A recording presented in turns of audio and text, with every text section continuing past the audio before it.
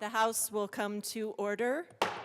This morning, members, the national anthem will be performed by Lily Meyer of Westminster, Colorado, guest of Representative Garcia Sander.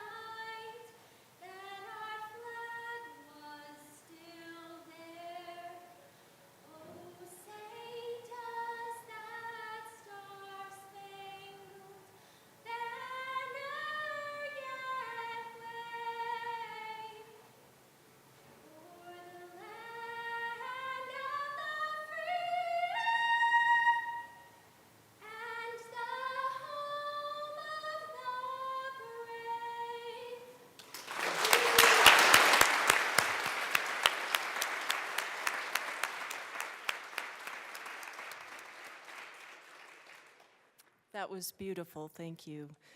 Our Pledge of Allegiance will be led by Josiah McCarthy, homeschool student, Westminster, Colorado, also a guest of Representative Garcia Sander, House District 65.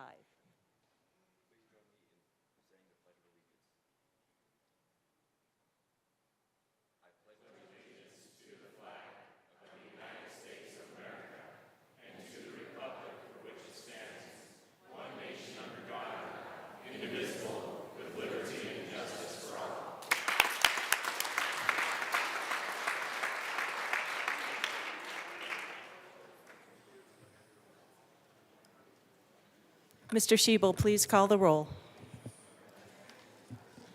Representatives Armagost, Bacon, AML Bacon, Excused. Barone, Byrd, Basenecker, Bottoms, Representative Bottoms, Excused. Bradfield, Bradley, Brooks, Brown, Caldwell, Camacho, Carter, Clifford, Representative Clifford, Excused. DeGraff, Duran, English, Espinoza, Ferre, Representative Ferre, Excused. Froelich, Rep. Froelich, Excused. Garcia, Garcia Sander, Gilchrist, Gonzalez, I'm here. Hamrick, Hartsook, Representative Hartsook, Jackson, Johnson, Joseph, Kelty, Leader, Lindsay, Representative Lindsay, Excused. Lindstead, Representative Lindstead, Excused. Luck, Representative Luck, Excused. Lukens, Mabry, Marshall, Representative Marshall, Excused. Martinez, Representative Morrow is excused, McCormick, Pascal, Phillips, Puglisi, Richardson, Ricks. Present. On the wall. Rutinel, Ryden, Sirota, Representative Sirota is excused. Smith, Soper,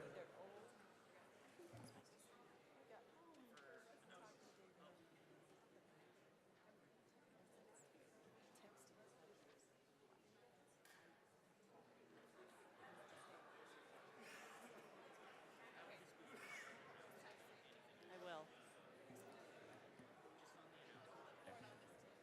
Representative Soper, Excused. Stewart K, Stewart R, Story, Sukla, Taggart, Tatone, Valdez A, Representative Valdez, excused. Velasco, Weinberg, Wilford, Representative Wilford is excused. Winter, Woodrow is excused. Woog, Zokai, Representative Zokai is excused. And Madam Speaker.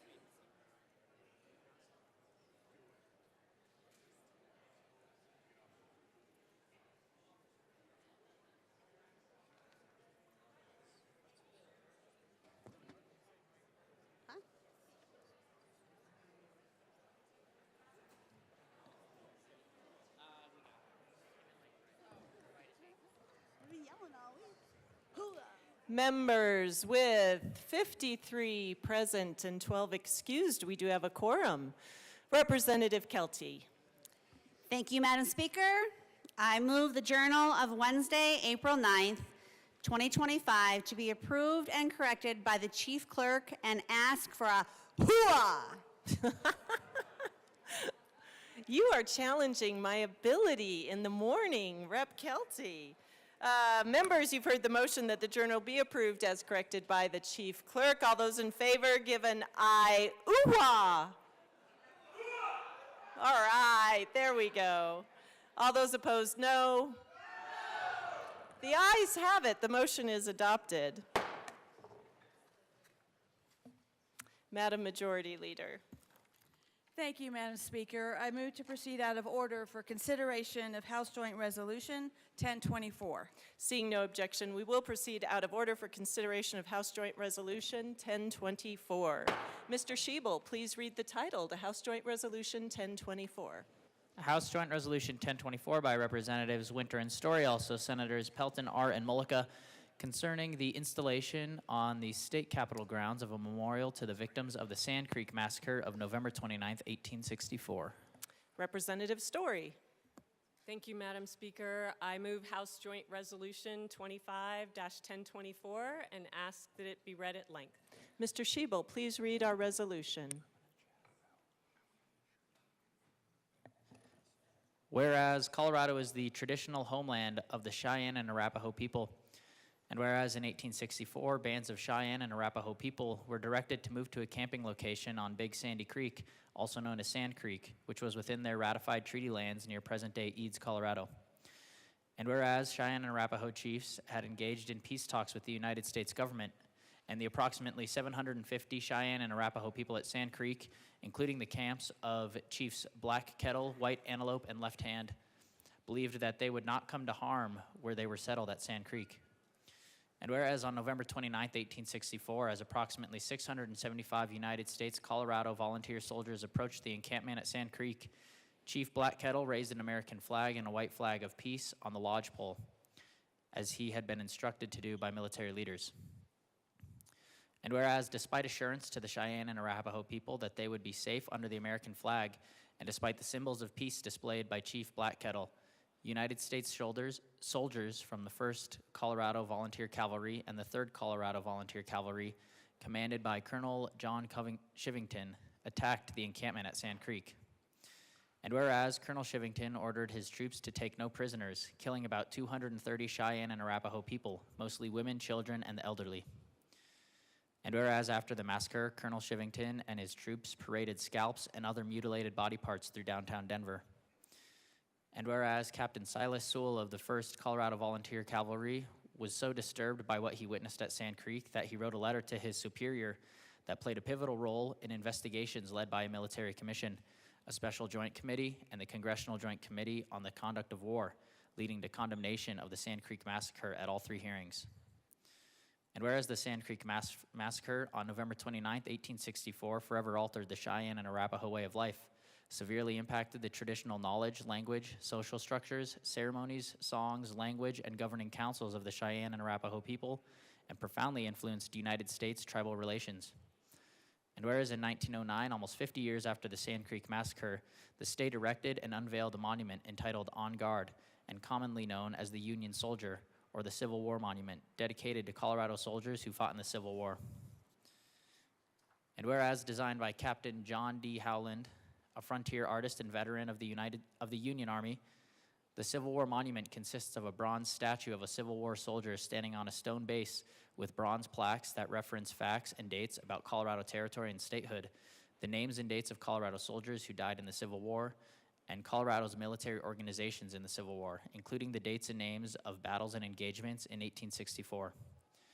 And whereas for many years there have been differences in how groups and individuals have interpreted the meaning of the Civil War Monument, because although Union cavalry fought and lost their lives to end slavery and famously thwarted Confederate troops at the Battle of Glorieta Pass in New Mexico in 1862, the Civil War Monument also includes Sand Creek among the battles and engagements listed on one of its bronze plaques, and it memorializes some of the cavalry units, including those of Colonel Shivington, who perpetrated the Sand Creek Massacre.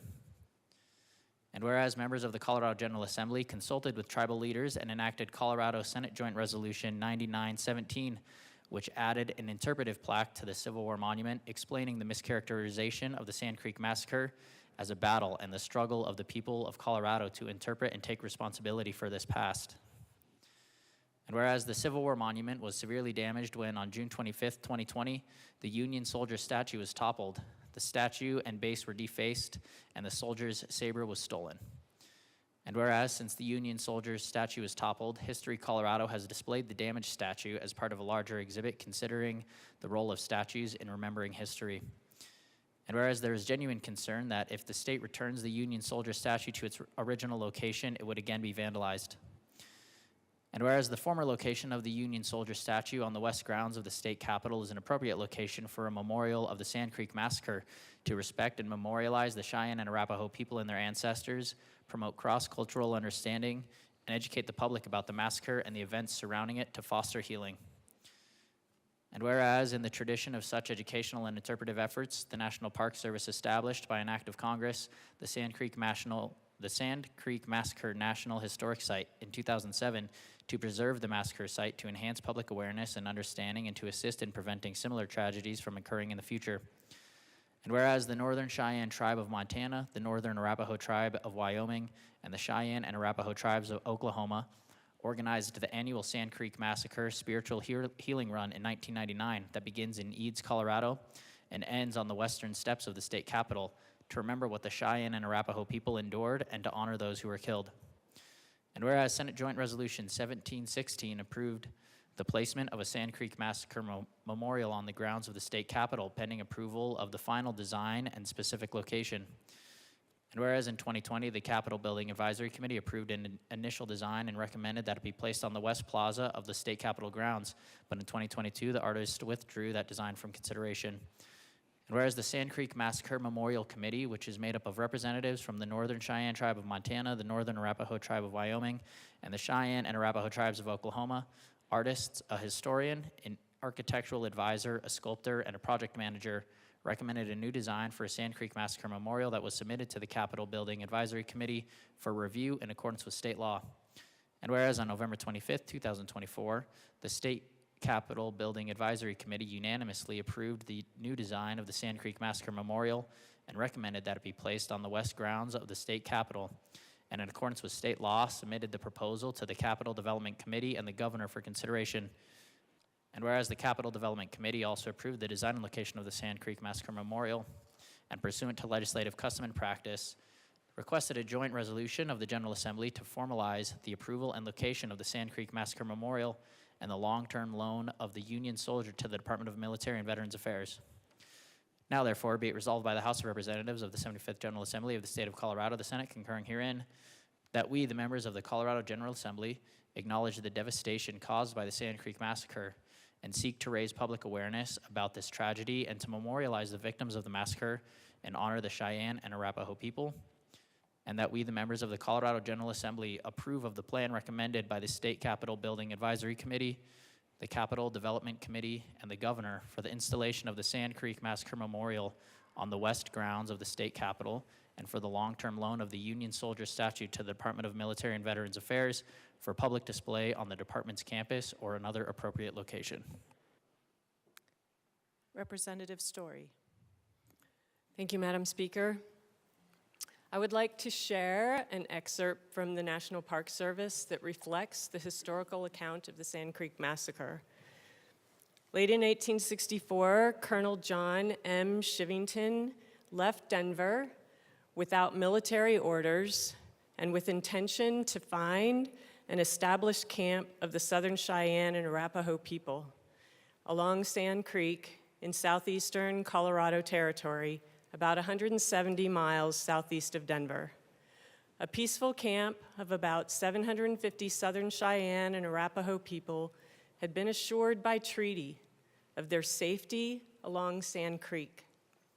At dawn on November 29, 1864, Colonel John M. Shivington, a Methodist minister, led an unprovoked surprise attack with approximately 675 United States volunteer soldiers who followed him to the Sand Creek location. The soldiers would open fire amongst the lodges of innocent and unaware Arapaho and Cheyenne civilians. The soldiers attacked using small arms and cannon fire to kill as many Cheyenne and Arapaho as possible. The American troops killed approximately 230 Cheyenne and Arapaho people.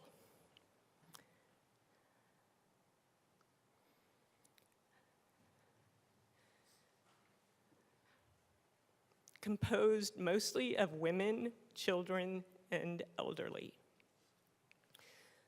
Among the dead were 13 Cheyenne peace chiefs and 1 Arapaho chief, whose deaths severely disrupted the tribe's traditional form of governance for generations. During that day and the following day, soldiers committed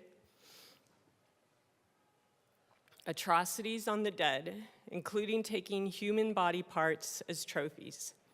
They departed the massacre site on December 1st, 1864, taking 600 captured horses with them.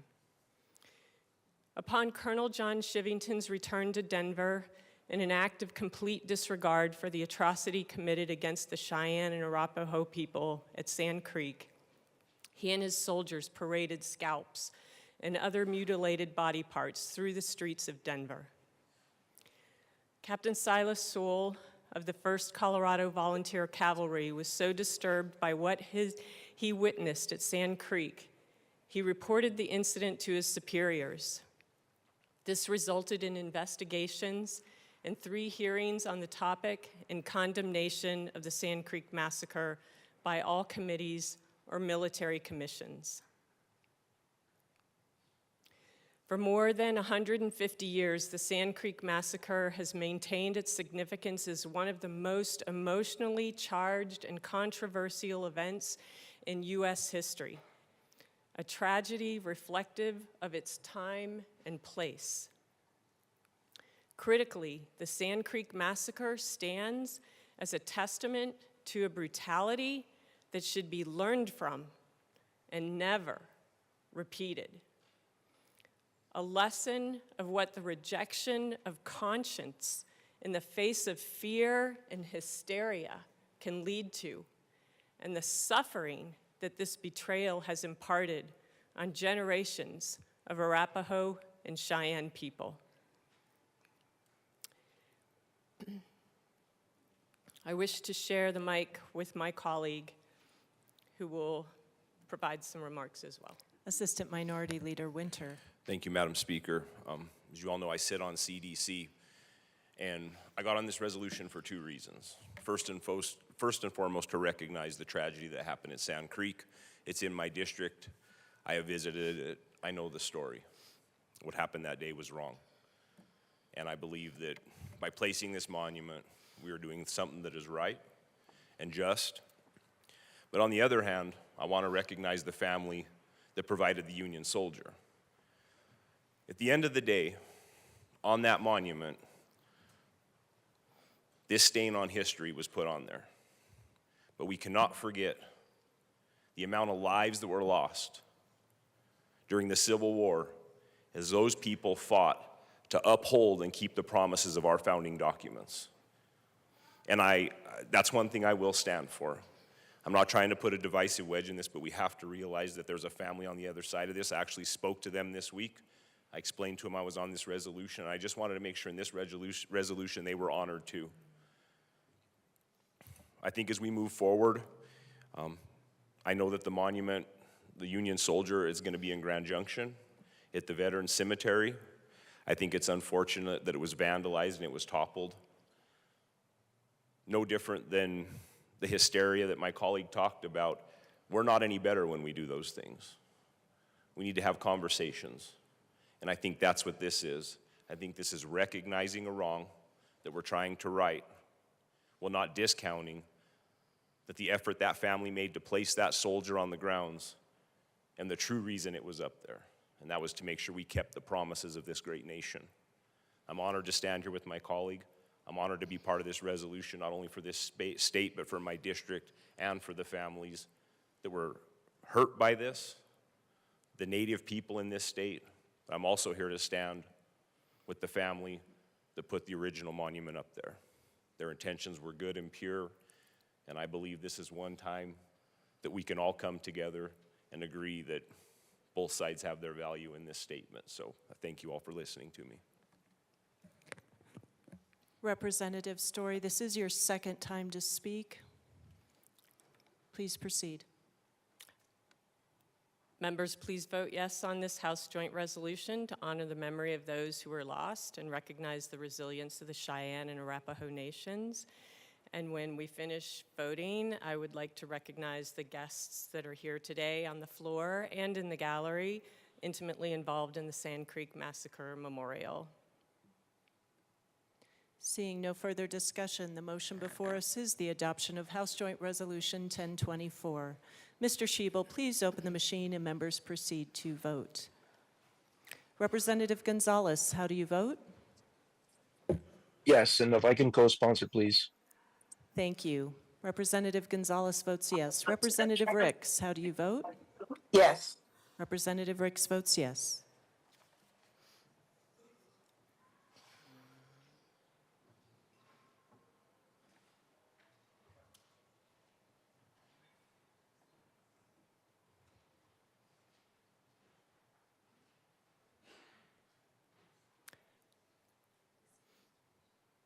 Representative Bradley is excused.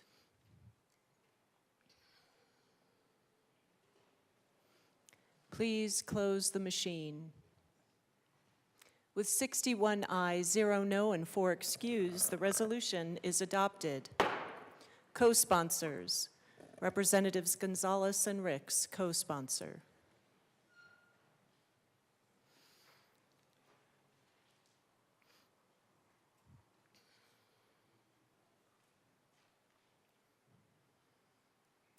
Please close the machine.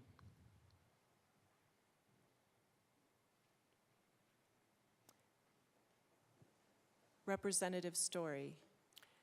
Thank you, Madam Speaker. I would appreciate it if our guests, our honored guests that are here today on the floor, as well as in the gallery, if you would please stand, that we can recognize you. We have among us a tribal member of the Northern Cheyenne, the executive director of the Sand Creek Massacre Foundation, the talented sculptor who has created the Sand Creek Massacre Memorial Sculpture, the president and CEO of History Colorado, the senior director of Tribal and Indigenous Engagement with History Colorado, the interagency tribal liaison with the Colorado Commission of Indian Affairs, and I wish to acknowledge tribal representatives who could not attend today, a tribal member of the Northern Arapaho Tribe and a tribal member of the Cheyenne Arapaho Tribe, and I would request a couple of minutes of recess in order to greet our guests.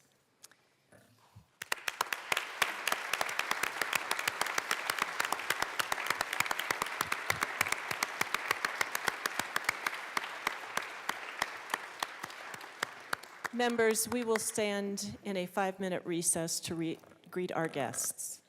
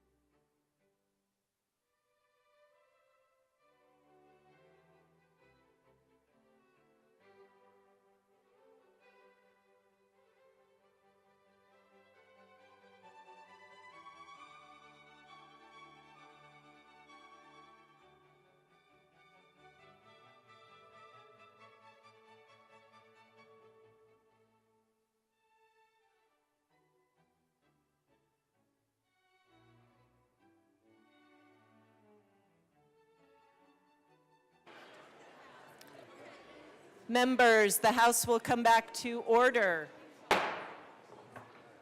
We are going to start with announcements and introductions before we proceed to our work of the day. Representative Garcia Sander. Thank you, Madam Speaker. Good morning, colleagues. I am honored to rise today in recognition of the 31st Annual Home Education Day at the Capitol, an important tradition that celebrates the freedoms we enjoy as Coloradans and the incredible commitment of homeschooling families across our state. Organized this year by Christian Home Educators of Colorado, CHEC, this event brings families from every corner of Colorado to our capital to witness the legislative process firsthand and affirm what they believe is God's sovereignty over all that we do here. This morning, we were blessed to begin our session with the Pledge of Allegiance, led by Josiah McCarthy, a 16-year-old homeschool student from Westminster, and the national anthem, beautifully sung by Lily Meyer, age 15, from Denver. Both students did an outstanding job and truly embody the spirit of this day. Governor Paulus has formally proclaimed today as Home Education Day in Colorado, honoring the role that families and parents play in shaping the next generation. And I'm proud to welcome several homeschooling families to the House chamber this morning, many of whom made long drives from Calhoun, Elizabeth, and Colorado Springs to be here. I also want to recognize CHEC Executive Director Steve Craig and John Arsenault, who helped lead this important effort every year. Earlier this week, you may have seen the homemade treats and invitations placed on your desks by these families, small tokens that reflect their deep appreciation for our service and their hope that we continue to defend the values of family, freedom, and faith. Today is a reminder that education doesn't begin or end in a classroom. It starts at home. And the ability of parents to choose how and where their children are educated is a cornerstone of liberty. Please join me in thanking these families for being here, for engaging with their government, and for reminding us why the work we do matters so much.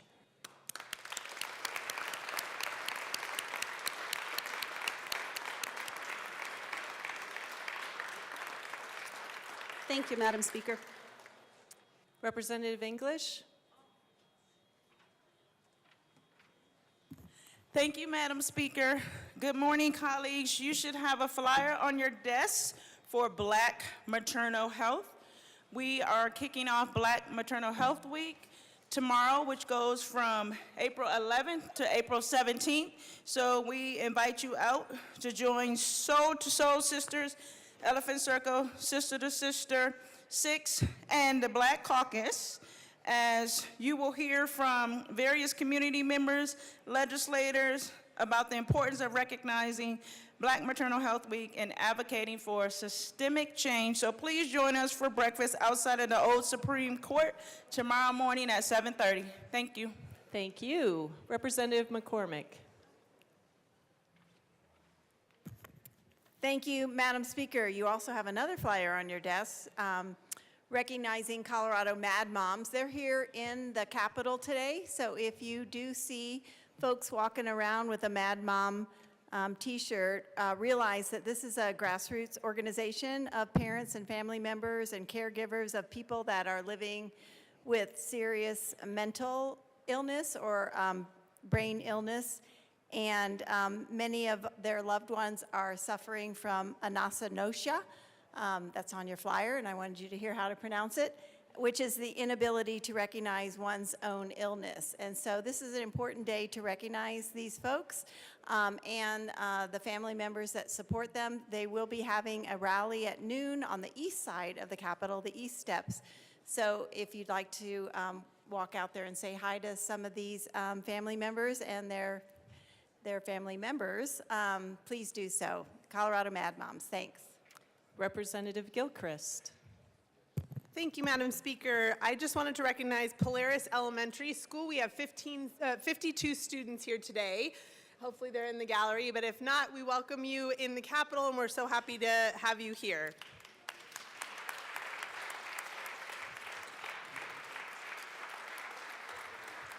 Representative Sirota. Thank you, Madam Speaker. Tomorrow morning at 8 a.m. in the Old State Library, House Appropriations will meet to hear the bills listed in your calendar. Thank you. Members, we are proceeding to business. Please take your seats.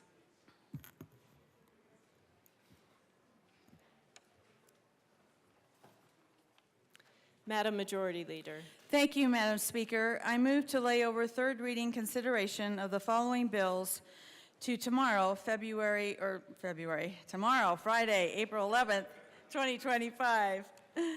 House Bill 1123, House Bill 1300, Senate Bill 63, Senate Bill 149, Senate Bill 6, House Bill 1105, House Bill 1097, House Bill 1195, and House Bill 1062. Seeing no objection, the bills listed by the Majority Leader will be laid over until tomorrow. Madam Majority Leader. Oh, sorry, we're good to go. We are proceeding to third readings. Members, Mr. Schiebel, please read the title to Senate Bill 207. Senate Bill 207 by Senators Mobley and Kirkmeyer, also Representatives Sirota and Taggart, concerning the repeal of certain statutes related to rodent pest control. Madam Majority Leader. Madam Speaker, I move Senate Bill 207 on third reading and final passage. The motion before us is the adoption of Senate Bill 207 on third reading, final passage. Mr. Schiebel, please open the machine and members proceed to vote. Representative Gonzalez, how do you vote? Yes. Representative Gonzalez votes yes. Representative Ricks, how do you vote? Yes. Representative Ricks votes yes.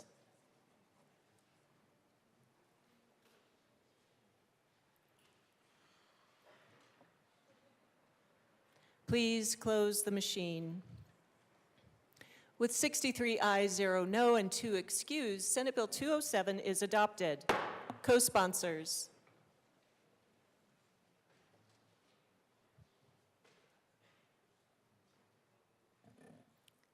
Please close the machine. Mr. Schiebel, please read the title to Senate Bill 208. Senate Bill 208 by Senators Mobley and Bridges, also Representatives Byrd and Sirota, concerning the amount that the Department of Corrections covers for penal communications services and in connection therewith making an appropriation. Madam Majority Leader. Madam Speaker, I move Senate Bill 208 on third reading and final passage. The motion before us is the adoption of Senate Bill 208 on third reading, final passage. Mr. Schiebel, please open the machine and members proceed to vote. Representative Gonzalez, how do you vote? No. Representative Gonzalez votes no. Representative Ricks, how do you vote? Yes. Representative Ricks votes yes.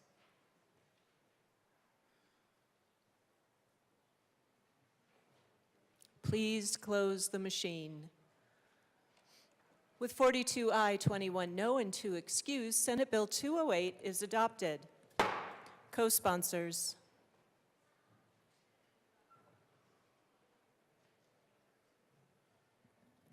Please close the machine. Mr. Schiebel, please read the title to Senate Bill 209. Senate Bill 209 by Senators Mobley and Kirkmeyer, also Representatives Sirota and Taggart, concerning the authority for an offender to refuse placement in a community corrections program after acceptance in the program. Madam Majority Leader. Madam Speaker, I move Senate Bill 209 on third reading and final passage. The motion before us is the adoption of Senate Bill 209 on third reading, final passage. Mr. Schiebel, please open the machine and members proceed to vote. Representative Gonzalez, how do you vote?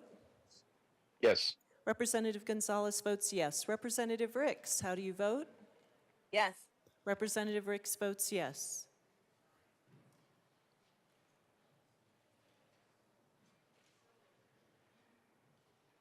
Please close the machine.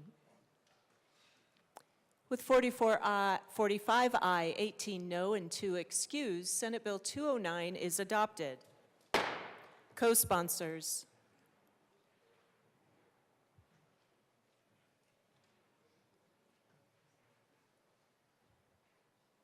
Please close the machine.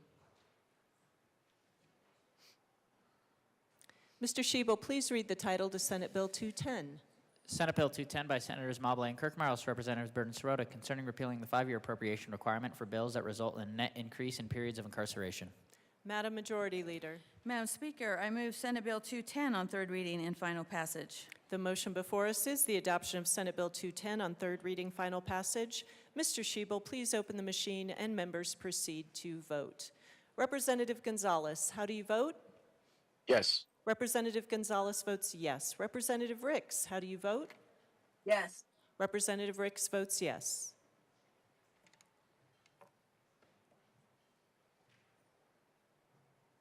Please close the machine.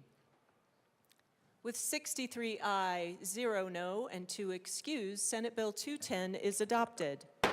Co-sponsors.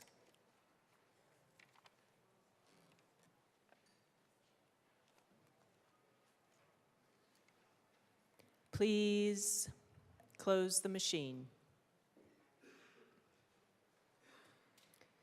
Mr. Shebel, please read the title to Senate Bill 211. Senate Bill 211 by Senators Mobley and Bridges, also Representatives Sirota and Taggart, concerning budgeting reports for the Department of Corrections. Madam Majority Leader, Madam Speaker, I move Senate Bill 211 on third reading and final passage. the motion before us is the adoption of Senate Bill 211 on third reading, final passage. Mr. Shebel, please open the machine and members proceed to vote.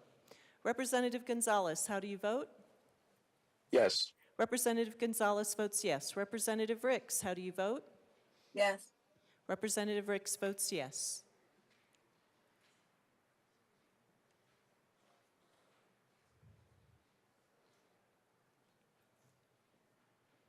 Please close the machine.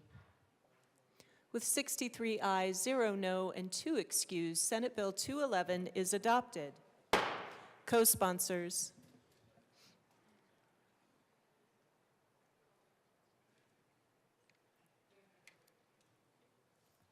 Please close the machine.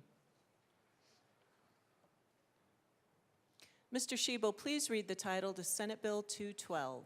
Senate Bill 212 by Senators Kirkmeyer and Bridges, also Representatives Taggart and Byrd, concerning the temporary use of the Centennial Correctional Facility South C Tower to house inmates during the Sterling Correctional Facility Access Controls Project and in connection therewith making an appropriation. Madam Majority Leader, Madam Speaker, I move Senate Bill 212 on third reading and final passage. the motion before us is the adoption of Senate Bill 212 on third reading, final passage. Mr. Shebel, please open the machine and members proceed to vote. Representative Gonzalez, how do you vote? Yes. Representative Gonzalez votes yes. Representative Ricks, how do you vote? Yes. Representative Ricks votes yes.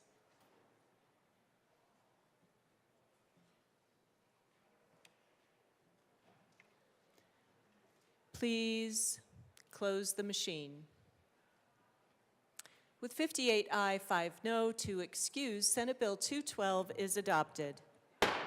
Co-sponsors.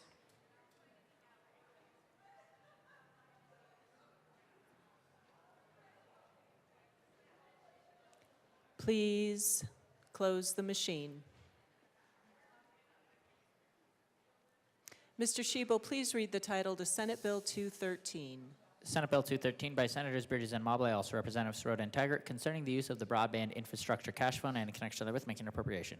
Madam Majority Leader, Madam Speaker, I move Senate Bill 213 on third reading and final passage. the motion before us is the adoption of Senate Bill 213 on third reading, final passage. Mr. Shebel, please open the machine and members proceed to vote. Representative Gonzalez, how do you vote? Yes. Representative Gonzalez votes yes. Representative Ricks, how do you vote? Yes. Representative Ricks votes yes.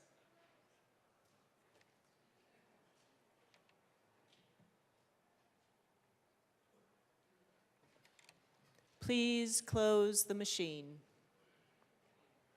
With 43 aye, 20 no, and 2 excused, Senate Bill 213 is adopted. Co-sponsors.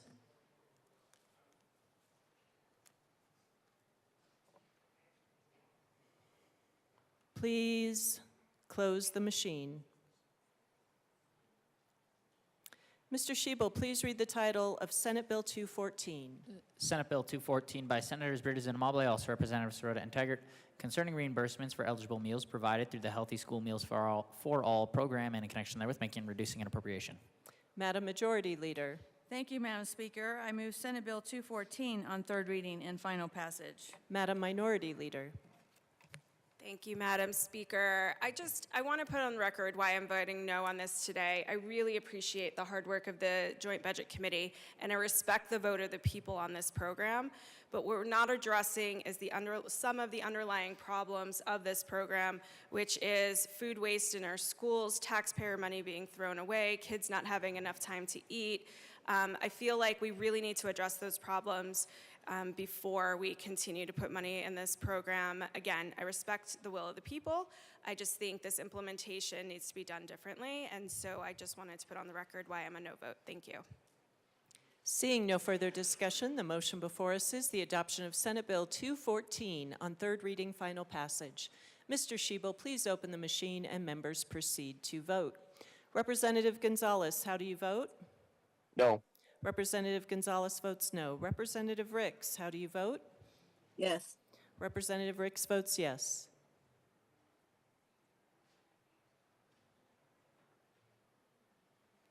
Please close the machine. With 42 aye, 21 no, and 2 excused, Senate Bill 214 is adopted. Co-sponsors.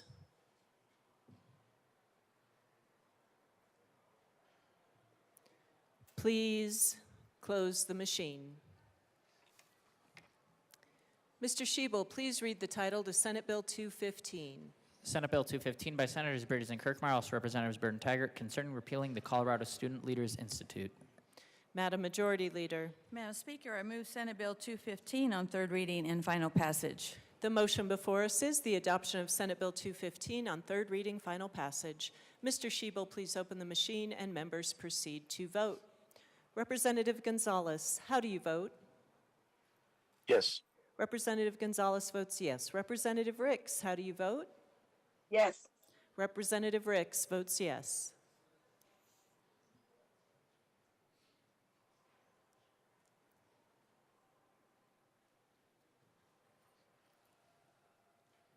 Please close the machine. With 58 aye, 5 no, 2 excused, Senate Bill 215 is adopted. Co-sponsors.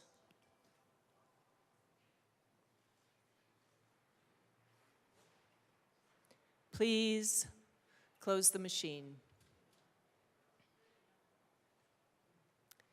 Mr. Schiebel, please read the title to Senate Bill 216. Senate Bill 216 by Senators Bridges and Kirkmeyer, also Representatives Sirota and Taggart, concerning eliminating the requirement for annual reprinting of laws concerning education and in connection therewith reducing an appropriation. Madam Majority Leader. Madam Speaker, I move Senate Bill 216 on third reading and final passage. Representative Luck.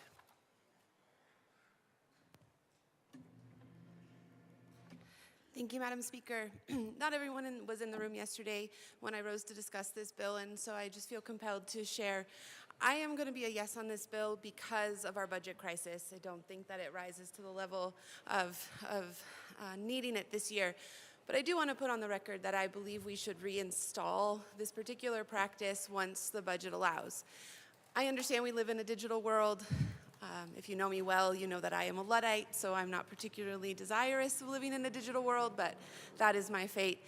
In any case, I am married to a historian, and he loves being able to look back at what was in primary source documents. I have a volume of the CRS on education law from about 1924 in my office, and it paints a picture that's very different than the picture that is painted in our current volume of CRS. And you can't get that digitally. You can't get that view, you can't lay that out digitally. And I do think that especially in the realm of education, where schools can put these volumes in their libraries as a marker of the way that culture has developed, as a very symbol of the way that government has engaged in this space, I think that we lose the value of that by diminishing the presence of these volumes. And it's only, a couple thousand, 10,000, 35,000, whatever it is. It's pittance of the billions that we spend.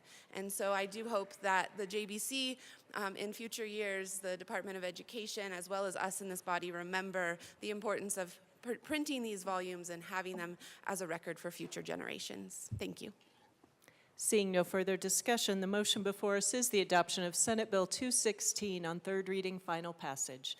Mr. Schiebel, please open the machine and members proceed to vote.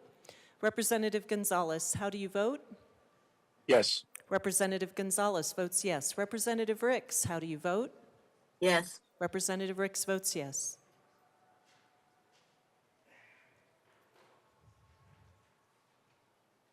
Please close the machine. With 63 ayes, 0 no, and 2 excused, Senate Bill 216 is adopted. Co-sponsors.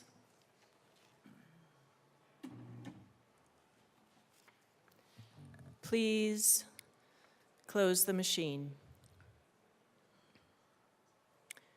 Mr. Shebel, please read the title to Senate Bill 217. Senate Bill 217 by Senators Mobley and Bridges, also Representatives Byrd and Sirota, concerning repealing the Computer Science Education for Teachers Grant Program. Madam Majority Leader. Madam Speaker, I move Senate Bill 217 on third reading and final passage. The motion before us is the adoption of Senate Bill 217 on third reading, final passage. Mr. Shebel, please open the machine and members proceed to vote. Representative Gonzalez, how do you vote? Yes. Representative Gonzalez votes yes. Representative Ricks, how do you vote? Yes. Representative Ricks votes yes.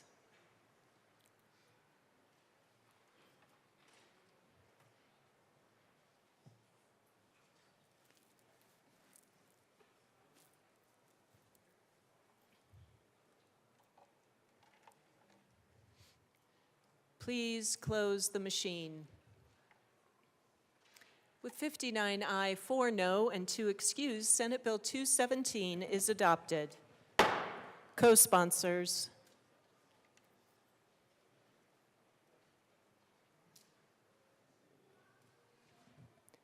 Please close the machine. Mr. Shebel, please read the title to Senate Bill 218. Senate Bill 218 by Senators Mobley and Bridges, also Representatives Sirota and Byrd, concerning the Department of Education's permissible use of money that is appropriated for the School Transformation Grant Program. Madam Majority Leader. Madam Speaker, I move Senate Bill 218 on third reading and final passage. The motion before us is the adoption of Senate Bill 218 on third reading, final passage. Mr. Shebel, please open the machine and members proceed to vote. Representative Gonzalez, how do you vote? No. Representative Gonzalez votes no. Representative Ricks, how do you vote? Yes. Representative Ricks votes yes. Please close the machine. With 58 aye, 5 no, and 2 excused, Senate Bill 218 is adopted. Co-sponsors.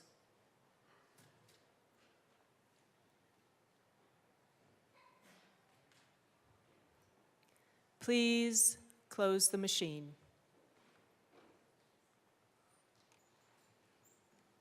Mr. Shebel, please read the title to Senate Bill 219. Senate Bill 219 by Senators Mobley and Kirkmeyer, Representatives Byrd and Taggart, concerning repealing the Colorado Career Advisor Training Program. Madam Majority Leader. Madam Speaker, I move Senate Bill 219 on third reading and final passage. The motion before us is the adoption of Senate Bill 219 on third reading and final passage. Mr. Shebel, please open the machine and members proceed to vote. Representative Gonzalez, how do you vote? Yes. Representative Gonzalez votes yes. Representative Ricks, how do you vote? Yes. Representative Ricks votes yes.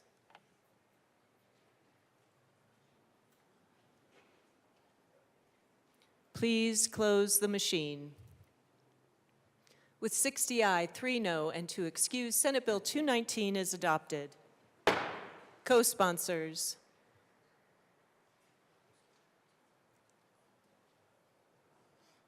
Please close the machine.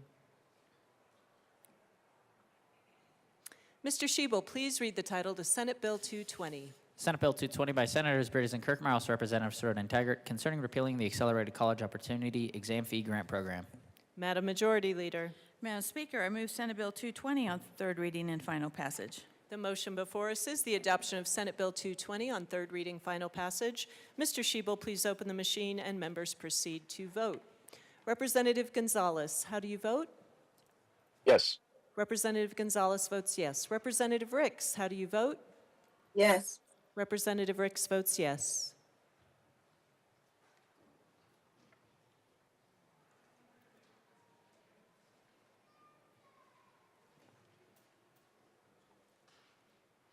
Please close the machine. With 56 ayes, 7 no, and 2 excused, Senate Bill 220 is adopted. Co-sponsors.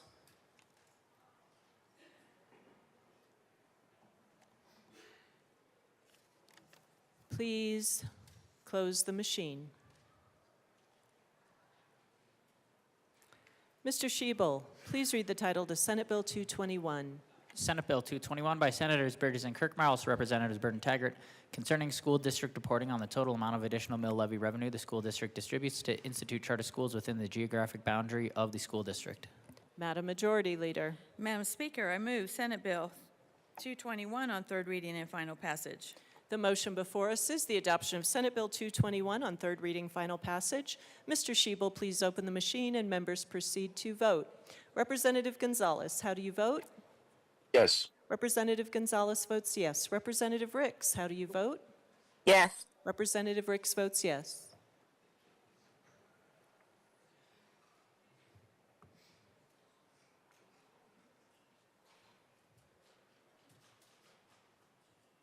Pascal. Please close the machine.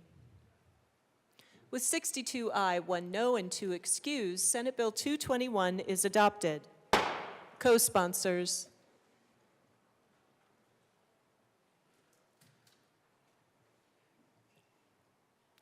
Please close the machine.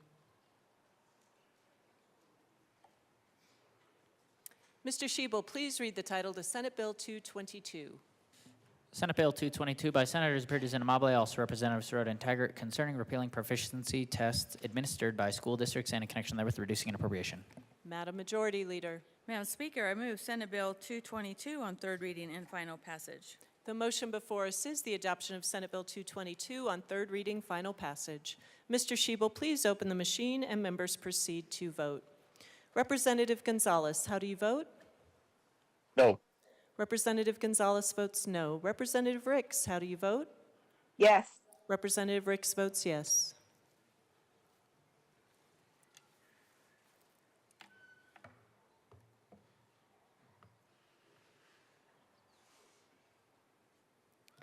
Bradfield and Brown.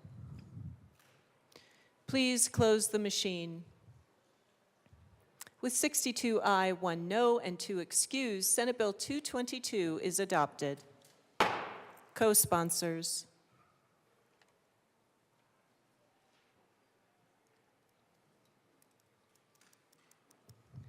Please close the machine. Mr. Schiebel, please read the title to Senate Bill 223. Senate Bill 223 by Senators Kirkmeyer and Amabile, also Representatives Sirota and Byrd, concerning measures to calculate mill levy equalization to determine the distribution of mill levy equalization funding to institute charter schools and in connection therewith reducing an appropriation. Madam Majority Leader. Madam Speaker, I move Senate Bill 223 on third reading and final passage. The motion before us is the adoption of Senate Bill 223 on third reading and final passage. Mr. Schiebel, please open the machine and members proceed to vote. Representative Gonzalez, how do you vote? Yes. Representative Gonzalez votes yes. Representative Ricks, how do you vote? Yes. Representative Ricks votes yes.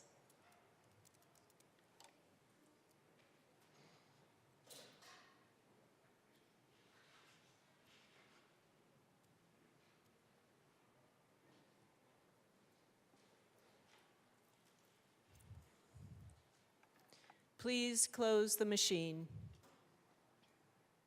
With 61 aye, 2 no, 2 excused, Senate Bill 223 is adopted. Co-sponsors.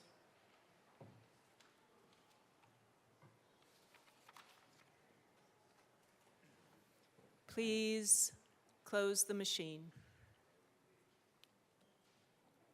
Mr. Schiebel, please read the title to Senate Bill 224.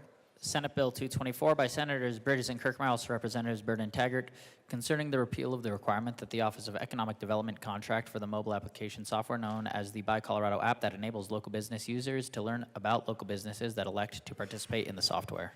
Madam Majority Leader. Madam Speaker, I move Senate Bill 224 on third reading and final passage. The motion before us is the adoption of Senate Bill 224 on third reading, final passage. Mr. Shebel, please open the machine, and members proceed to vote. Representative Gonzalez, how do you vote? Yes. Representative Gonzalez votes yes. Representative Ricks, how do you vote? Yes. Representative Ricks votes yes.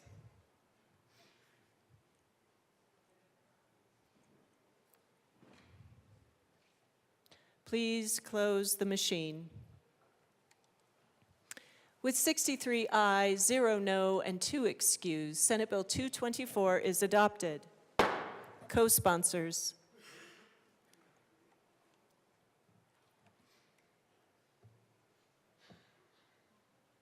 Please close the machine.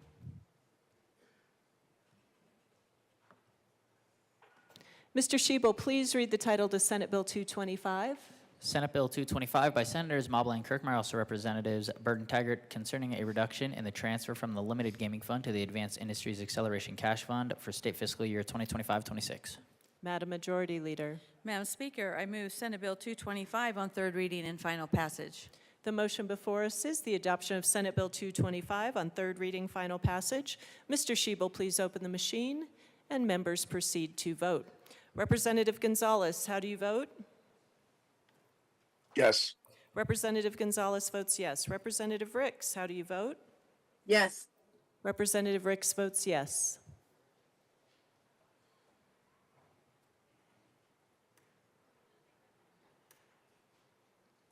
Please close the machine.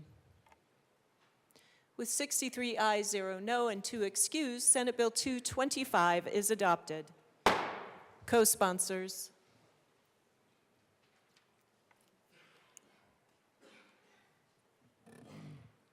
Please close the machine. Mr. Shebel, please read the title to Senate Bill 226. Senate Bill 226 by Senators Mobley and Kirkmeyer, also Representatives Burton Taggart, concerning an extension of the renamed Complementary and Integrative Health Program for a person with a primary condition resulting in a total inability for independent ambulation and in connection therewith making an appropriation. Madam Majority Leader. Madam Speaker, I move Senate Bill 226 on third reading and final passage. The motion before us is the adoption of Senate Bill 226 on third reading, final passage. Mr. Shebel, please open the machine, and members proceed to vote. Representative Gonzalez, how do you vote? Yes. Representative Gonzalez votes yes. Representative Ricks, how do you vote? Yes. Representative Ricks votes yes.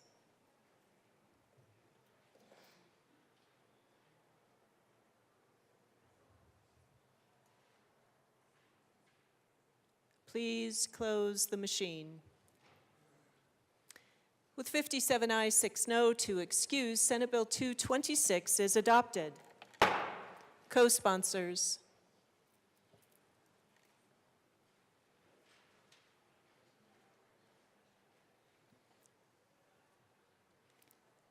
Please close the machine.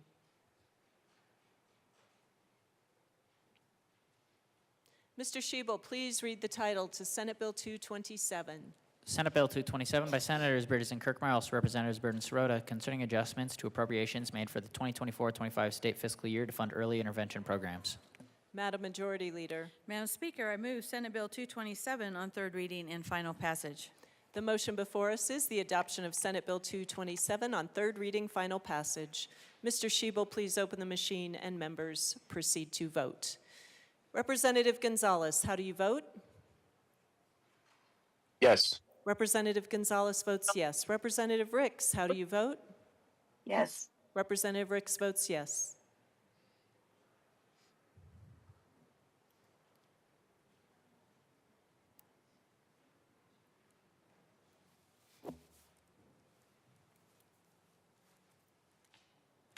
Please close the machine. With 51 aye, 12 no, and 2 excused, Senate Bill 227 is adopted. Co-sponsors.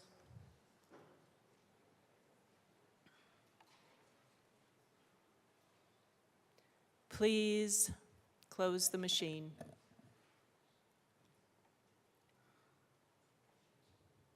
Mr. Shebel, please read the title to Senate Bill 228. Senate Bill 228 by Senators Mobley and Bridges, also Representatives Byrd and Sirota, concerning the creation of a cash fund within the Colorado Healthcare Affordability and Sustainability Enterprise for premiums paid by individuals to buy into the state medical assistance programs for low-income individuals with disabilities and in connection therewith, making and reducing appropriations. Madam Majority Leader. Madam Speaker, I move Senate Bill 228 on third reading and final passage.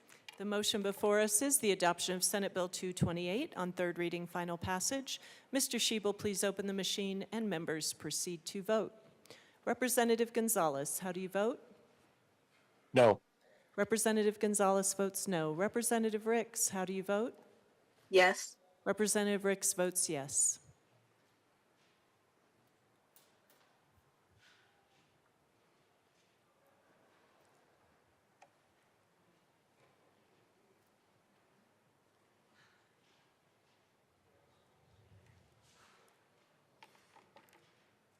Please close the machine. With 41 aye, 22 no, and 2 excused, Senate Bill 228 is adopted. Co-sponsors.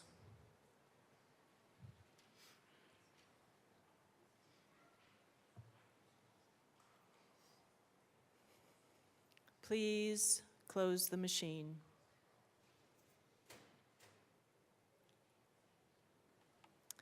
Mr. Schiebel, please read the title to Senate Bill 229. Senate Bill 229 by Senators Kirkmeyer and Bridges, also Representatives Byrd and Taggart, concerning Medicaid reimbursement for community health workers and in connection therewith, reducing an appropriation.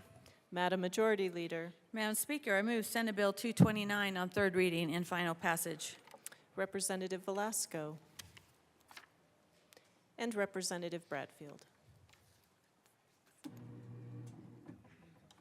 Representative Velasco. Thank you so much, Madam Speaker. And thank you, colleagues, and thank you to our JBC members for all the hard work that you have done to put this budget before us. I wanted to talk a little bit about the community health workers and the program that is not going to make it in this point, but definitely I plead to the JBC members to work towards a way of keeping the program going or bringing it back. So over 30 organizations and patient advocates across the state have called on us to restore funding for this program.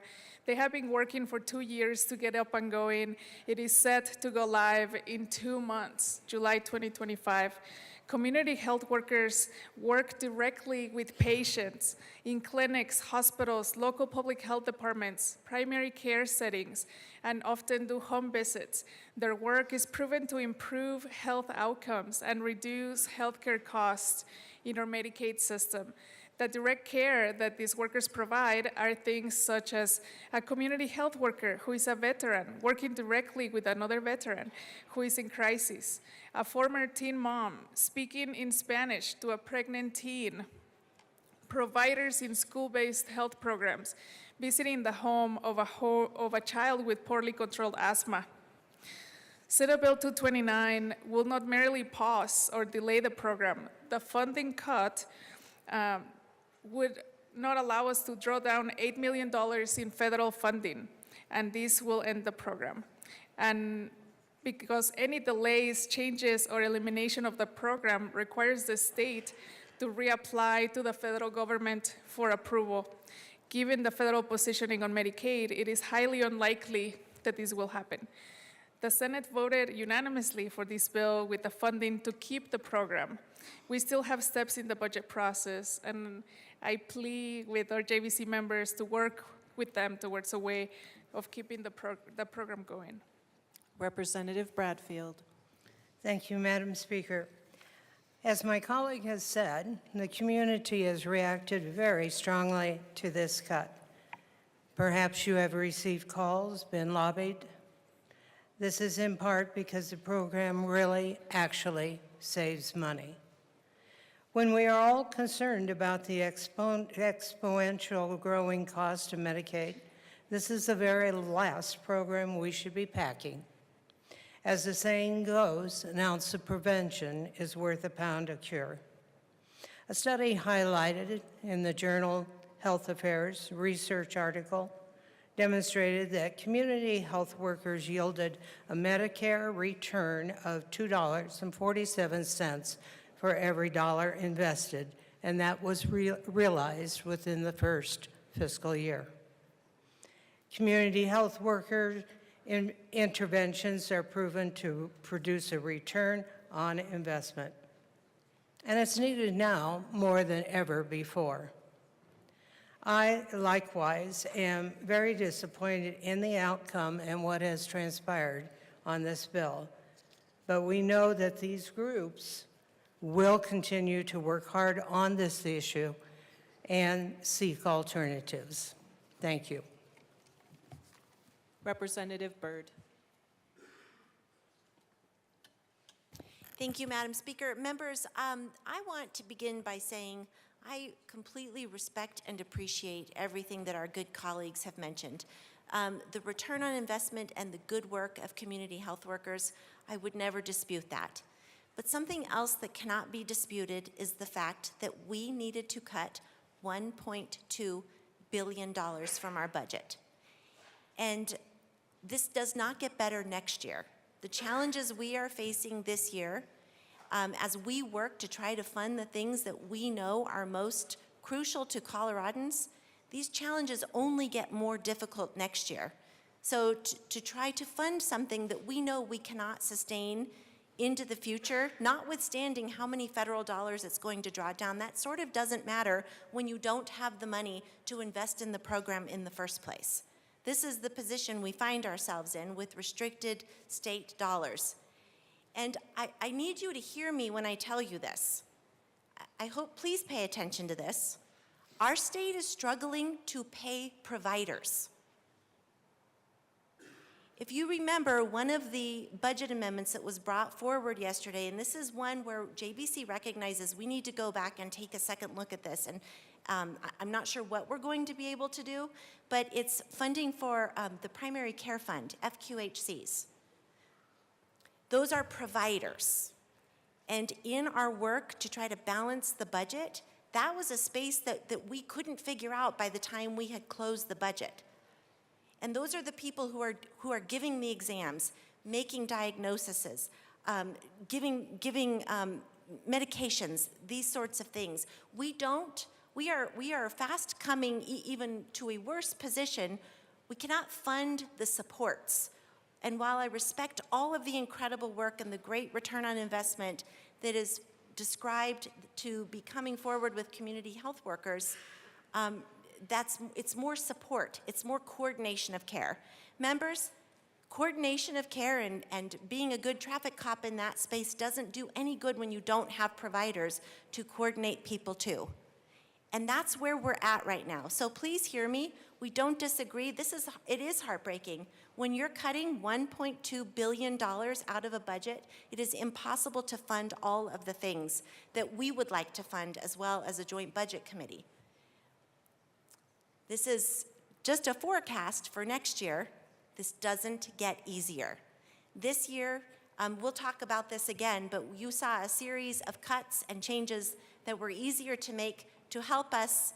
I'm going to try to be as accurate about this as possible, but take the plane in for a nice steady descent and not drop the plane where we have a crash landing. We don't want that for the good people of Colorado. Thank you to my good colleague here. So hear me when I say this breaks our heart as well. It's not a choice we would make if we had different fiscal circumstances. All of that said, I urge you, please support this bill, because if the bill fails, it's $3 million coming out of what otherwise would have been allocated to your bills. Thank you. Representative Bradley. Thank you, Madam Speaker, and thank you to the JBC. I just wanted to provide a different point of view as a healthcare worker. Trying not to get emotional. We have been through the hardest of hardships. We have worked tirelessly in this state. Sorry, please don't stand, please. We give everything to our community. Everything. During COVID, I was changing in my garage and putting an N95 mask in a container because I was scared I was going to kill my children. And it didn't stop me. I showed up every single day to treat my patients, even though the government scared me that I was going to die. I went to work every single day. Nurses, doctors, we all did it. And to repay us, we've been given 0% provider rate increase. But the JBC has come to the table and said, no, that's not going to work for the providers of Colorado because we have rural deserts right now. The people in rural Colorado don't even have providers. We are closing the OB ward in La Junta, so women that are pregnant, think about this, are having to drive 50 or so miles to have a baby. And for women like me who lost a baby, think about that drive. Think about that drive in a blizzard. Think about that drive over a pass like the representative from Grand Junction. Think about those things. If you don't have providers, if providers continue to leave, and during COVID we did, because there were mandates on us, instead of thanking us for providing those services, we were mandated. And I'm begging you, if you continue to mandate on the providers, we will continue to leave. I almost did after 25 years. I treat, no matter if I can put food on the table for my kids, I will treat, we get 48 units for a Medicaid patient. If you've ever been treated in PT, I know we have a representative getting treated right now, 48 units for a torn ACL gets done in 10 visits. I treat for free. It doesn't matter to me, I treat for free. That's what providers in Colorado and all over the country do. We love our patients. We will treat you before our work starts or after. I will be late to pick up my children.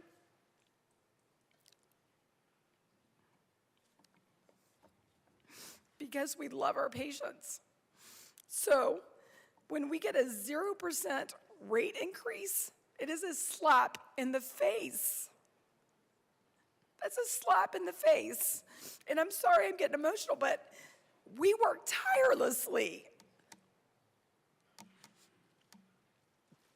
And then I leave my patients to come fight for my patients.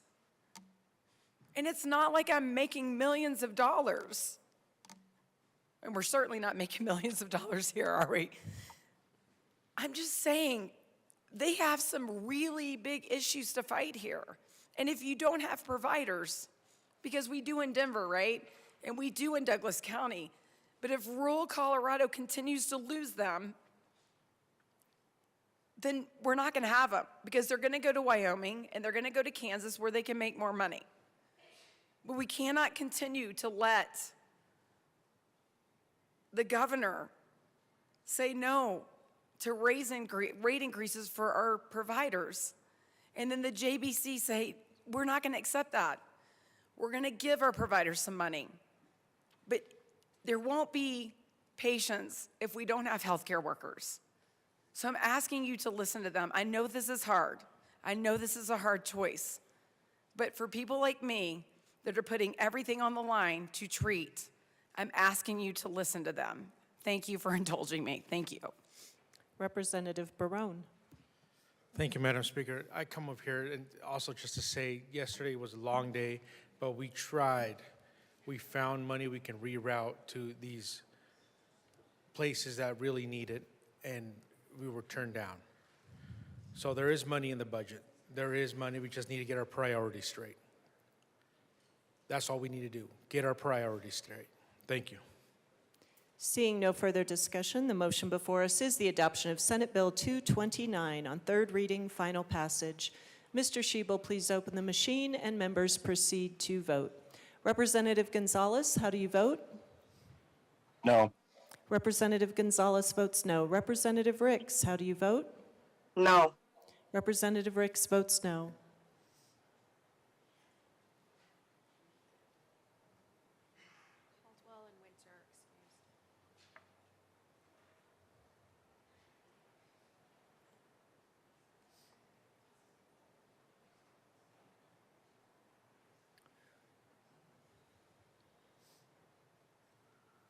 Please close the machine. With 46 aye, 15 no, and 4 excused, Senate Bill 229 is adopted. Co-sponsors.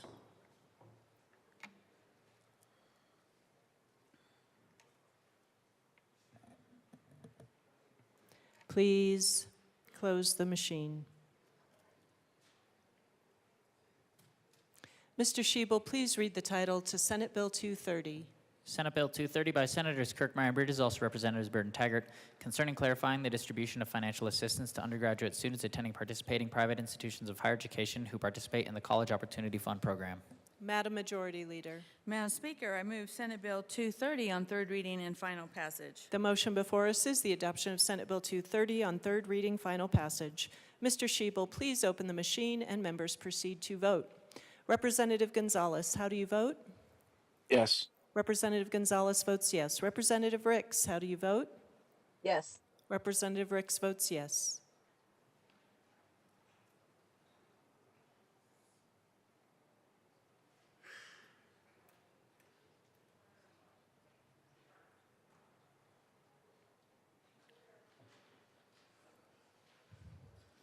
Please close the machine. With 58 aye, 3 no, and 4 excused, Senate Bill 230 is adopted. Co-sponsors.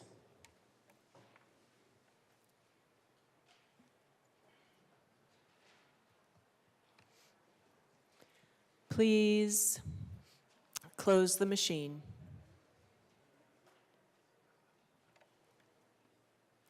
Mr. Shebel, please read the title to Senate Bill 231. Senate Bill 231 by Senators Mobley and Kirkmeyer, also Representatives Burton Sirota, concerning the repeal of the Inclusive Higher Education Act and in connection therewith decreasing an appropriation. Madam Majority Leader. Madam Speaker, I move Senate Bill 231 on third reading and final passage. The motion before us is the adoption of Senate Bill 231 on third reading, final passage. Mr. Shebel, please open the machine and members proceed to vote. Representative Gonzalez, how do you vote? Yes. Representative Gonzalez votes yes. Representative Ricks, how do you vote? Yes. Representative Ricks votes yes.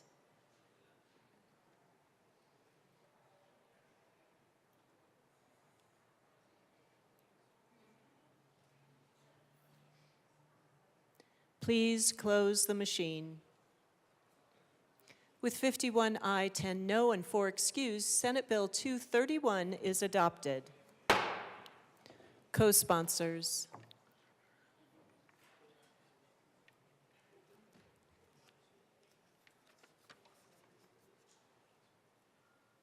Please close the machine. Mr. Shebel, please read the title to Senate Bill 232.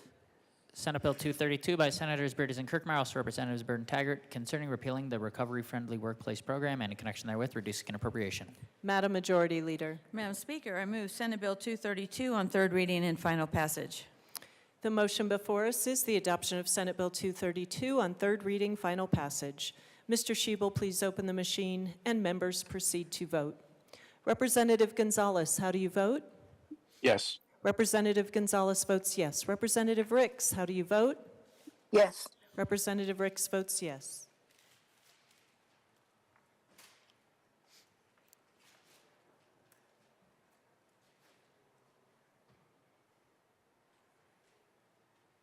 Please close the machine.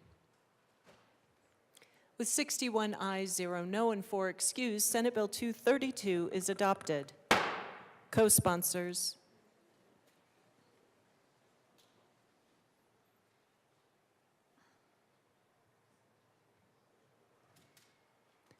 Please close the machine. Mr. Shebel, please read the title to Senate Bill 233. Senate Bill 233 by Senators Mobley and Bridges, also Representatives Sirota and Taggart, concerning the repeal of the Colorado School of Mines performance contract. Madam Majority Leader. Madam Speaker, I move Senate Bill 234 on third reading and final passage. Madam Majority Leader, that was Senate Bill 233. Could you repeat your motion? Yes, Madam Speaker, I move Senate Bill 233 on third reading and final passage. Thank you. The motion before us is the adoption of Senate Bill 233 on third reading, final passage. Mr. Shebel, please open the machine and members proceed to vote. Representative Gonzalez, how do you vote? Yes. Representative Gonzalez votes yes. Representative Ricks, how do you vote? Yes. Representative Ricks votes yes.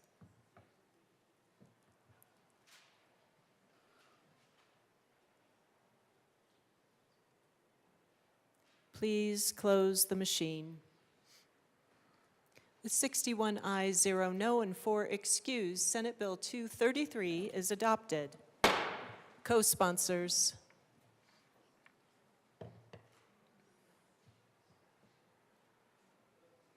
Please close the machine.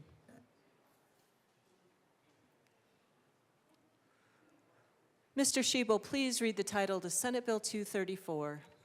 Senate Bill 234 by Senators Bridges and Amable, also Representatives Sirota and Taggart, concerning exempting 2024-25 fiscal year supplemental appropriations for student financial aid from annual appropriation requirements for student financial assistance.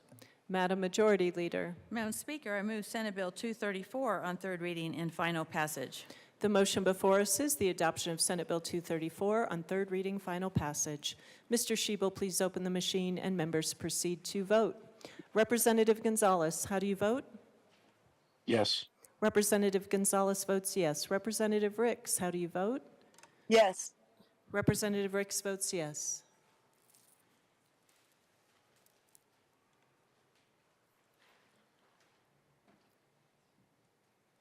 Please close the machine. With 61 ayes, 0 no, and 4 excused, Senate Bill 234 is adopted. Co-sponsors.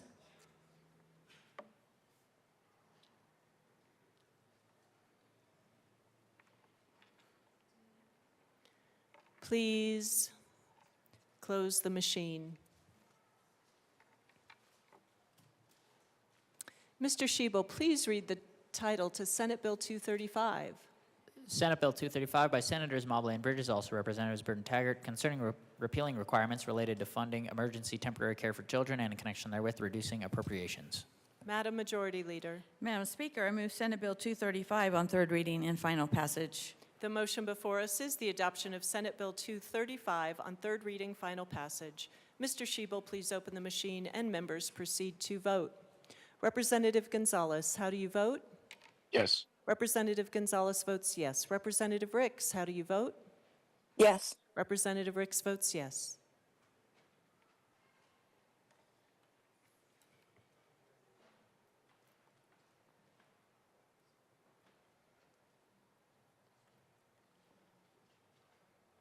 Please close the machine.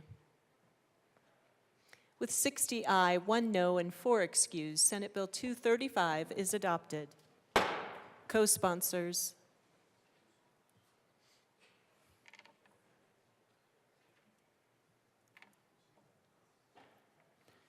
Please close the machine. Mr. Shebel, please read the title to Senate Bill 236. Senate Bill 236 by Senators Mobley and Bridges, also Representatives Sirota and Taggart, concerning the consolidation of the Colorado Crisis Hotline and the 988 Crisis Hotline Enterprise and in connection therewith making an appropriation. Madam Majority Leader. Madam Speaker, I move Senate Bill 236 on third reading and final passage. The motion before us is the adoption of Senate Bill 236 on third reading, final passage. Mr. Shebel, please open the machine and members proceed to vote. Representative Gonzalez, how do you vote? Yes. Representative Gonzalez votes yes. Representative Ricks, how do you vote? Yes. Representative Ricks votes yes.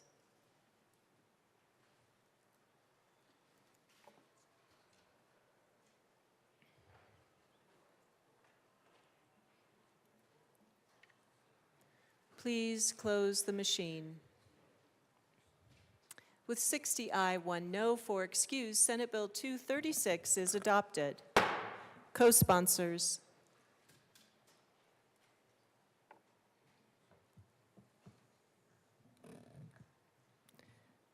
Please close the machine.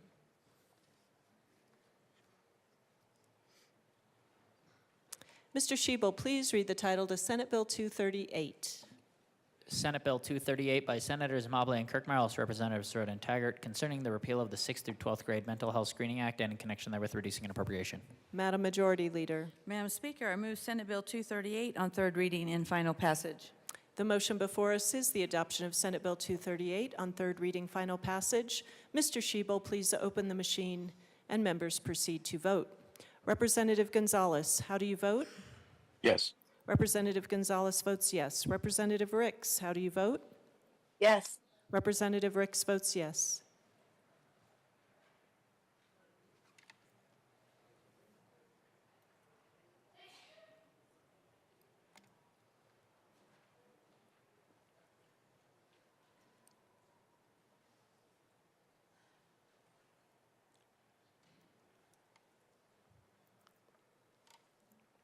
Please close the machine.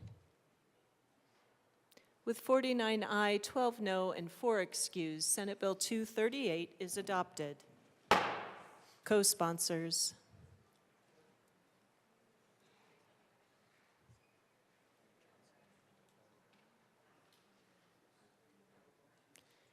Please close the machine.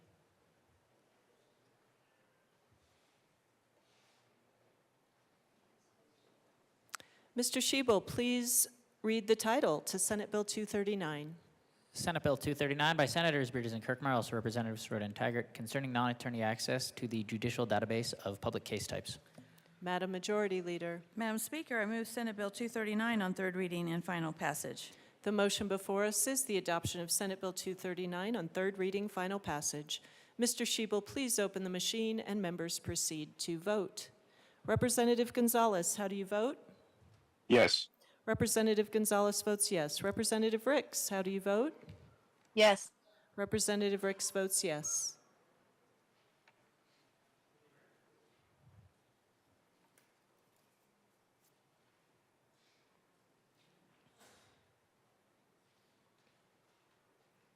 Velasco. Please close the machine. With 61 ayes, 0 no, and 4 excused, Senate Bill 239 is adopted. Co-sponsors.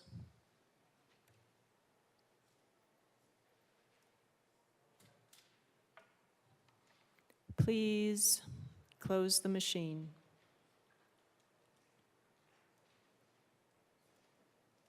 Mr. Shebel, please read the title to Senate Bill 240. Senate Bill 240 by Senators Bridges and Kirkmeyer, also Representatives Byrd and Taggart, concerning the creation of the Electronic Discovery and Criminal Cases Task Force. Madam Majority Leader. Madam Speaker, I move Senate Bill 240 on third reading and final passage. The motion before us is the adoption of Senate Bill 240 on third reading, final passage. Mr. Shebel, please open the machine, and members proceed to vote. Representative Gonzalez, how do you vote? No. Representative Gonzalez votes no. Representative Ricks, how do you vote? Yes. Representative Ricks votes yes.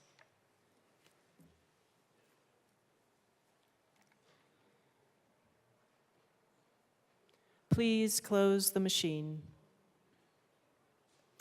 With 58 aye, 3 no, and 4 excused, Senate Bill 240 is adopted.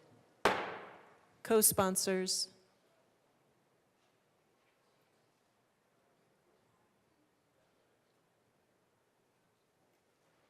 Please close the machine. Mr. Shebel, please read the title to Senate Bill 241. Senate Bill 241 by Senators Mobley and Kirkmeyer, also Representatives Sirota and Taggart, concerning the deposit of bond forfeiture collections in the Judicial Collection Enhancement Fund. Madam Majority Leader. Madam Speaker, I move Senate Bill 241 on third reading and final passage. The motion before us is the adoption of Senate Bill 241 on third reading, final passage. Mr. Shebel, please open the machine, and members proceed to vote. Representative Gonzalez, how do you vote? Yes. Representative Gonzalez votes yes. Representative Ricks, how do you vote? Yes. Representative Ricks votes yes.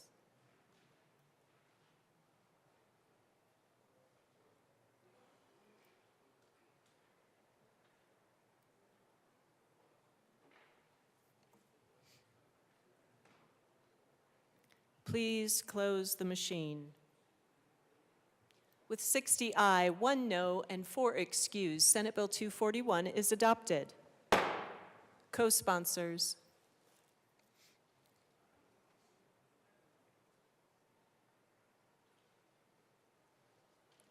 Please close the machine.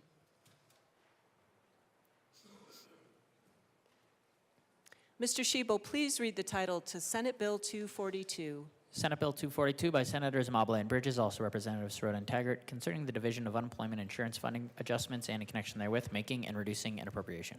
Madam Majority Leader. Madam Speaker, I move Senate Bill 242 on third reading and final passage. The motion before us is the adoption of Senate Bill 242 on third reading, final passage. Mr. Shebel, please open the machine and members proceed to vote. Representative Gonzalez, how do you vote? Yes. Representative Gonzalez votes yes. Representative Ricks, how do you vote? Yes. Representative Ricks votes yes.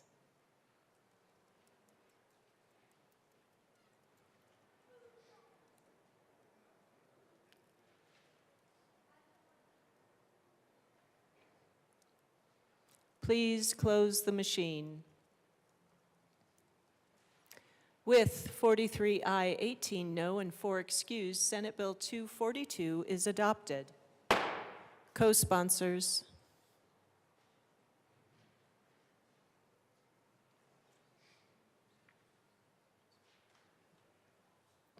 Please close the machine. Mr. Shebel, please read the title to Senate Bill 243.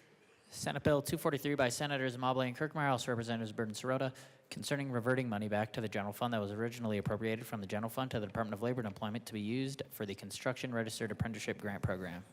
Madam Majority Leader. Madam Speaker, I move Senate Bill 243 on third reading and final passage. Madam Minority Leader. Thank you, Madam Speaker. As we talk through budget, it's really easy to talk about the things we're not doing, but when we're doing something right, I think it needs to be acknowledged. I just really want to give a lot of credit for the Department of Labor and Employment for saying, hey, we're not using all of our money and we're going to give it back. And I think more departments should take their lead. And so I just want to say how appreciative I am. And I'm a yes vote. Thank you. Seeing no further discussion, the motion before us is the adoption of Senate Bill 243 on third reading, final passage. Mr. Shebel, please open the machine and members proceed to vote. Representative Gonzalez, how do you vote? Yes. Representative Gonzalez votes yes. Representative Ricks, how do you vote? Yes. Representative Ricks votes yes.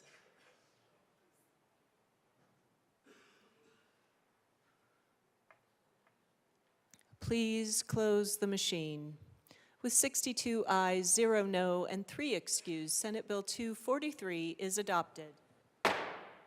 Co-sponsors.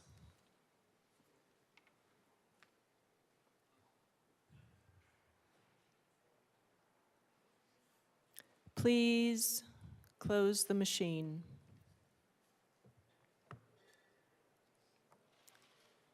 Mr. Shebel, please read the title to Senate Bill 244.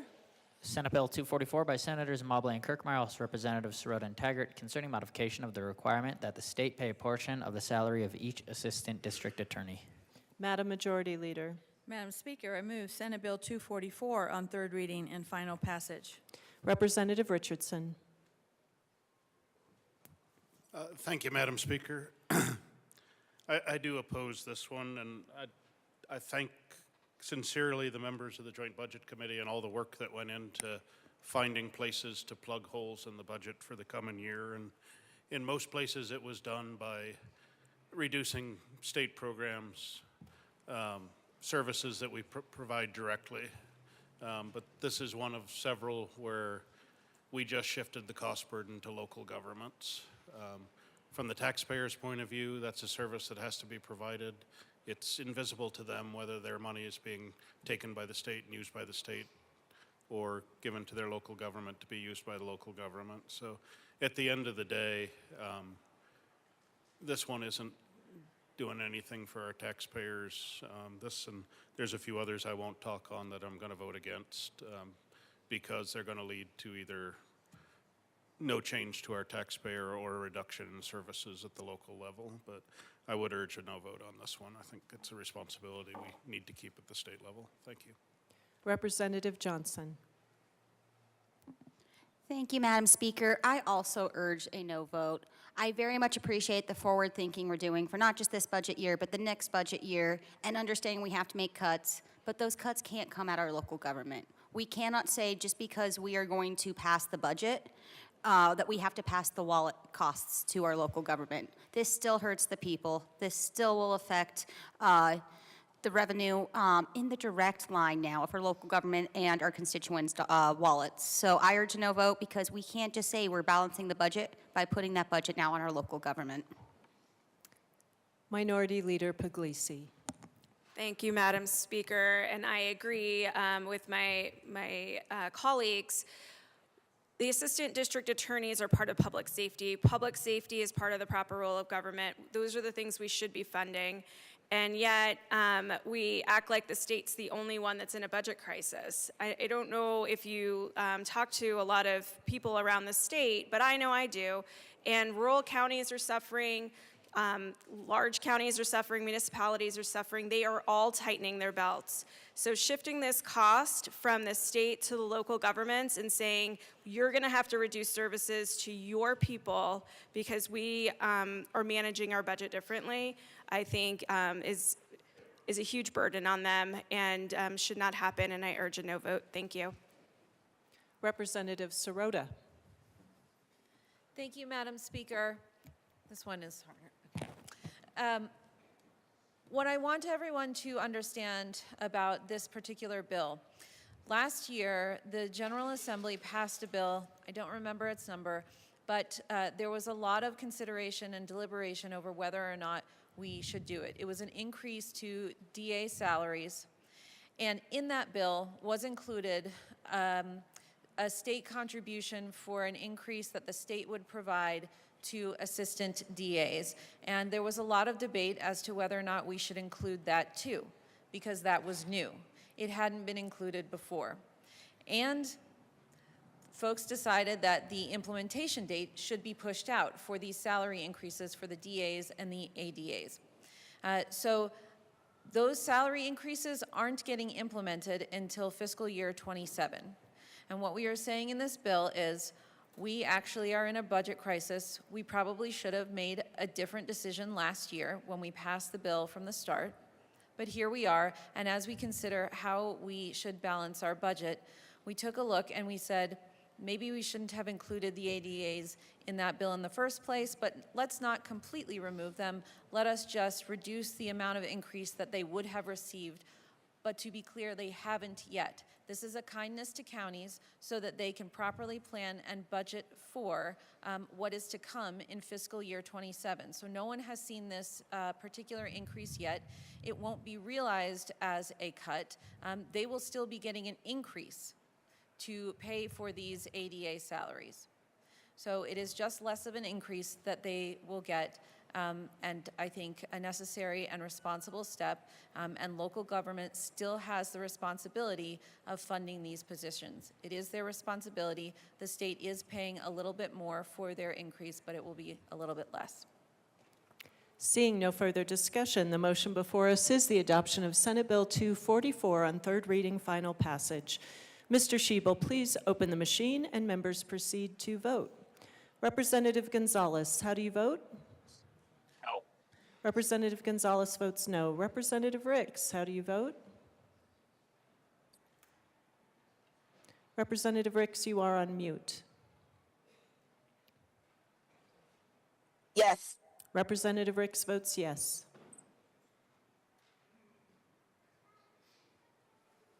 Please close the machine. With 42 aye, 21 no, and 2 excused, Senate Bill 244 is adopted. Co-sponsors.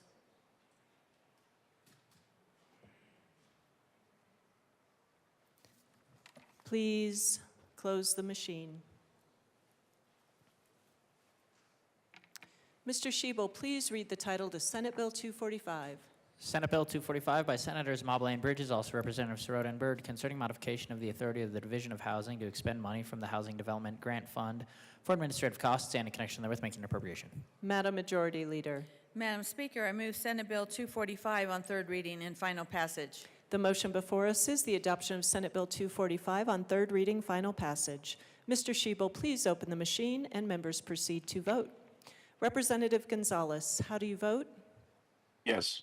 Representative Gonzalez votes yes. Representative Ricks, how do you vote? Representative Ricks, you are on mute. Yes. Yes. Representative Ricks votes yes.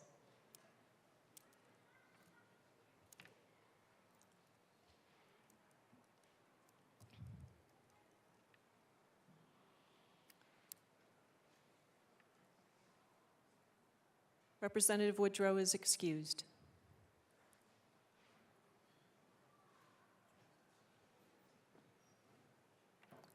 With 43 aye, 19 no, and 3 excused, Senate Bill, please close the machine. With 43 aye, 19 no, and 3 excused, Senate Bill 245 is adopted. Co-sponsors.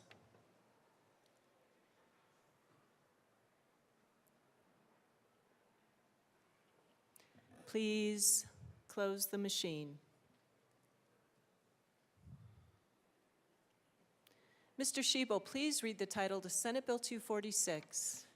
Senate Bill 246 by Senators Bridges and Kirkmeyer, also Representatives Byrd and Sirota, concerning the elimination of the gray and black market marijuana enforcement grant program. Madam Majority Leader. Madam Speaker, I move Senate Bill 246 on third reading and final passage. The motion before us is the adoption of Senate Bill 246 on third reading, final passage. Mr. Shebel, please open the machine and members proceed to vote. Representative Gonzalez, how do you vote? Yes. Representative Gonzalez votes yes. Representative Ricks, how do you vote? Yes. Representative Ricks votes yes.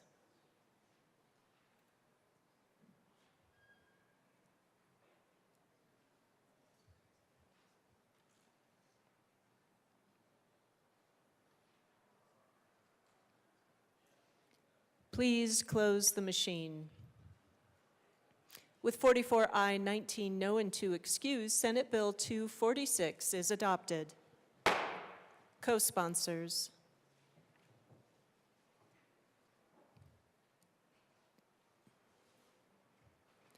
Please close the machine.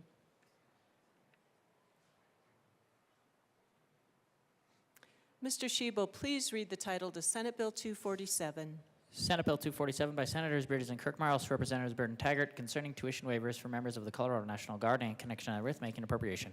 Madam Majority Leader. Madam Speaker, I move Senate Bill 247 on third reading and final passage. The motion before us is the adoption of Senate Bill 247 on third reading, final passage. Mr. Shebel, please open the machine and members proceed to vote. Representative Gonzalez, how do you vote? Yes. Representative Gonzalez votes yes. Representative Ricks, how do you vote? Yes. Representative Ricks votes yes.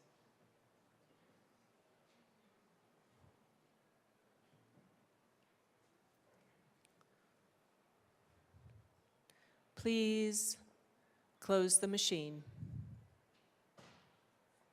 With 62 aye, 2 no, and 1 excused, Senate Bill 247 is adopted. Co-sponsors.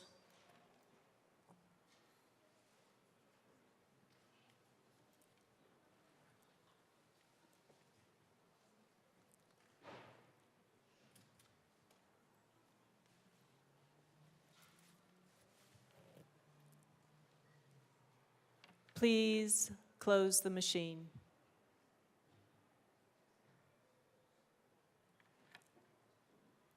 Mr. Shebel, please read the title to Senate Bill 248. Senate Bill 248 by Senators Bridges and Kirkmeyer, also Representatives Byrd and Taggart, concerning the repeal of the mechanism for transferring to the Capital Construction Fund the amount of cost reductions to a state agency for terminating a lease for private space. Madam Majority Leader. Madam Speaker, I move Senate Bill 248 on third reading and final passage. The motion before us is the adoption of Senate Bill 248 on third reading, final passage. Mr. Shebel, please open the machine and members proceed to vote. Representative Gonzalez, how do you vote? Yes. Representative Gonzalez votes yes. Representative Ricks, how do you vote? Yes. Representative Ricks votes yes.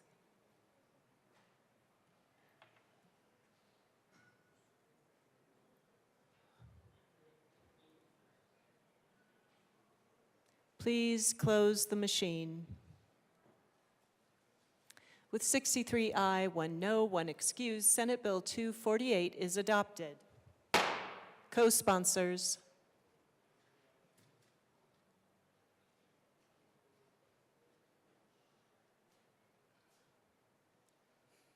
Please close the machine.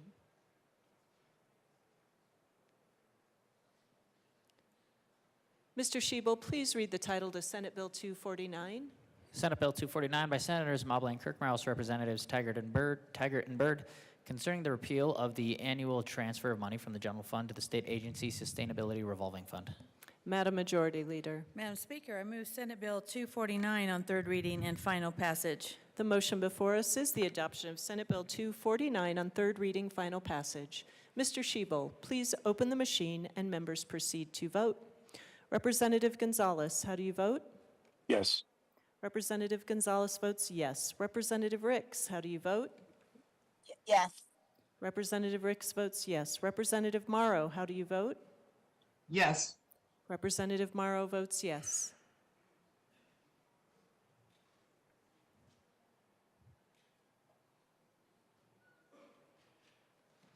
Please close the machine. With 59 ayes, 6 no, and 0 excuse, Senate Bill 249 is adopted. Co-sponsors.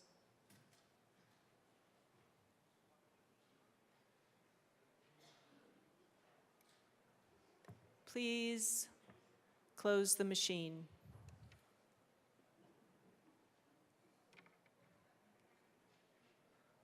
Mr. Shebel, please read the title to Senate Bill 250. Senate Bill 250 by Senators Mobley and Kirkmeyer, also Representatives Byrd and Taggart, concerning repealing the disordered eating prevention program and in connection therewith reducing an appropriation. Madam Majority Leader. Madam Speaker, I move Senate Bill 250 on third reading and final passage. The motion before us is the adoption of Senate Bill 250 on third reading, final passage. Mr. Shebel, please open the machine and members proceed to vote. Representative Gonzalez, how do you vote? Yes. Representative Gonzalez votes yes. Representative Ricks, how do you vote? Yes. Representative Ricks votes yes. Representative Morrow, how do you vote? Yes. Representative Morrow votes yes.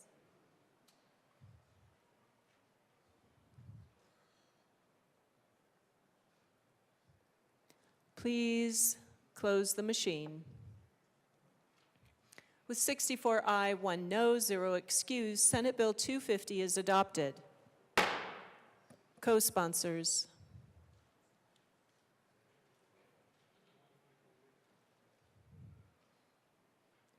Please close the machine. Representative Gonzalez, co-sponsors. Yes, Madam Speaker. Thank you.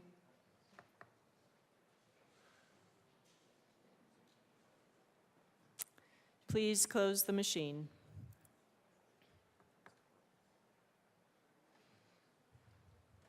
Mr. Shebel, please read the title to Senate Bill 251. Senate Bill 251 by Senators Byrd and Mobley, also Representatives Byrd and Sirota, concerning eliminating the Kidney Disease Prevention and Education Task Force and in connection therewith reducing an appropriation. Madam Majority Leader. Madam Speaker, I move Senate Bill 251 on third reading and final passage. Representative Leader. Thank you, Madam Speaker. Good afternoon, colleagues.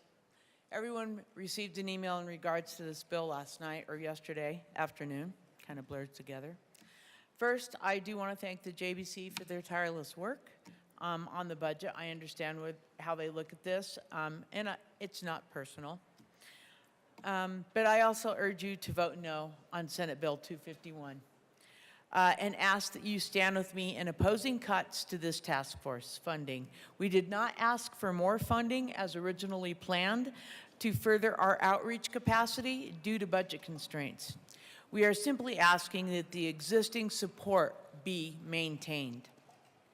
There is a set aside and there's other areas that the money could come from, but I won't mention them because I'll be in trouble again. Chronic disease, the chronic kidney disease, CKD, it impacts 15% of adults in the U.S. alone. with an alarming 90% of CKD patients unaware they even have it.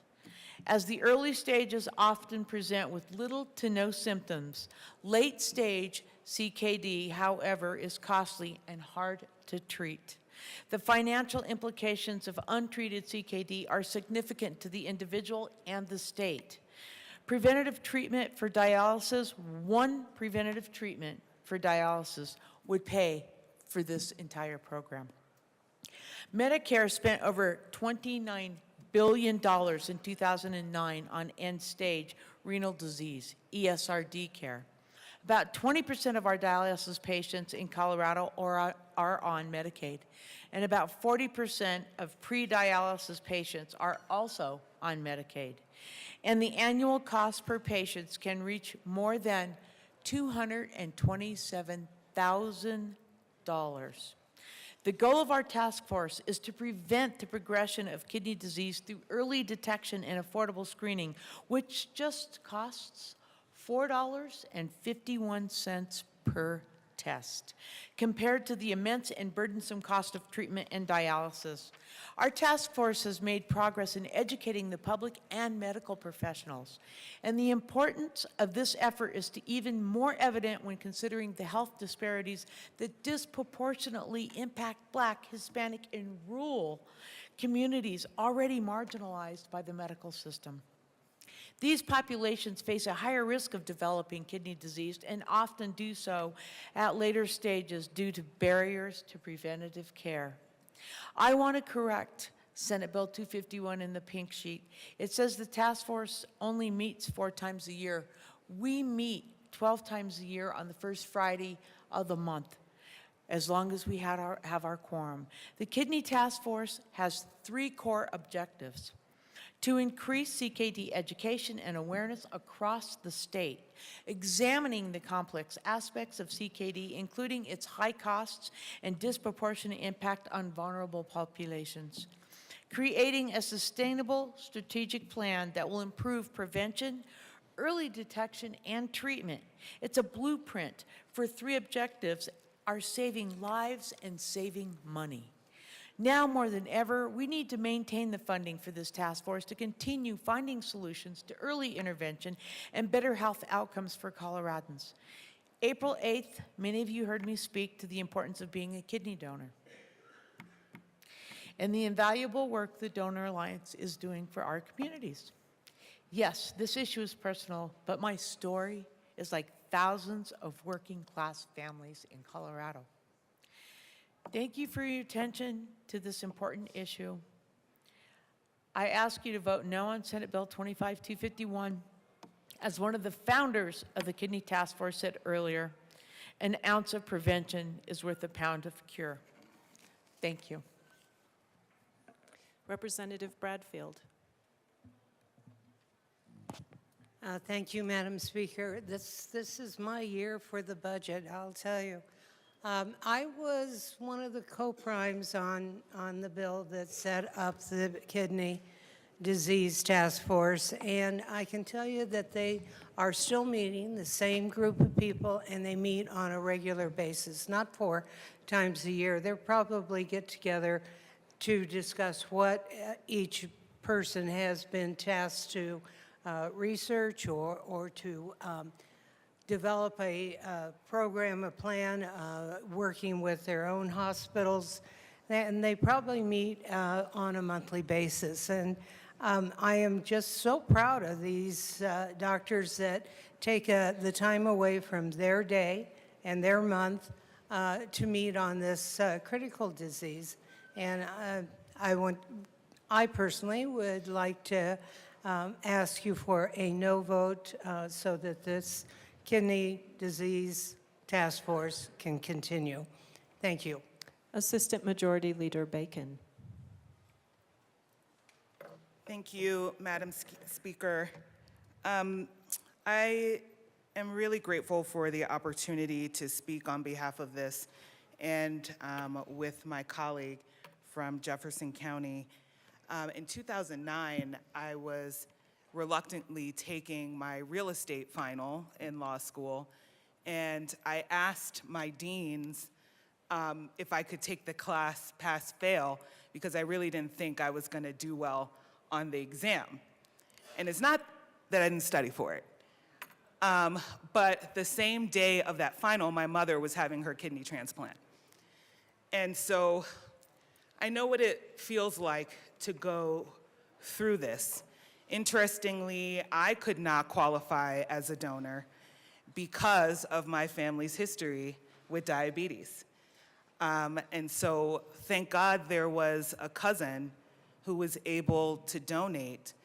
But when we looked at our family tree, we were a living embodiment of the statistics. I could not qualify as a donor because I was pre-diabetic. Neither could my brother. My grandfather on my father's side, which is part of my medical history, died of end-stage renal issues. And so we know that it is true that the Black community is 4 times more likely to suffer from kidney disease that is exacerbated by the underlying conditions of diabetes. And so when we think about this, along with the other comorbidity of hypertension, which we are also 4 times more likely to suffer from, being able to communicate and tell people about how to prevent these outcomes is actually critical to the extension of our mortality rates. African Americans, unfortunately, do not live as long as others in this country, and this is one of the reasons why. And so on behalf of a family who knows what it's like to go through this, you have to get tested, you have to get on planes, you have to do all of these things that we could not also afford to do in thinking about the saving of a life. The impact is really, really deeply felt, and so anything that we can do to support upstream to do prevention is critical to communities and families like mine. And so I too want to recognize the hard work of everyone on this budget. I think they know why I'm up here as well, but we wanted to lend the voice to the experience of what this means and why prevention is critical. The last thing I'll say is, end stage, whether you have to go through dialysis, which is every other day I don't know if anyone's familiar with going through dialysis and the surgeries, the amount of money that it costs is, quite frankly, astronomical. And so when we think about those who can't afford it, or we think about those who may be relying on the state's health care, I feel like, again, investments in prevention work help save us so many dollars down the line when we have to face the bigger costs. So I do believe that this is an incredible opportunity to get some really great returns on our investment, which is not only saving in healthcare, but saving lives. Thank you. Representative DeGraff. Oh, Representative Sukla. Thank you, Madam Speaker. I just want to give you an FYI. With the Ute Mountain Ute tribe and the Southern Ute tribe, this right here is the #1 killer of our indigenous people. And, well, basically it's because they've been eating all the crap that us Americans feed them. Representative DeGraff.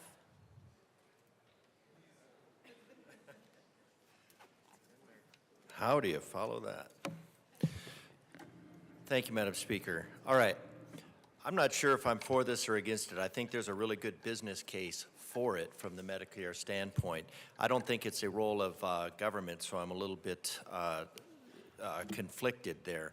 But I think this is one of those areas where, and I've just been going over this sheet that I have last night, and it's very partial because the Colorado Energy Office won't participate and give their money up. But I'm looking at these programs. Environmental justice, $5.1 million.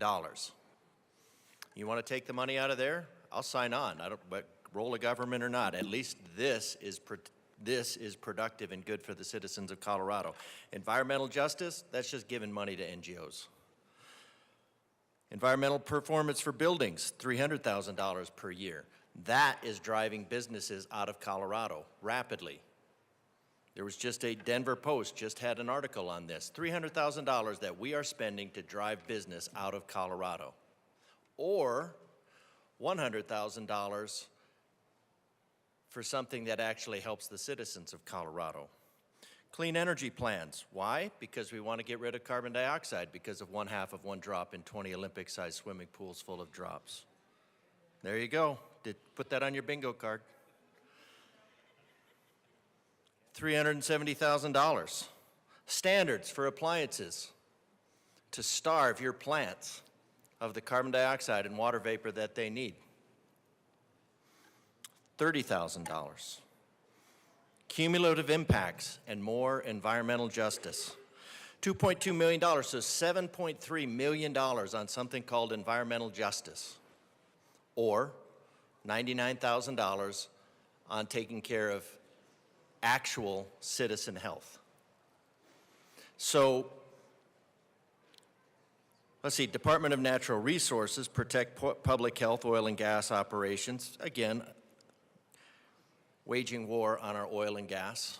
$2.6 million to drive business out of Colorado, to drive ag, to sever the source of severance taxes in Colorado, or $99,000.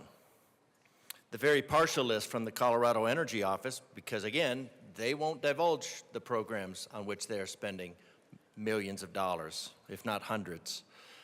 Energy performance of buildings, again, driving business out of Colorado. We are spending $1.3 million per year to make Colorado business hostile and accomplish nothing. That's your choice. That's on you. Electric vehicle charging stations for EV toys for the rich that prop up slave labor industries. $1 million. Streamlining solar permitting. $1 million for a program none of the counties want and ask to not have because it costs them more money. And they say, please don't make us do this because it takes more time, costs more money, and we allocate $1 million to it. And then you say, but these are the priorities of the Colorado General Assembly. $87 million, a very partial list. $87 million of priorities, driving businesses out of Colorado, propping up somebody's green energy portfolio.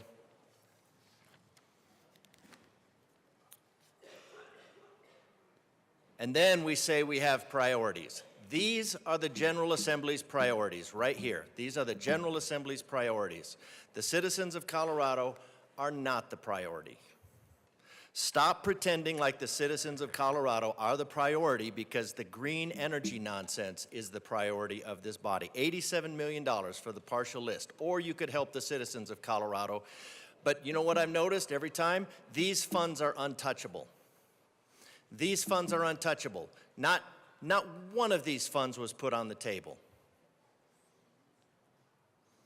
That is a protection the level of religious zeal. So I continually make the point that the General Assembly does not represent the citizens of Colorado. It represents an ideology, and that ideology is harmful not only to the citizens of Colorado, but to the businesses of Colorado, which is ultimately harmful. Because you know how much tax we collect on zero wages? Zero.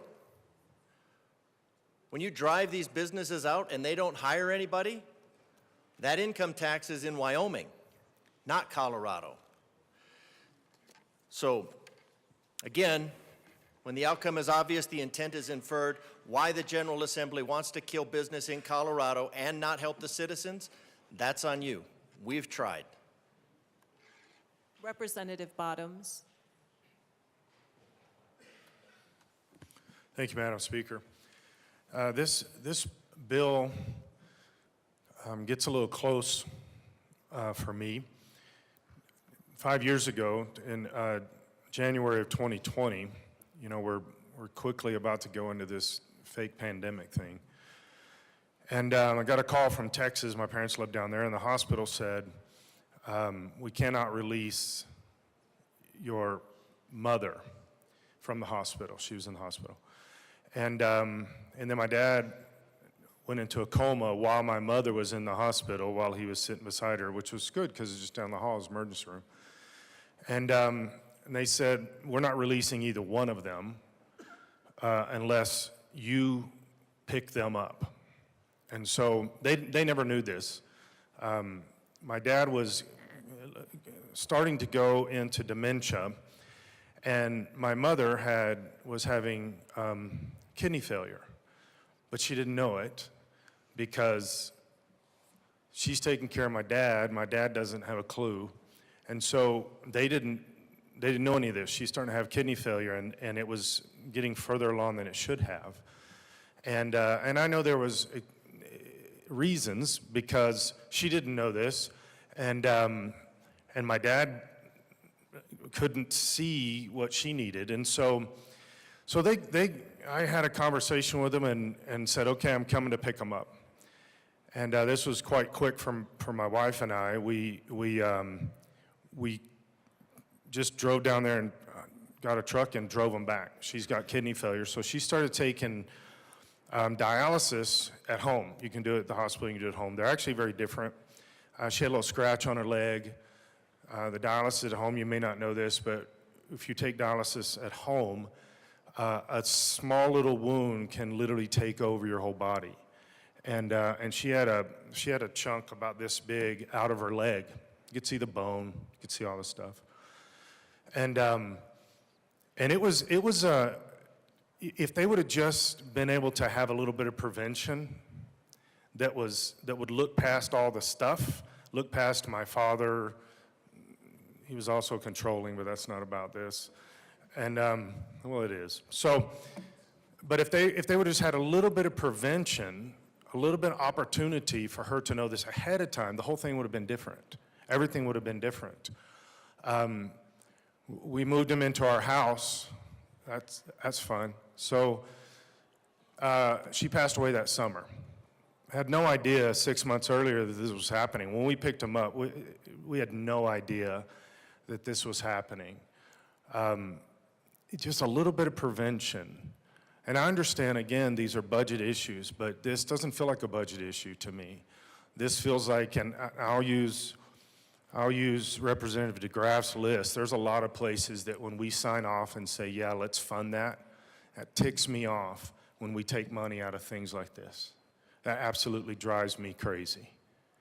We can't take care of our own people, but we're taking care of people from all over the world that are not even here legally.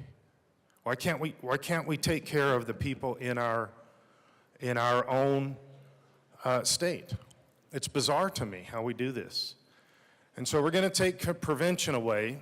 People are going to have lots of kidney issues, but we're blowing money out this room in the process. It absolutely drives me crazy. I cannot vote for this bill. I cannot vote to repeal this stuff. I almost think I could if all of the other programs, we were being sensible with those. But with 80% of the other programs, we're being extremely anti-Colorado, anti-our own people, anti-children, anti-parent, anti-hospital. When we're doing that with all the other bills, and then you put one like this, it's disgusting to me. And people will die, as many bills, people will die because of this. Representative Kelty.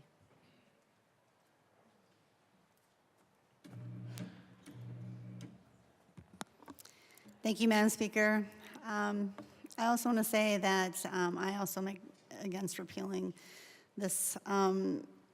And thank you for the words from my colleague about his parents. And, you know, I'm sure that we've all been in certain situations, the older, if not, you will be, with your parents and having to make hard decisions and deal with the hard things of life, kidney disease, whether it's coronary heart disease. Prevention is the number one key, they say, with everything. And yesterday, my colleagues and I proposed multi-millions of dollars, millions and millions of dollars, tens of millions of dollars, of areas where we could cut, where we could actually put that money towards something like this. This is a drop in the bucket compared to all the spending that we're doing on other things that, you know, we may or may not agree on. But I'm hoping something like kidney disease prevention should be something that we could come together as a body and say, you know what? There's more that we can do. And this task force allows that to happen, as you heard from my other colleague on the other side. Don't remember where you're from, but Jefferson County. And I don't like spending money. A lot of you understand that. Yeah, a lot of you have heard that. But I do understand where money is necessary. This is a situation where we really should be spending money on something extremely necessary. Otherwise, those sirens behind me that we just heard, you're going to hear more of that. And that would be unfortunate. So I'm asking everyone to please put your heart into your vote today. And please, let's keep this task force. Please vote no. Thank you. Representative Byrd and Taggart.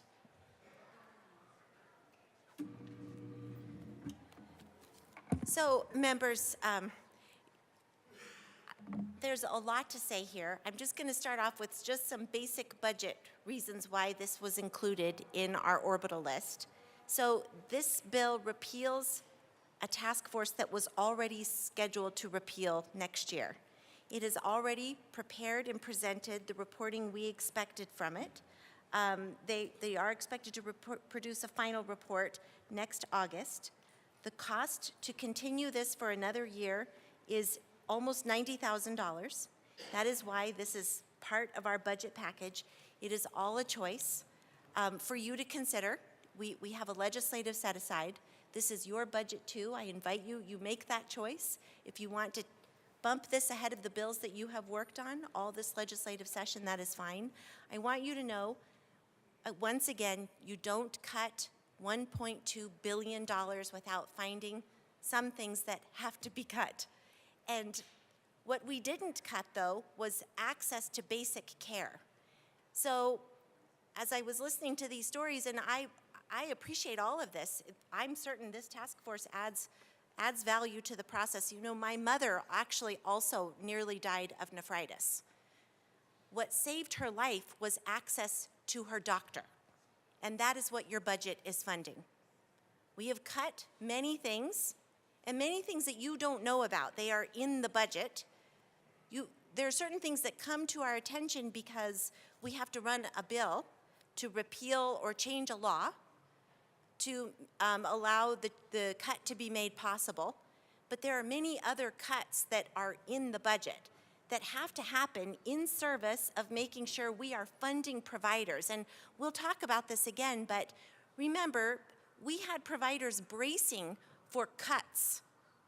And these are the people who will treat you and give you the counseling to prevent not just kidney disease, but heart disease, breast cancer, all the things. I'm not thinking of them right now, but you can think about this. It's your providers who give you consultation on prevention of all the diseases, and then they also treat you, and that is where the cuts are in service of making certain that you can actually go and be treated and see your doctor and get the counseling in the first place. So this is your budget, it is your choice, but that is where your funding will come from as well. So you are co-creators in this space with us to draft a balanced budget. Representative Taggart. Thank you, Madam Chair. This is a painful, very painful discussion for me. I'm the only male in 3 generations of my family that didn't come down with juvenile diabetes, type 1 diabetes. Sometimes people kid me about how careful I am, even at this age, with what I eat. But when you've seen your grandfather die in his 60s, your dad die, an uncle die, and my cousin that I was closest in age to died in his middle 50s, all of which the diabetes, please Please sit. I'm not good at this. All of which died way too early. In fact, I'm the oldest male in the last 3 generations. I never thought I'd say that. I understand that this task force has done a lot of good. But I don't want you to think for a second that we at the JBC fought our way through every single item, and many of which you have not seen, as my colleague said, because we made reductions within base spending and didn't require a repeal.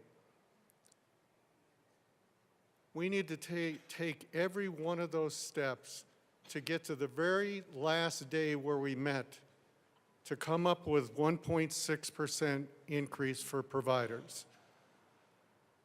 The individuals that provide this critical care to whether it's kidney disease or heart disease, respiratory disease, which I face, et cetera, et cetera. We didn't do this easily, and I have a great deal of respect, and I'll respect your vote.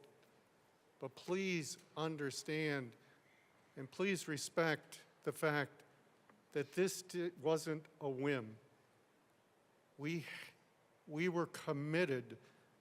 In fact, we were committed that we wanted to find a 2% increase from our providers, and we couldn't get there. And we had to turn over every stone. And this may not seem like a lot of money, but we had to turn over a lot of stones, I can assure you, to get to 1.6%. And I hope you will take that in mind as you think about your vote. Thank you. Representative Luck.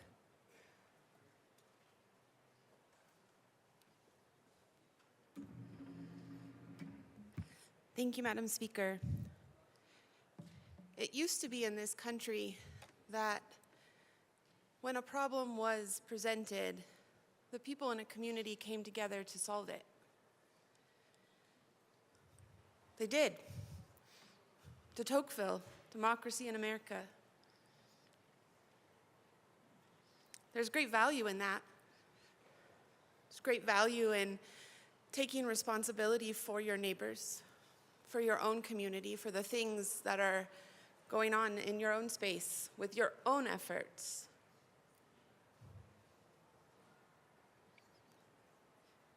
I'm grateful for this opportunity to speak into this. I'm grateful for this opportunity for us as a state to really contemplate what the proper role of government is, what our role is in all of these questions. De Tocqueville says, when citizens can associate only in certain cases, they regard association as a rare and singular process, and they hardly think of it. When you allow them to associate freely in everything, they end up seeing in association the universal, and so to speak, unique means that men can use to attain the various ends that they propose. Each new need immediately awakens the idea of association.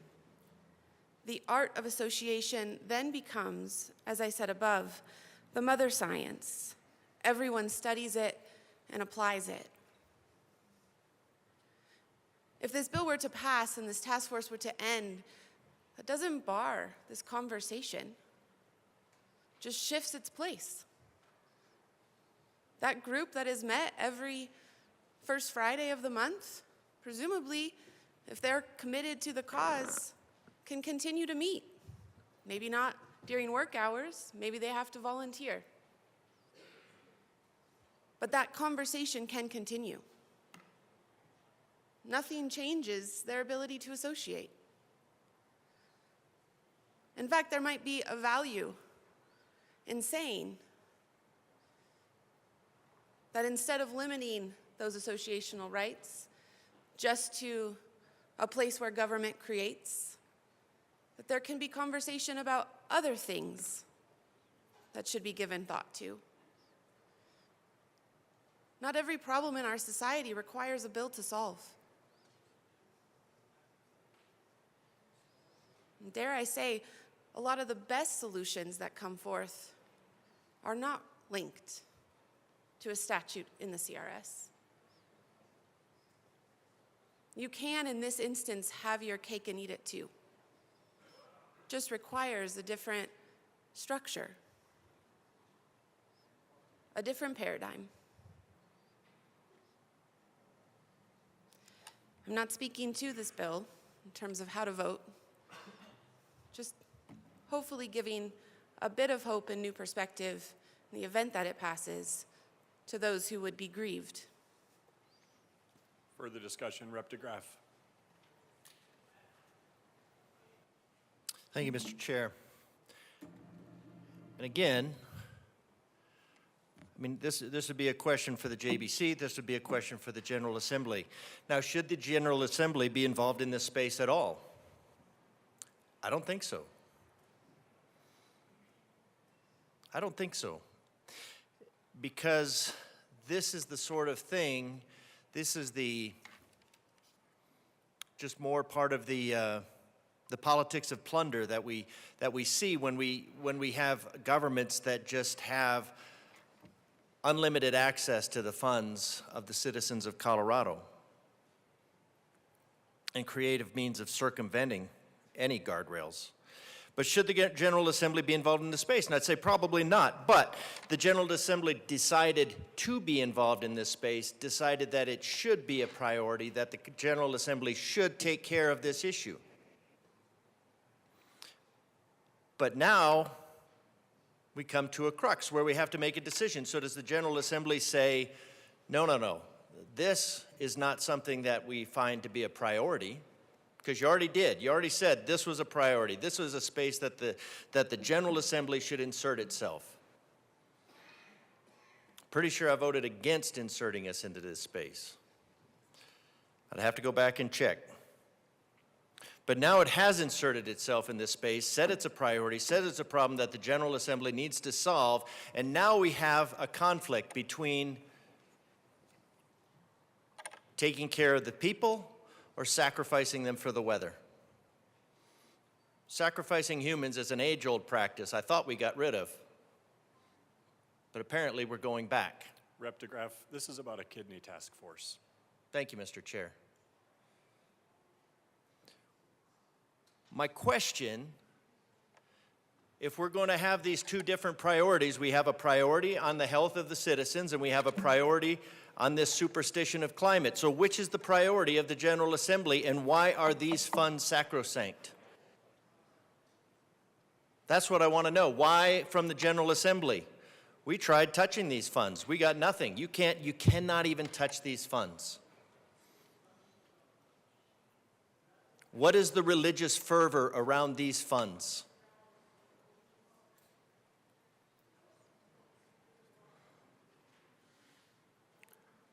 Collect climate change data, environmental justice, energy performance for buildings. Button up your building, make it super tight, super energy efficient. What do you have to do? You need to have an air exchanger and introduce a leak, which costs more money. Programs to reduce greenhouse gases. What do they accomplish? Nothing. Mathematically, nothing. They don't even rise to the level of sub-negligible. But these are protected with religious fervor. And then we act like we have a priority system that prioritizes our citizens, and we do not. We have a priority system that prioritizes the climate superstition. That's the point. I don't think this is a space we need to be in. I agree with my colleague. This should be done by other means, but the General Assembly said it was a priority, something that we needed to get involved in, yet we prioritize funding to other things that mathematically accomplish nothing. And then you applaud yourselves for it. And this is just a private list. I've already found 2 other bills on here for, I think, about $24 million. $24 million that were prioritized annually, indefinitely, versus $99,000. Take it out of the bill. Take it out of these funds right here. Like I told the sponsor of I'll sign on. I don't think this is a space we should be in, but I'll sign on to take funds out of this for the people of Colorado any day, all day. And I'll defend it because we are wasting money here and Your time denying has the expired. citizens there. Thank you, Rep. DeGraff. Your time has expired. Thank you, Mr. Chair. Members, the Representative Leader. Thank you. Thank you. Ms. Speaker Pro Tem, sorry Rep. about Leader, that. you have 5 minutes and 30 seconds remaining. I This won't is your second take time anywhere speaking. near that. Colleagues, I do ask you to vote no on 251. People need to be educated to know to go to the doctor. Please vote no. Thank you. Members, the question before us is the adoption of Senate Bill 251 on third reading and final passage. Mr. Schiebel, please open the machine, and members, please proceed to vote.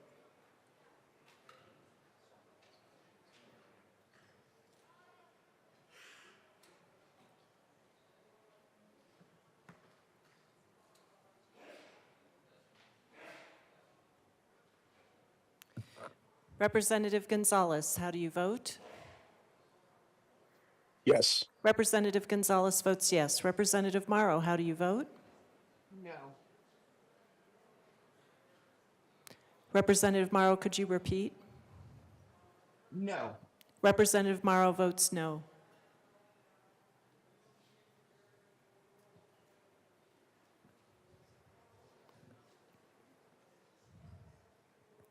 Story. Please close the machine. With 22 aye, 43 no, and 0 excused, Senate Bill 251 is lost. Mr. Schiebel, please read the title to Senate Bill 252.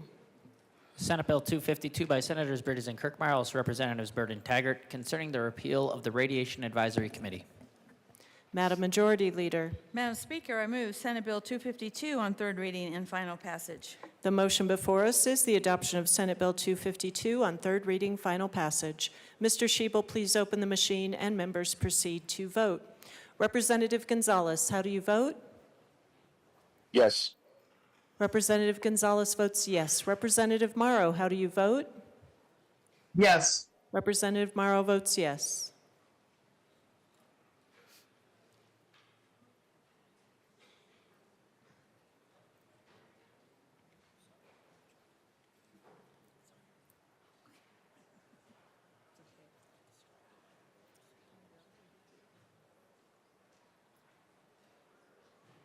Woodrow is excused.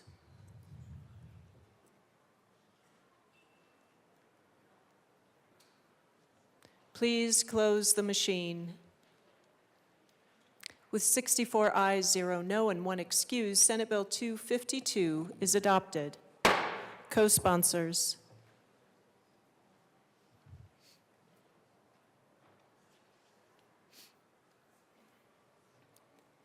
Please close the machine. Mr. Schiebel, please read the title to Senate Bill 253. Senate Bill 253 by Senators Bridges and Kirkmeyer, also Representatives Sirota and Taggart, concerning the elimination of certain repeal dates associated with the payment by persons in the animal agriculture sector of fees regarding regulated activities associated with animal feeding operations. Madam Majority Leader. Madam Speaker, I move Senate Bill 253 on third reading and final passage. The motion before us is the adoption of Senate Bill 253 on third reading, final passage. Mr. Schiebel, please open the machine and members proceed to vote. Representative Gonzalez, how do you vote? Yes. Representative Gonzalez votes yes. Representative Morrow, how do you vote? Yes. Representative Morrow votes yes.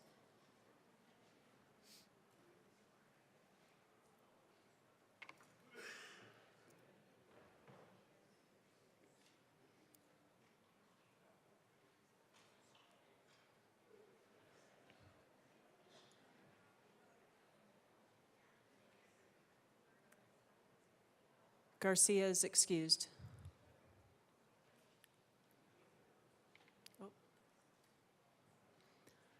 Please close the machine. 47 aye, 18 no, and 0 excused. Senate Bill 253 is adopted. Co-sponsors.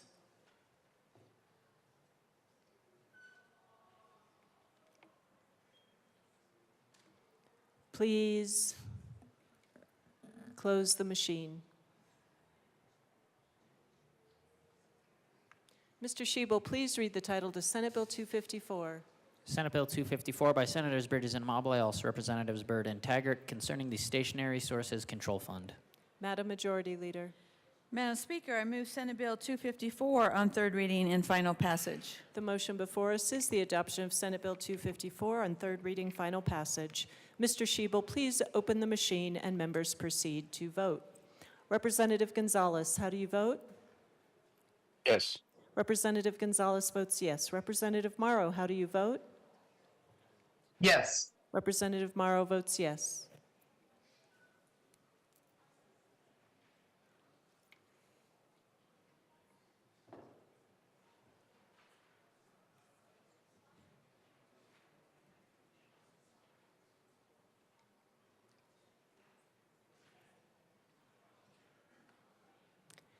Please close the machine.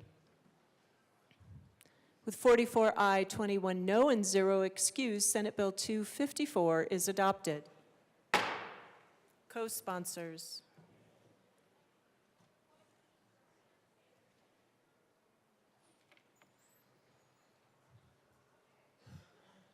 Please close the machine.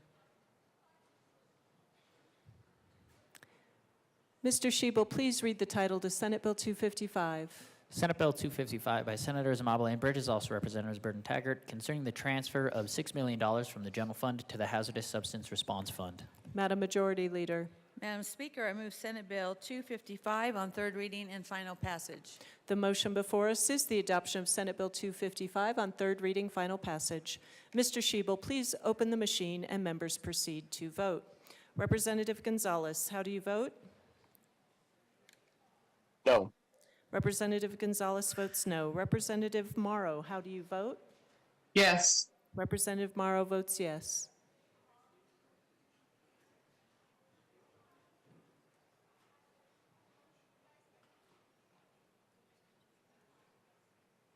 Please close the machine. With 45 aye, 20 no, and 0 excused, Senate Bill 255 is adopted. Co-sponsors.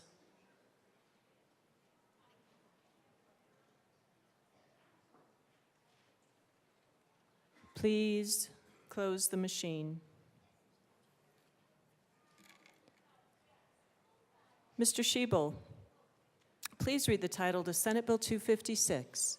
Senate Bill 256 by Senators Kirkmeyer and Mobley, also Representatives Byrd and Sirota, concerning a transfer to the Public Safety Communications Trust Fund for the support of the digital trunked radio system. Madam Majority Leader. Madam Speaker, I move Senate Bill 256 on third reading and final passage. The motion before us is the adoption of Senate Bill 256 on third reading, final passage. Mr. Shebel, please open the machine and members proceed to vote. Representative Gonzalez, how do you vote? No. Representative Gonzalez votes no. Representative Morrow, how do you vote? Yes. Representative Morrow votes yes.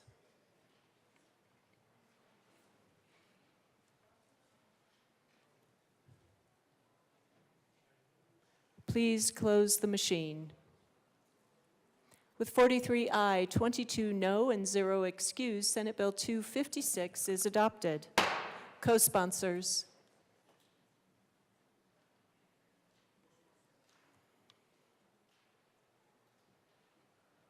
Please close the machine. Mr. Shebel, please read the title to Senate Bill 257. Senate Bill 257 by Senators Bridges and Kirkmeyer, also Representatives Byrd and Taggart, concerning modification of annual transfers from the General Fund to the State Highway Fund. Madam Majority Leader. Madam Speaker, I move Senate Bill 257 on third reading and final passage. The motion before us is the adoption of Senate Bill 257 on third reading, final passage. Mr. Shebel, please open the machine and members proceed to vote. Representative Gonzalez, how do you vote?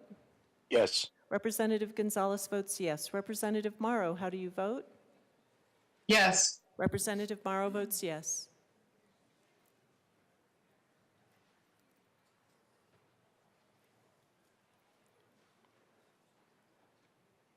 Please close the machine. With 45 aye, 20 no, and 0 excused, Senate Bill 257 is adopted. Co-sponsors.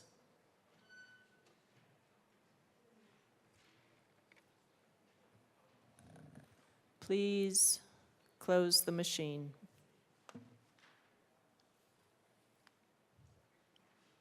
Mr. Schiebel, please read the title to Senate Bill 258. Senate Bill 258 by Senators Burgess and Kirkmeyer, also Representatives Byrd and Sirota, concerning a temporary reduction in the road safety surcharge and in connection therewith, modifying the allocation of revenues from the surcharge to increase allocations to counties and municipalities during the temporary reduction. Madam Majority Leader. Madam Speaker, I move Senate Bill 258 on third reading and final passage. The motion before us is the adoption of Senate Bill 258 on third reading, final passage. Mr. Schiebel, please open the machine and members proceed to vote. Representative Gonzalez, how do you vote? Yes. Representative Gonzalez votes yes. Representative Morrow, how do you vote? Yes. Representative Morrow votes yes.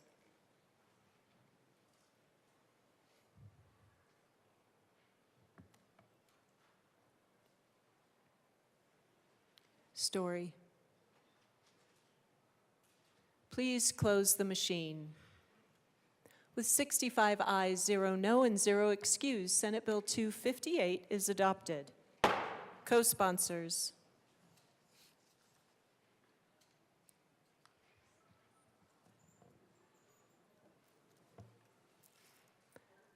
Please close the machine. Mr. Schiebel, please read the title to Senate Bill 259. Senate Bill 259 by Senators Bridges and Kirkmeyer, also Representatives Byrd and Taggart, concerning the elimination of state property tax reimbursement for a taxpayer that owes ad valorem property tax on property that has been destroyed by a natural cause.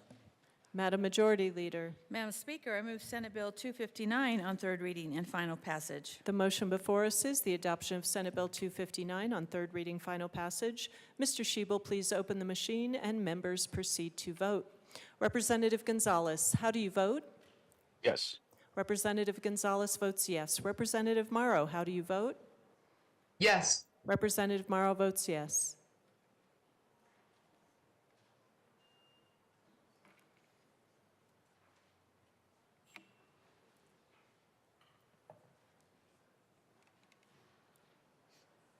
Please close the machine.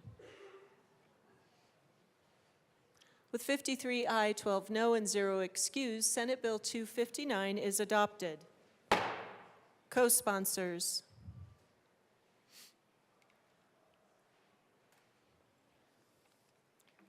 Please close the machine.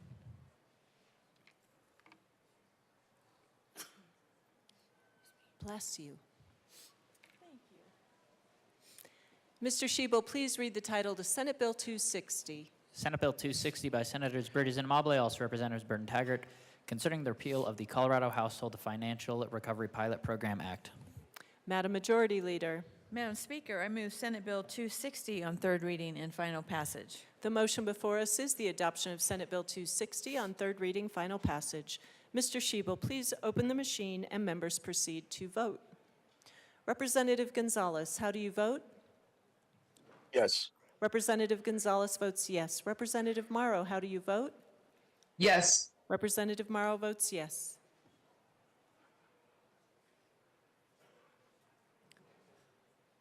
Please close the machine. With 65 ayes, 0 no, and 0 excused, Senate Bill 260 is adopted. Co-sponsors.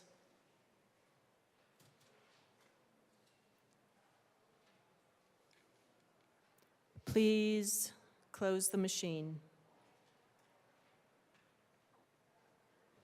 Mr. Schiebel, please read the title to Senate Bill 261.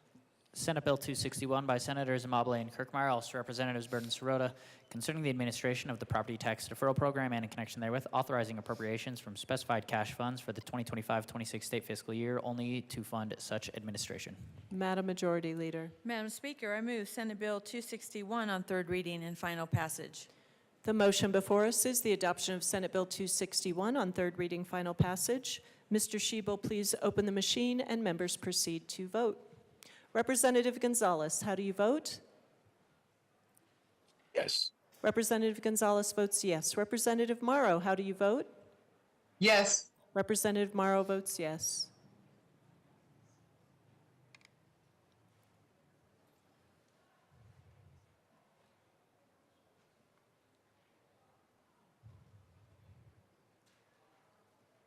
Smith. Please close the machine. With 64 aye, 1 no, and 0 excused, Senate Bill 261 is adopted. Co-sponsors.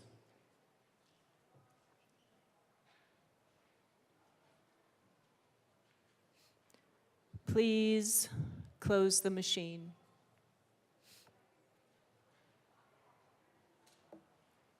Mr. Schiebel, please read the title to Senate Bill 262. Senate Bill 262 by Senators Mobley and Kirkmeyer, also Representatives Burton Taggart, concerning changes to the amount of money in the Capital Construction Fund. Madam Majority Leader. Madam Speaker, I move Senate Bill 262 on third reading and final passage. Representative Story. Thank you, Madam Speaker. Members, just wanted to offer a simple reminder about the amendments that were passed, or amendment that was passed yesterday on this bill to move the Colorado School for the Deaf and Blind up and get funded in this bill. And then also Colorado State University Pueblo campus, upgrades to electrical systems also because there was additional revenue, and it does remove a DOC project, but again, it's not due to lack of importance, it's just limited funding, and it does save the general fund $77,000. So just would urge your support on this amendment and, on this bill, and please sponsor. Thank you.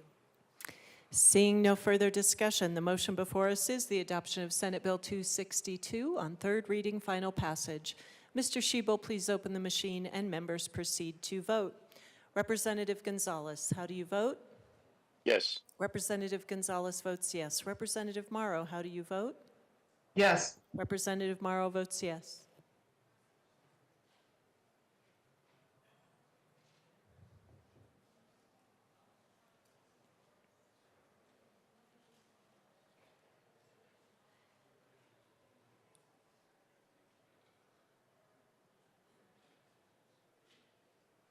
Please close the machine.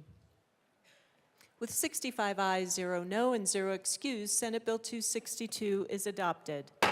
Co-sponsors.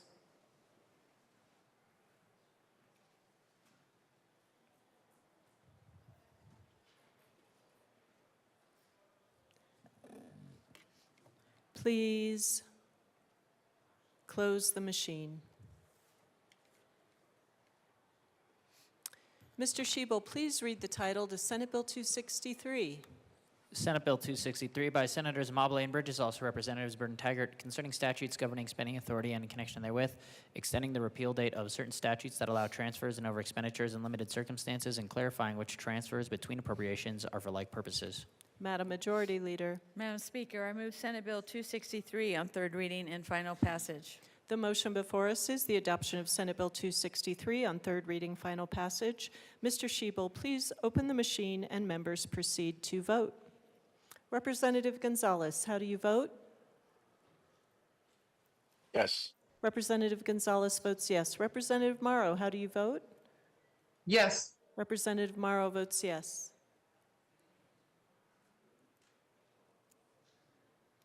Please close the machine. With 45 aye, 20 no, and 0 excused, Senate Bill 263 is adopted. Co-sponsors.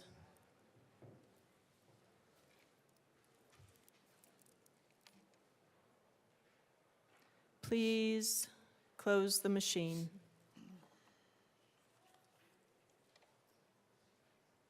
Mr. Schiebel, please read the title to Senate Bill 264. Senate Bill 264 by Senators Bridges and Kirkmeyer, also Representatives Burton Sirota, concerning transfers of money from certain cash funds to the general fund. Madam Majority Leader. Madam Speaker, I move Senate Bill 264 on third reading and final passage. The motion before us is the adoption of Senate Bill 264 on third reading, final passage. Mr. Schiebel, please open the machine and members proceed to vote. Representative Gonzalez, how do you vote? Yes. Representative Gonzalez votes yes. Representative Morrow, how do you vote? Yes. Representative Morrow votes yes.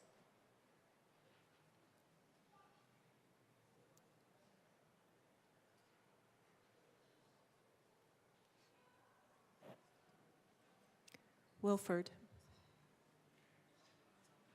Please close the machine. With 54 aye, 11 no, and 0 excused, Senate Bill 264 is adopted. Co-sponsors.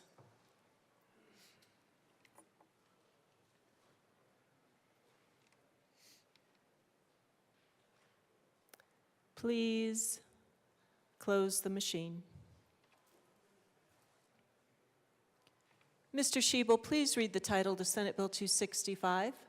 Senate Bill 265 by Senators Bridges and Kirkmiles, Representatives Burton Taggart, concerning the conversion of continuously appropriated cash funds to cash funds subject to annual appropriation by the General Assembly and in connection with making appropriation. Madam Majority Leader. Madam Speaker, I move Senate Bill 265 on third reading and final passage. The motion before us is the adoption of Senate Bill 265 on third reading, final passage. Mr. Shebel, please open the machine and members proceed to vote. Representative Gonzalez, how do you vote? Yes. Representative Gonzalez votes yes. Representative Morrow, how do you vote? Yes. Representative Morrow votes yes.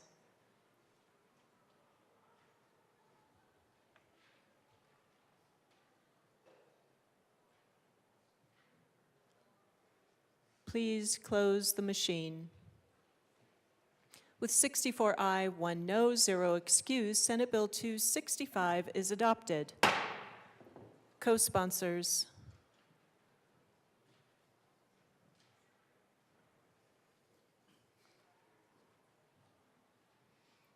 Please close the machine. Mr. Shebel, please read the title to Senate Bill 266.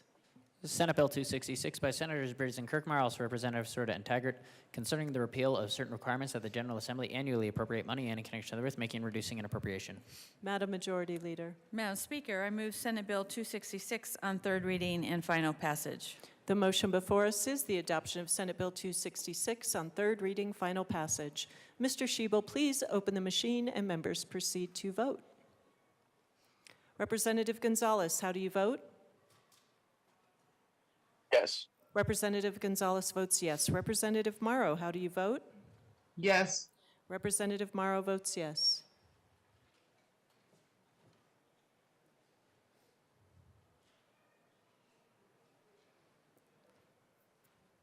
Bacon. Please close the machine. With 65 ayes, 0 no, and 0 excused, Senate Bill 266 is adopted. Co-sponsors.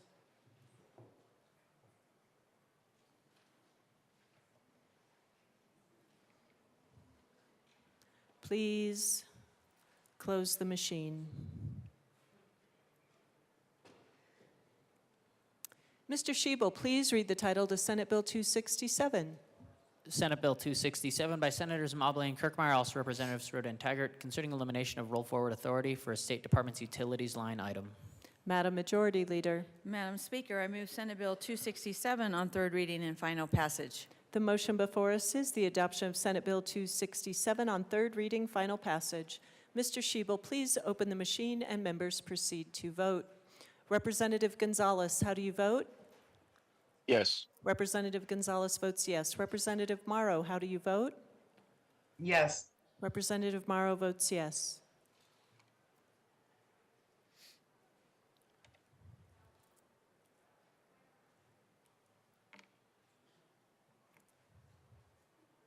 Please close the machine. With 64 aye, 1 no, and 0 excused, Senate Bill 267 is adopted. Co-sponsors.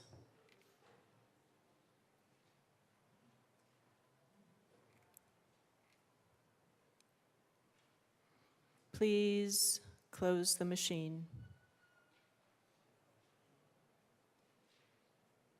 Mr. Shebel, please read the title to Senate Bill 268. Senate Bill 268 by Senators Bridges and Kirkmeyer, also Representatives Byrd and Sirota, concerning changes to money in the marijuana tax cash fund and in connection therewith reducing an appropriation. Madam Majority Leader.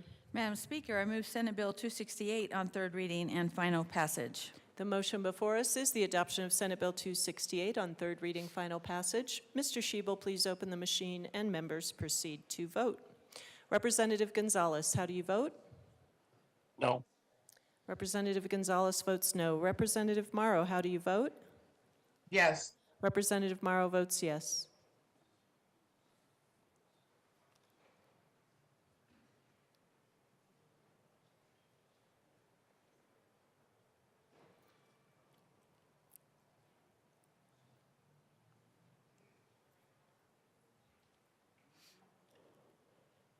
Please close the machine. With 39 aye, 26 no, and 0 excused, Senate Bill 268 is adopted. Co-sponsors.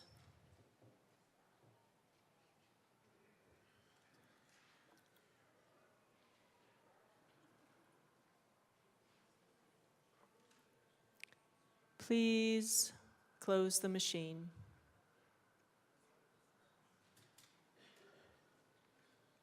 Mr. Schiebel, please read the title to Senate Bill 269. Senate Bill 269 by Senators Bridges and Kirkmeyer, also Representatives Sirota and Taggart, concerning the transfer of $4 million from the general fund to the Infrastructure Investment and Jobs Act cash fund. Madam Majority Leader. Madam Speaker, I move Senate Bill 269 on third reading and final passage. Representative Bradley. Seeing no further discussion, the motion before us is the adoption of Senate Bill 269 on third reading, final passage. Mr. Schiebel, please open the machine and members proceed to vote. Representative Gonzalez, how do you vote? Yes. Representative Gonzalez votes yes. Representative Morrow, how do you vote? Yes. Representative Morrow votes yes.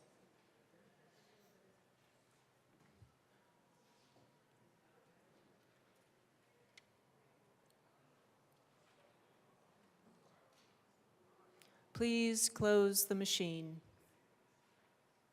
With 45 aye, 20 no, and 0 excused, Senate Bill 269 is adopted. Co-sponsors.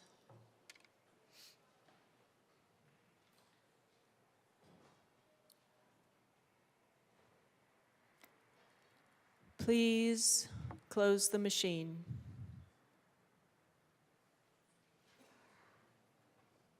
Mr. Schiebel, please read the title to Senate Bill 270. Senate Bill 270 by Senators Bridges and Amable, also Representatives Byrd and Sirota, concerning nursing facility fees collected by the Colorado Healthcare Affordability and Sustainability Enterprise and in connection therewith authorizing the enterprise to provide additional services to nursing facilities in exchange for the fees collected and making and reducing appropriations. Madam Majority Leader. Madam Speaker, I move Senate Bill 270 on third reading and final passage. Representative Bradley. Thank you, Madam Speaker. As ranking member of Health and Human Services, I take my role, I think probably a lot of people will tell you very seriously. I take about 8 pages of notes per bill. And so I want the people on Health and Human Services to hear me as well. This bill is a little bit different from the bills we've heard. This bill has been introduced, re-engrossed, and revised. It's a 65-page bill. And I feel like this bill should be referred to a committee. It's a major bill, you guys. It's not just a repeal or eliminate bill. This is a major bill. And the reason we have committees is so that the people in our community can come in and testify, and we can hear their voices. I need to know that rural Colorado, the nursing facilities there agree with this. I need to know that the urban nursing facilities agree with this. I need to hear testimony from people that provide care in those facilities agree with this. I mean, we're taking a fee and eliminating those fees, replacing them with similar fees to be collected by Chase, and creating 2 new cash funds for the fees, nursing facility provider fee cash fund and the intermediate care facility fee cash fee. A new board within Chase will support the implementation and calculation of the fees in return for paying the fees. I mean, the list goes on and on. This isn't just a simple cleanup bill. This isn't just a simple elimination bill. This bill should go back to the committee that I'm on. the committee that 13 other members are on. We should be able to hear this bill. The community should be able to come in and testify. We live in a republic. They should be able to testify. And if they're all in favor, great. We've got 26 more days. We have plenty of time. The Joint Budget Committee can set aside this money. And if everyone's in favor, we can move this bill forward. Has plenty of time to go through the House, has plenty of time to go through the Senate, has plenty of time to make its way through the governor. But this is the way we do business. We do committees of reference, we vote on it as a House, and then we send it to the Senate. We don't rush this through as a JBC bill. I've been in favor of what the JBC has done. I applaud them. I never want to sit on that committee, just for the record. I will be punished if they ever put me on there. I'm putting that on the record. I do not support this one. This one, please hear me. This one needs to go back to Health and Human Services or even business.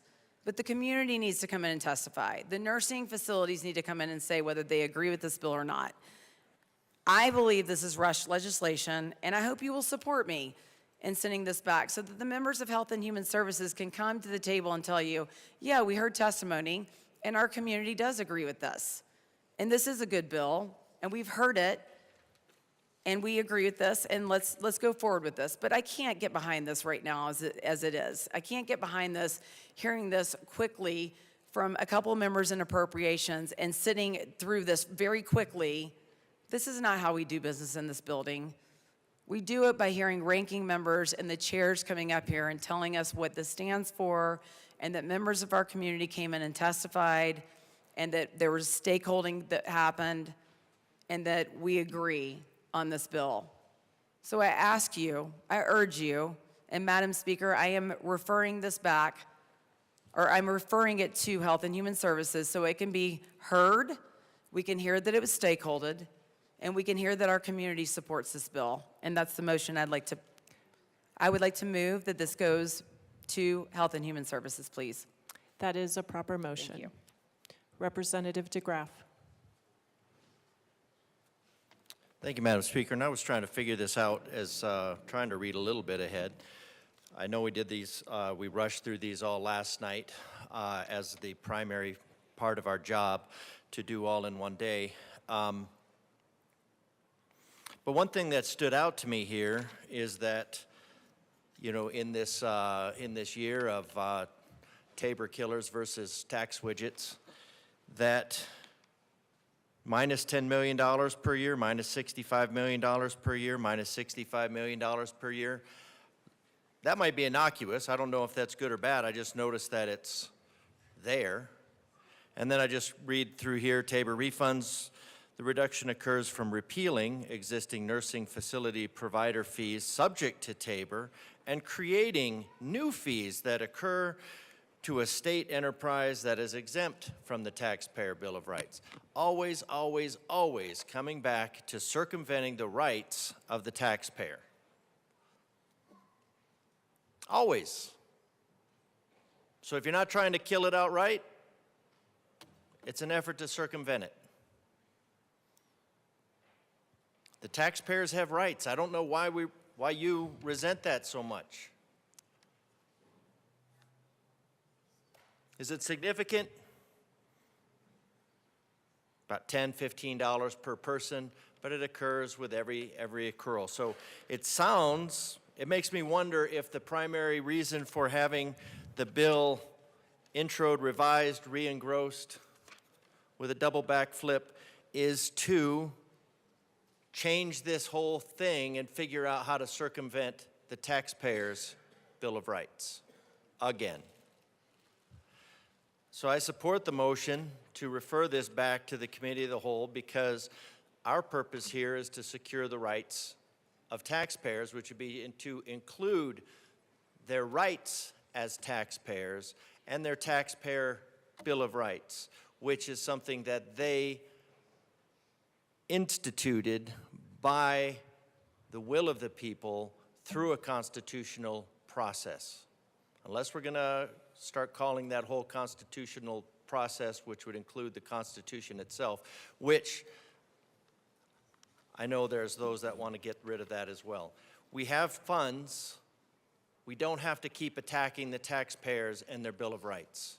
At some point, you have to allow the taxpayers to retain their money. Although I say that knowing that the war on private property, the abolition of private property, is first and foremost in the minds of many. So I think that this should, for the recognition that while our taxpayers still have rights, possibly for the short time that their taxpayers still have rights, I think this should go back to the committee so that the taxpayers themselves could actually look at the bill, consider it financially, consider it operationally, and then we don't get into otherwise we're also going to be getting into the mode of doing major revisions prior to orbital day so that it can be snuck through at the last minute. So I recommend a aye vote. I ask for an aye vote to support returning this bill from whence it came. Representative Sirota.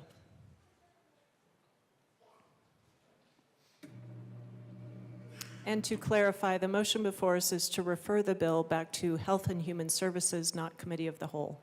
Representative Sirota. Thank you, Madam Speaker, and I will confine my remarks to the motion, and we'll talk about the merits of the bill when we get back to it. But I ask for a no vote on this motion. This is not a bill related to policy change in the way in which nursing home providers are governed, regulated, inspected. This is merely a bill setting up a financing mechanism that relates to the federal drawdown that we get on the fees that nursing providers pay in order to do the work that is done for them on behalf of the state. And this is very much in the purview of those of us who are crafting the budget. This is exactly the work that we do, and we consider those policy conversations that would happen in Health and Human Services. Really, it's outside the scope of what the narrow confines of this bill are.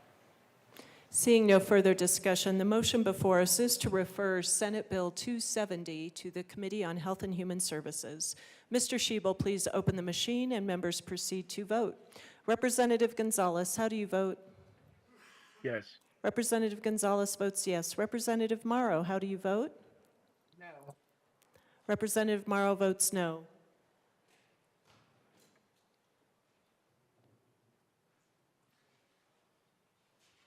Please close the machine. With 26 aye, 39 no, and 0 excused, the motion is lost. The motion before us is the adoption of Senate Bill 270 on third reading final passage. Mr. Schiebel, please open the machine. Please open the machine and members proceed to vote. Representative Gonzalez, how do you vote? No. Representative Gonzalez votes no. Representative Morrow, how do you vote? Yes. Representative Morrow votes yes.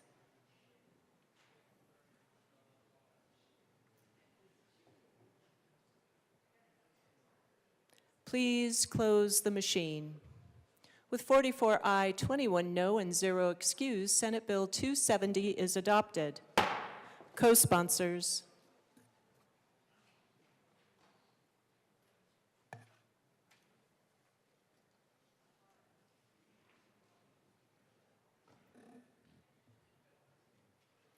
Please close the machine.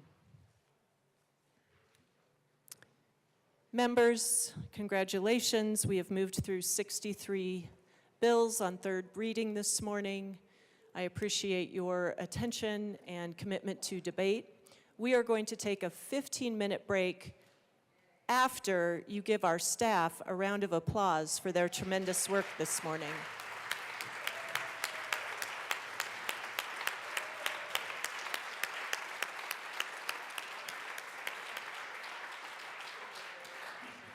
The House will stand in recess for 15 minutes.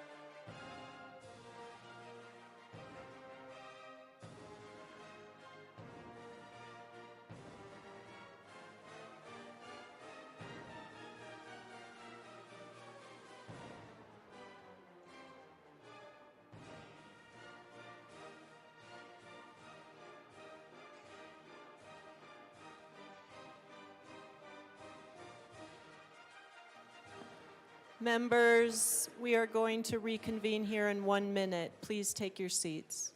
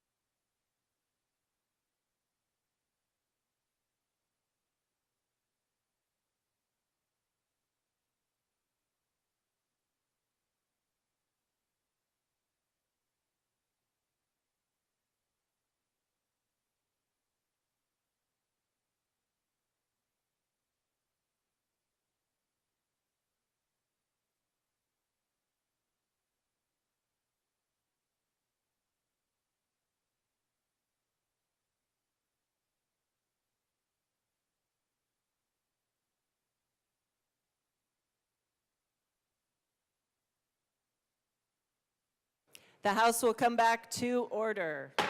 Mr. Schiebel, please read the title to Senate Bill 206. Senate Bill 206 by Senator Bridges, also Representative Byrd, concerning the provision for payment of the expenses of the executive, legislative, and judicial departments of the state of Colorado and of its agencies and institutions for and during the fiscal year beginning July 1st, 2025, except as otherwise noted. Madam Majority Leader. Thank you, Madam Speaker. I move Senate Bill 206 on third reading and final passage. Representative Barone. Thank you, Madam Speaker. And the good representative here just told me to go easy, but it's kind of hard to go easy when we have a $44 billion budget that we don't all agree on where the money's going.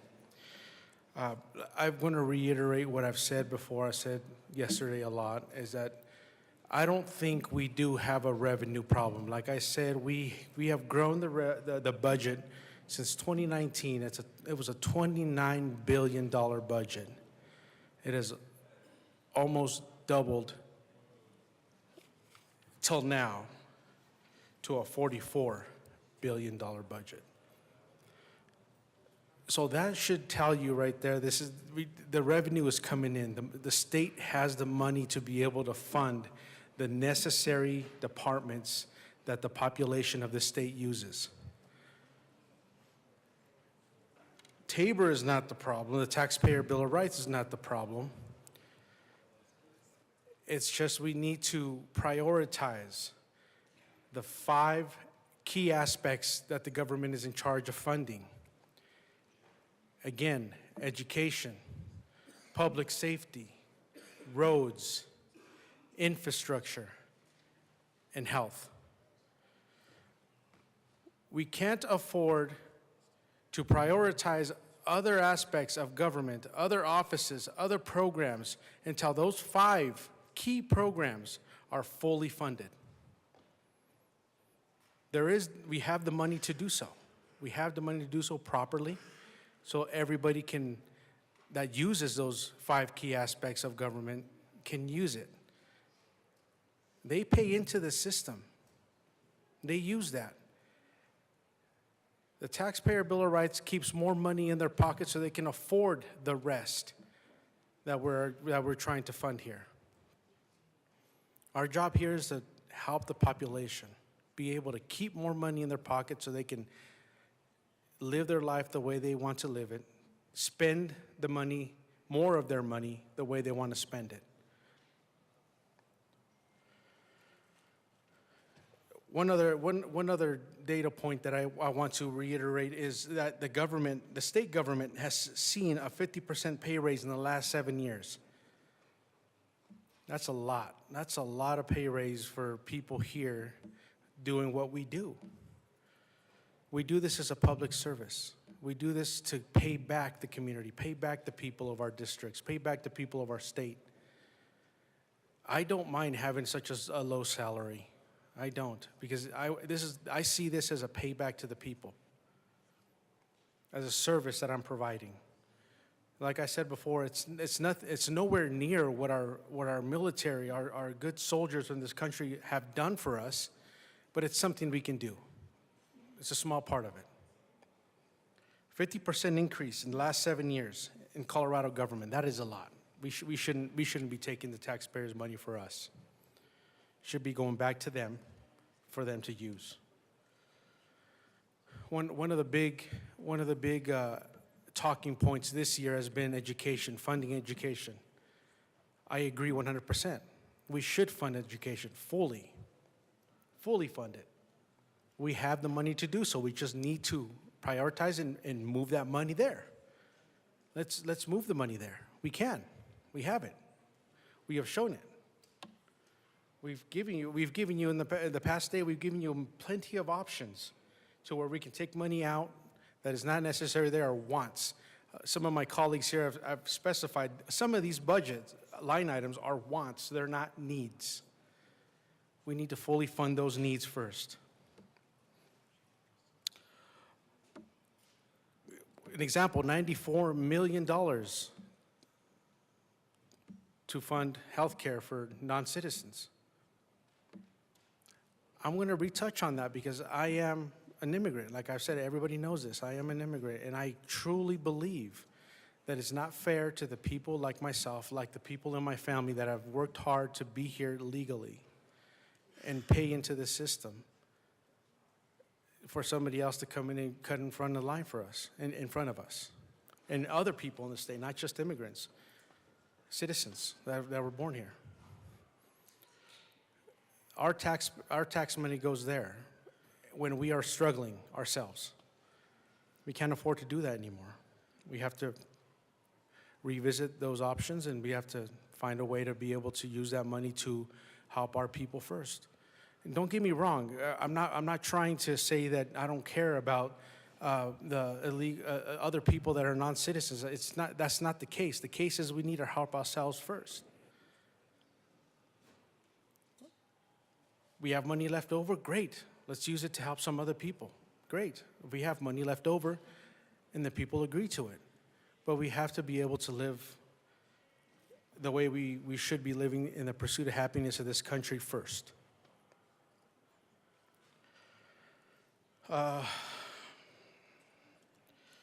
There's another program that I was brought to my attention in the last couple days. It's the Benefit Recovery Allocation Program that all employers pay into. It's basically a fund that employers pay into to give non-citizens money if they lose their job at a fault not of their own. Now that has decreased in the last year from 19% to 15%, but I don't agree that we should even have that 15%. That money should be going to paying other programs like health, education, public safety, the same 5 categories I keep reiterating, and I want to keep pushing on that because I find that is an important aspect to our budget. that is important for everybody to know that we should be fully funding these projects. We always attack the oil and gas industry in this chamber, when we fully know that the oil and gas industry in this state is in a big, important part of our budget, a big, important part of the money that is used to fund some of those programs that I've been speaking about. And the attack that's been going on in that industry lately with overregulation and denying permits is really hurting the tax revenue we're receiving that goes to the schools, that goes to water projects, that goes to the roads in rural areas. Because oil and gas actually comes from rural areas. A lot of those people I've known for many, many years, and I've been in that industry for 23 years. I've seen that industry grow from what you see in that famous new show, Landman, to what it is now. That industry is, we produce some of the cleanest petroleum, maybe in the world. I mean, we have exported oil and gas to other countries simply because they want our clean petroleum. They don't produce it in other countries. I invite anybody that's interested in learning how clean the industry is, I will take you out to an oil rig. I'll take you out to an oil site. I'll show you how that petroleum comes out in the process of how it is safely produced and safely transported. I mean, when we go out on location, if our work truck leaks engine oil on site, we have to go through a whole process, a red zone checklist. We have to do locates to clean a 1 by 1 foot square of engine oil leak. I mean, that's how clean this industry has gotten. We don't just leave it there anymore. We don't just kick dirt on it. We have to go to a process to clean it. And I agree with that. The big oil companies agree with that. They don't mind paying the extra half a day of salary or half a day in hours to clean that 1 foot by 1 foot oil leak. And not to mention the old contamination cleanups that we go through. Yes, in the past they have been left in the ground, but now that we're moving towards a cleaner environment, and we know and we understand that we want to keep our environment clean, we actually spend millions of dollars. The oil company spends millions of dollars to clean those old oil leaks, those oil contamination cleanups, and we do that. We clean it, we test, we clean it, we test until it comes back zero. Zero contamination. So all I'm saying is oil and gas industry is an important aspect of the state. We should be pushing that to go forward so we can receive more of our money. Yes. Your time has expired, sir. Thank you. Representative Brooks.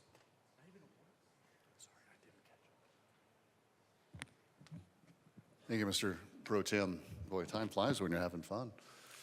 I should just speak this way so I don't get the... Thank you to members of the JBC. I know that this has been, I don't know, actually. I can only assume how difficult of a process this has been. I know from seeing you in caucus meetings that you and the other members of your JBC have spent an incredible amount of time trying to, in many ways, fix and find zero to what, when I say this body, I don't mean those in this room, but this body, including those that don't work as much as we do over in the other chamber, have done over the past several years. We have spent ourselves into a position to where we have to make some cuts. And we had several, I would like to think we had some very good conversations. Some of them were difficult, but beginning yesterday, there really were some very good, what I felt, very good back and forth conversations and trying to understand where we have the opportunities to be able to reduce, to be able to increase efficiencies. And a lot of those conversations are just downright difficult at times because There are very good programs. There are very good ideas and projects, policies that have been funded that quite simply we cannot continue to fund at the levels that we were funding before because we have to try to find that zero. Some of those conversations were today. I know that was very difficult. I respect and I recognize the bipartisan nature of the work that occurs on JBC. I mean, certainly it is a bipartisan structure, and I recognize and I appreciate, respect the work, the bipartisan work that goes into it. I am going to get a little partisan here, so forgive me in advance, but the piece yesterday that kind of sticks in my craw is that time and time again there were slight reductions, not an elimination of, but there were slight reductions suggested from HCBF funding that were voted down.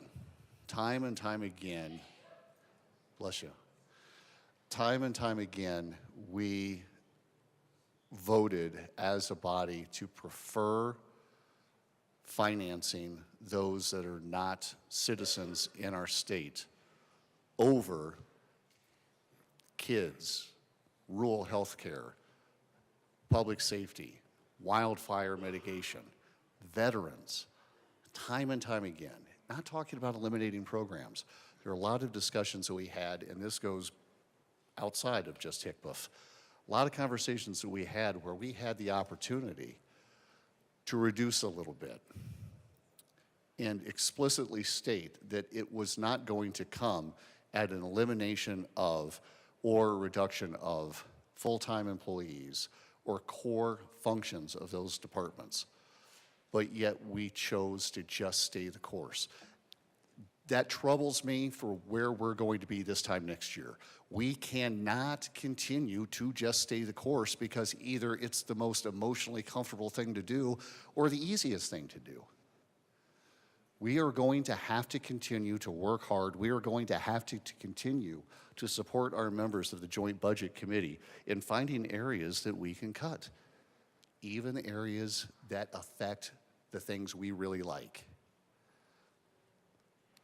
That's called bipartisanship, where it's not just this side gets cut and this side gets everything they want, or vice versa for that matter. It's not going to work like that. It cannot work like that. We need to get out of that mindset. And there's a lot of that I felt like we're hesitant to let go of yesterday.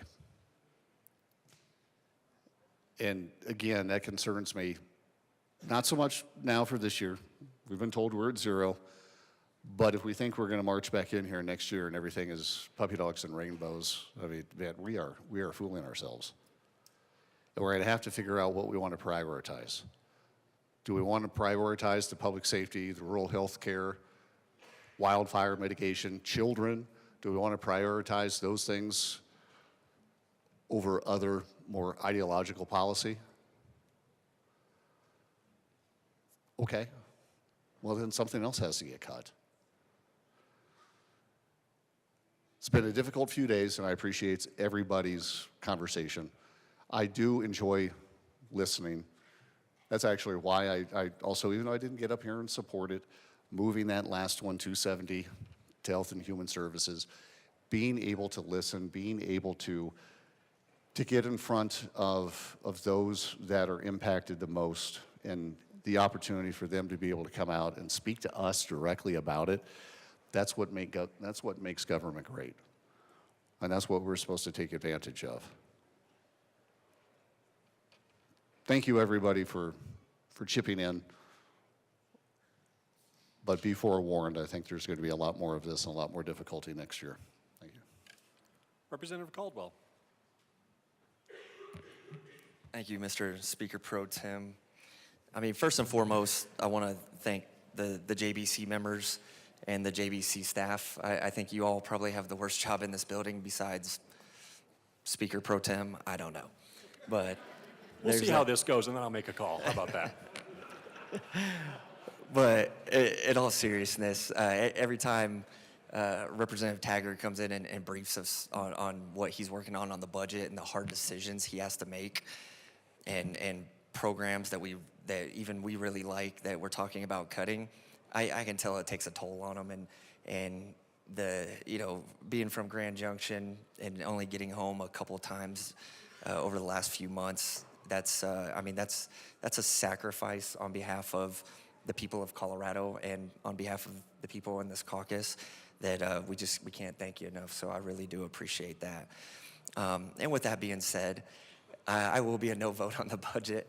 When I talk to my constituents and I tell them, just in 2019, I believe the budget was $29 billion. And now I tell them it's $44 billion just in the last few years.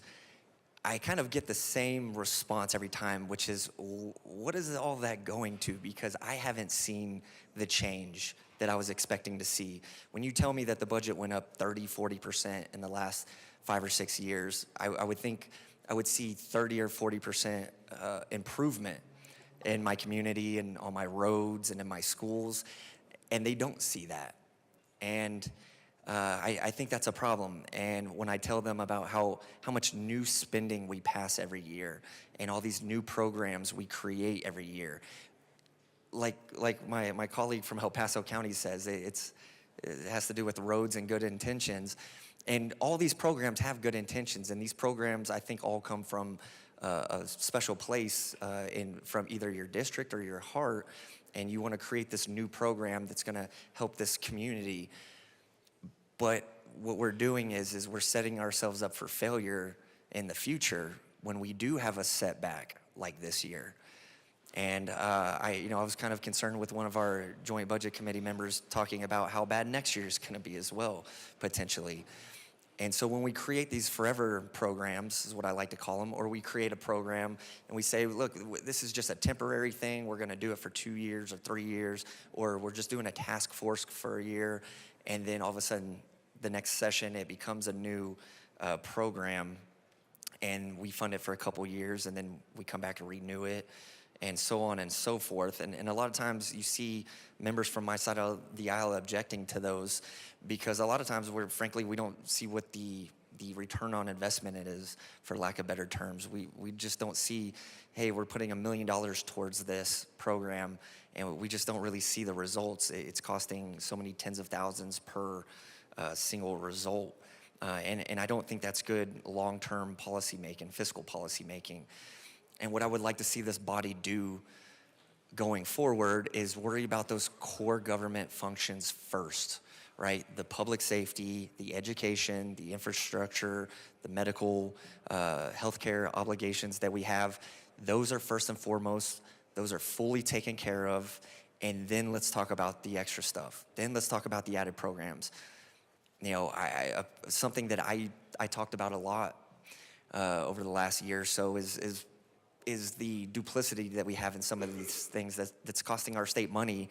Like, we're funding this state firearms dealers licensing program when we have a federal one, and the federal one's worked fine, but we have to go and create a state one, and it requires so many dozen FTEs. And just, we look around, we go, why are we doing this? This doesn't make sense. We already have a system in place at the federal level, but we're putting money towards that. And that's going to be a forever program. I believe one of our colleagues actually ran a bill to try to repeal it this year because we have a shortfall. I don't know if it ends up getting funded or not.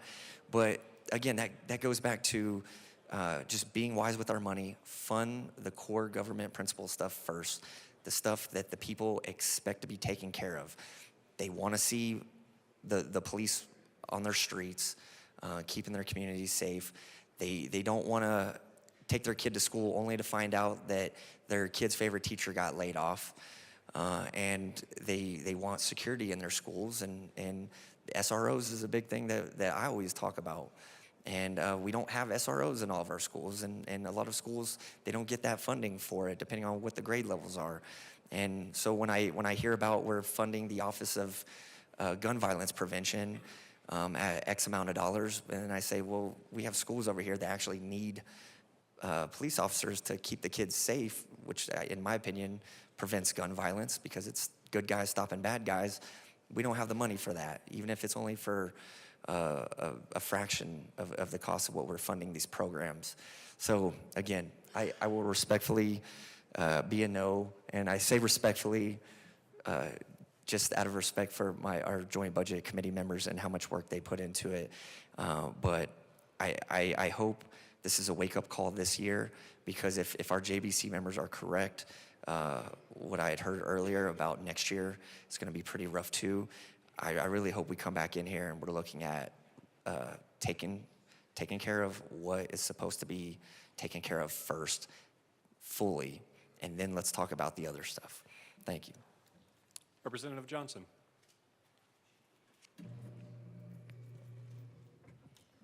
Thank you, Mr. Speaker Pro Tem. I stand up here, I want to repeat, because it's worth repeating, that we don't have a lack of a funding issue, we have an overspending issue.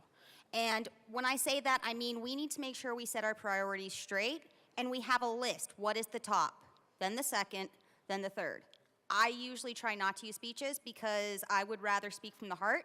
I have a speech today because I prioritized what I want to say with the allocated amount of time I have, because we need to be thinking and putting into boxes 1, 2, 3 to make sure that we are putting the needs before the wants. Out in my area, and a lot of the rural areas, we have a saying: are you a workhorse or a show pony? If you're a workhorse, you're here to get the work done. You're here to do what's right for the job you were sent to do. If you're a show pony, you put on the glitter, you put the bows in the tails or your hairs. That's a reference to the bow ties yesterday for our good colleague that we lost. But we make sure that we are just making sure we're at the well, we're talking to our constituents, we're talking to you all, but we're not matching our words with our actions. This long bill is supposed to be a place that we match our words and our actions to make sure the messaging that we want to carry for our districts is matching the way we're voting. And I say that because the priorities in the state need to be redirected. Foremost, children are first. We need to make sure we're supporting the future that's going to carry our state and carry the rest of our communities. Because I hope nobody in this room wants to stay here forever. We want to make sure we have predecessors, strong, uprising leaders. We need to make sure we're developing communities that last in longevity, not just in short term. So I am excited to say that we are fully funding education this year, but it would be nice to do more, to make sure that some of our schools that are crumbling and have begged on amendments yesterday are getting the resources they need to fully develop that young potential that's coming up in generations. We need to make sure that we're looking at our roads. They're crumbling.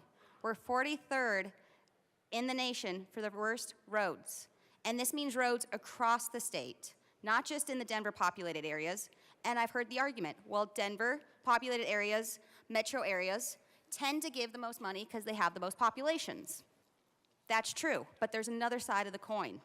When we look at who are the economic drivers in the state, the top one, tourism. That's our western slope for skiing, snowing, hiking. It's the eastern plains, when they want to come out and do rural tours to look at agriculture, to look at, dirt bike riding, look at laking and boating and camping. And we need roads for them to travel so they can support our local businesses and put in revenue to those sources. Because when we're getting money from out of state, that means we're getting more money for our state and supporting businesses, something that this body needs to remember, putting our local small businesses first. We also need to make sure that we're helping agriculture, the second largest economic driver, with $47 billion that we contribute to the economy. Why do I mention both these first and second? And I would be remiss if I don't mention energy, oil and gas. Where does the severance tax come from? From the revenue from our oil and gas that funds a lot of our pet projects here under the dome that affect the state. And while a lot of these areas have less population, that's why I have 7 counties, to make sure I match the same population that a lot of the counties in metro areas hold in a smaller, you can travel your counties a couple times going around their circumference, while it takes me a day trying to just get to one route back and forth, if I really want to vet out my community and do a valid stakeholdering to listen to them. So I come back and say, sure, we have less population, but we are economic drivers in the state. We are putting the funds to help support urban. And I want to make sure I'm saying I'm not attacking urban. We need to work together. We need each other. Rural needs urban because you have the healthcare. You have the higher resources that we need, but rural supports urban because we're doing the economic drivers, we're feeding the state, we're fueling the state, and we're bringing people here to our great state so they can see the wonderful things that we do have to offer. So we need to balance both of them, and that's what I ask. And we mentioned healthcare, but we need to do healthcare for our communities across the state because they're the ones putting in the money and the revenue, and we need to make sure that we're doing preventative care. So we do need to do better as a state. As I just mentioned, we need to look at all of Colorado, not just the populated areas. And my biggest focus this year, House District 63, for everyone listening in Logan, Morgan, Phillip, Cedric, Washington, Yuma, and most of the landmass of Weld counties, I'm here fighting for you to ensure that rural Colorado is not left off the map, that we're not left out of these allocations that we so desperately need and deserve and have a right to, just like the other districts. And I'm fighting for our kids to ensure they have a bright future, so they have the education, they have the healthcare access, because we need to grow not just our food, not just our energy, but we need to grow our kids for a brighter future.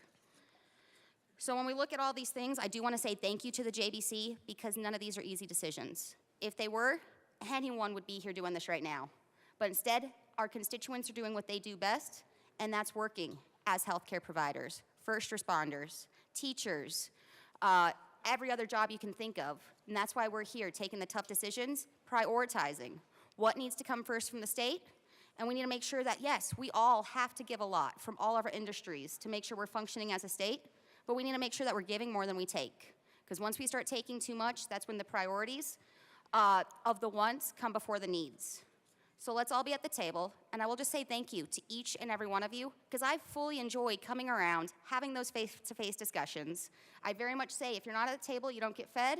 If you're not at the table or at each other's desks, because we don't have the time and day to go and get an agricultural product, you know, coffee with cream or sugar or a snack or a cookie, as much as I would love to do that with every one of you, we need to be there communicating face-to-face, because that's where the workhorse comes in, to make sure that we are doing those negotiations, the compromises, to make sure we are fully stakeholding for our constituents while we're here. So I would like to say thank you so much for our JBC for these tough discussions. I am not jealous of the positions that you are up in, and I am also respectfully going to be a no. I know the time, the efforts that have gone into this, but at the end of the day, I know we all are fighting for our own districts. We all have different priorities, 65 different sets of priorities in this room, but that's what makes this great whole, because we have all these voices here in this room to make sure we're looking at everything and not just one area. Thank you. Representative Hartsick.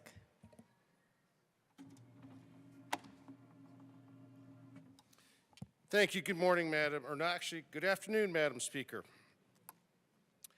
It's a beautiful spring day. We're sitting here debating Senate Bill 206.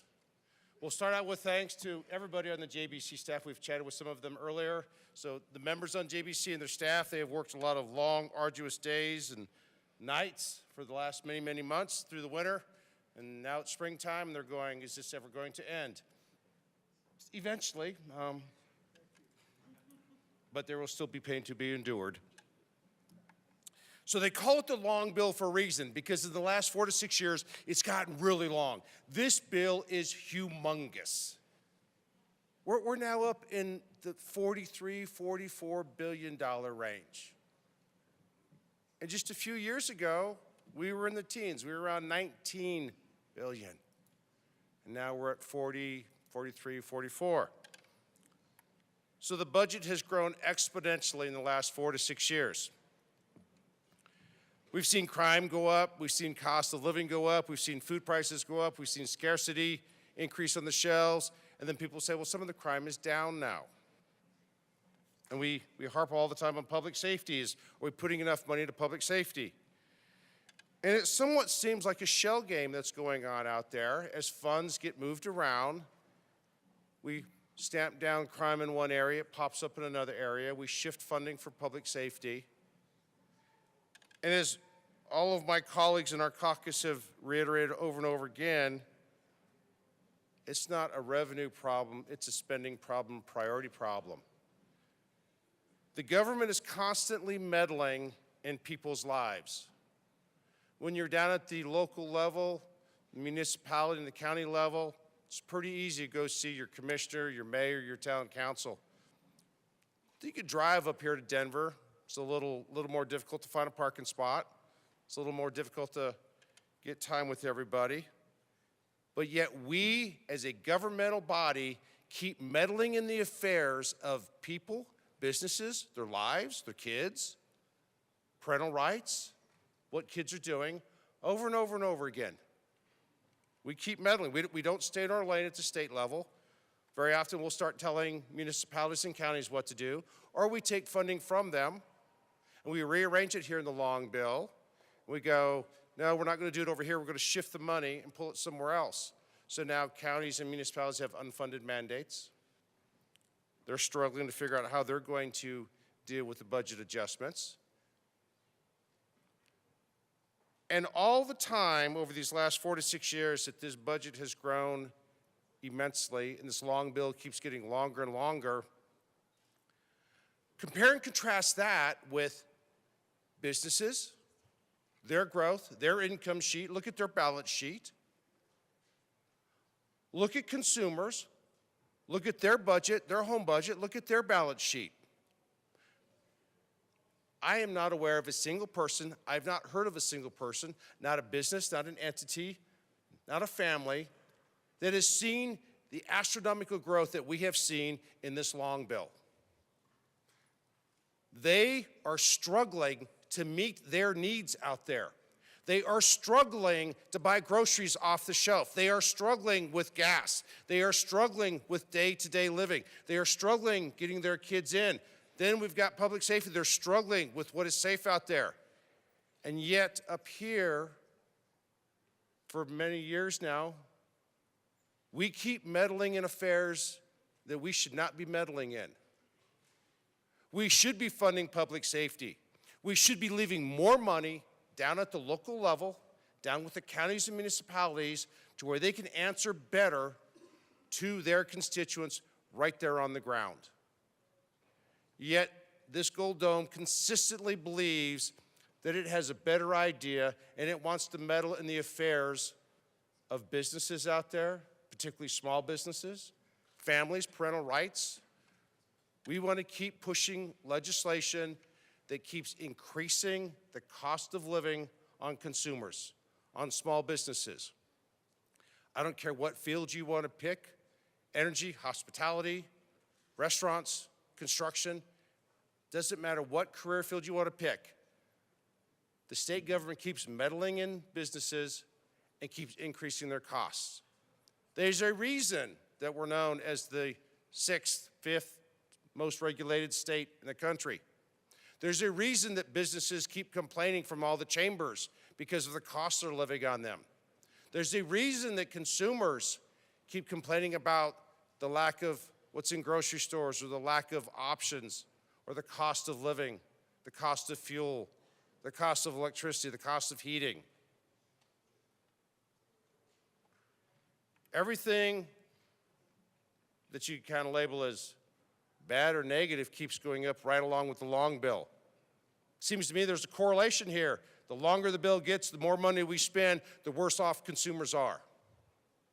Maybe we should consider a different tact. I mean, earlier this morning we worked on a lot of amendments that were repealing things, cutting things back, and I applaud the JBC for working hard for getting that done.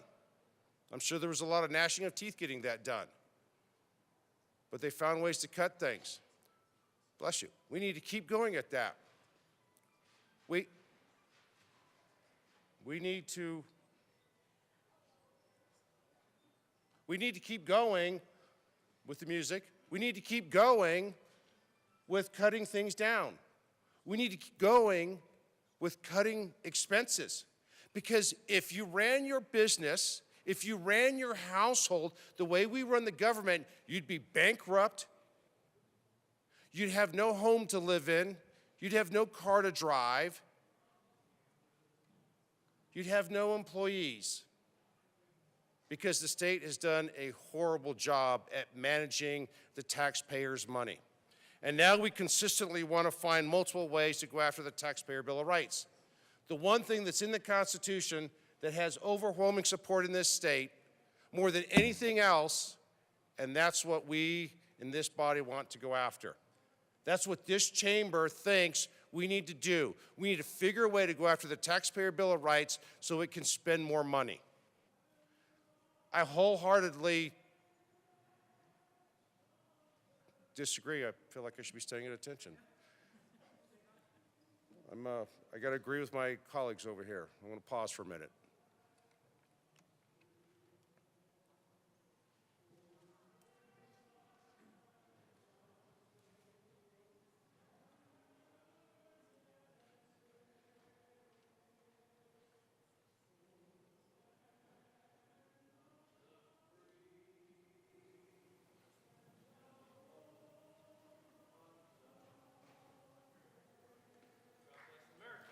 Thank you. Thank you Well, very much. that was fun. Representative Hartsook, we'll make sure you get your time. Thank you, Madam Speaker. I appreciate that. And if not, it was well worth it. But thank you very much. This body, this government that we have here at the state level keeps meddling in the affairs of people and costing them money. There's a reason that they are struggling. I would urge all of us, not only today, through the interim next session, but we have to look at how we are doing business because it is not helping the consumers out there. And everybody will say, well, I want to help this little group here, but I want to help this little group over here, or this little group here. If we're not doing something that is helping the general welfare of the general population, then we're failing at our jobs. Because right now we keep increasing their costs, we keep increasing their expenses of what they have to do, and we don't give them any relief. We don't give them the opportunity to expand their businesses, expand their way of life, expand their opportunities. We keep finding way after way after way to limit it, to constrain it, to put a price tag on it. That is not life, liberty, and the pursuit of happiness. We should learn to stay in our lane. We should learn to stay in the lane for what does the state government do strictly for the state. I know many of my colleagues on the other side of the aisle don't like the federal government, what the federal government's trying to do, because, bless you, they think that the feds should stay in their own lane. If you go down the local municipalities and you talk to the county commissioners and the mayors and the town councils, they will tell us to stay in our lane and stay out of their lane. Yet, through the amendments and everything that we did yesterday, we found ways to keep impacting the funds that either go to them or we're taking from them that will inhibit their ability to do their job for the people that they are closest to serving. Because we seem to think that we know best up here. Representative Hartsook, your time has expired, but I will extend it by 1 minute. Oh, thank you, Madam Speaker. Thank you very much. So let me wrap this up. We need to quit meddling in the affairs of the citizens. We need to let them live their lives, run their businesses, and do their job. If they do something illegal, then prosecute the individual person or the individual business, not the entire sector, not a whole industry. Let people live their lives. Let them keep their money and do what they want to do for life, liberty, and the pursuit of happiness.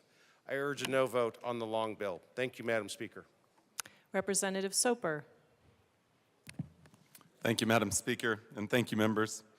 First of all, I want to thank my learned colleagues on the JBC, particularly my friend from Grand Junction. You're kind of alone up here. You should be joined by the rest of the committee. You guys have put in tremendous work, and quite frankly, I am very impressed that you found $1.2 billion to cut from our state budget, and you were only about a week later than we expected. I mean, that's actually quite remarkable, and one that deserves the entire appreciation of this body. When I arrived here in the House of Representatives back in 2019, our total budget was $29 billion, a lot of money. especially for a guy coming from Western Colorado. Even with a $1.2 billion haircut, our budget is still $44 billion today. In a 7-year period, we have increased our state's budget by $15 billion. And by increase, I mean increased state spending and what we're taking from the taxpayers to be able to do what it is that we do. That's a 51.7% increase over 7 years. Or, looking at an average per year, that's over 7% per year. The average Coloradan is likely to see less than a 3% increase in their family income. And yet, our state's spending has increased well beyond double what the average Coloradan is seeing their income increase at. And that's alarming. It's really alarming because, as we've heard other members in this building say, we have a structural deficit problem. Unless we start getting to the root cause of what's wrong with our budget, this will happen more frequently, that we're having to make major cuts, that we have our constituents come to us asking, please, don't cut this line, don't cut that line. This is an essential service. But the problem is we can't fund every hope, dream, and desire that every single one of us may have. Instead, we have to sit down and have the hard conversation, beyond the hard conversation we had this year of cutting $1.2 billion. It's the hard conversation of what is the purpose of government? What should we actually be funding? What is core government functions? What should we be taking our collective tax dollars, the money that we send in every April to the government, that we say we know is important, what are we going to fund with it? I personally believe that should be focused on infrastructure, the glue that binds all of us in society. Roads, telecommunications, broadband. It allows people in every corner of the state, no matter if you're in urban Colorado or rural Colorado, to be able to participate in the economy, to be able to trade in goods and ideas, to be able to see different parts of the world as well by having a gateway. That is certainly an essential function of government. Certainly looking after our most precious resource in Colorado, water. Making sure that we're protecting our water from greedy downstream interests who seek to take more than their fair share. But it's also looking out after our natural resources that we have here and making sure they remain pure and clean for future generations to enjoy, and that our public lands have multi-use. But there's a lot of other feel-good programs that are baked in to our government that we need to be talking about, should that really be there. I would like to welcome, for example, everyone who comes to our great state with open arms. But it's a little bit difficult when every day when I walk to the Capitol, I walk past no less than 4 or 5 unhoused individuals. Individuals who I've seen needles in their arms. I've seen these individuals have fingers that are black because they did not do well the night before when it dropped to sub-zero temperatures. And yet, we're not looking after them. Instead, we're putting money towards individuals who've yet to come to our nation and are encouraging more individuals to come rather than taking care of Coloradans in our own backyard. I think that we first have to look to our home rather than to those who are not here yet. I also worry that we have a lot of other programs that we could find many efficiencies in. For example, I'm going to call out HCPF, Healthcare Policy and Financing. At some point, we need to really talk about that department and the fact that it's the biggest single line item in our budget, and that we can't continue to grow while rolling people off Medicaid. I mean, the two don't work well together. And that if we're going to have a large department, then why do we have the raise? Who are administering? Those are some logical questions that we have to start asking ourselves and say, maybe it's time to have those very difficult conversations about the really big ideas of restructuring departments and agencies. Ideas that we certainly haven't taken steps towards yet. I know they've been kicked around outside of this room. But that's where I would like to see Colorado start to look, because unless we start to address the structural deficit problem we've built in, which is spending more money than we have that we're bringing in, and we're going to continue to have this problem, then it's only going to compound and get worse and worse in the future. And we may have a great year. I mean, it could be there's a great year when the stock market bounces back, or 24 hours when it bounces back. And we see a lot more money coming in because people made a lot more money in that year. But here's the thing. Those become one-off years. And until we start getting to the structure or the bone of the issue, this will get more common and more frequent. And I have to say, it's on all of us. I mean, we can't just say it's future Joint Budget Committee members who have this task. It's on the entire General Assembly to sit down and to have this conversation. We have to live within our means.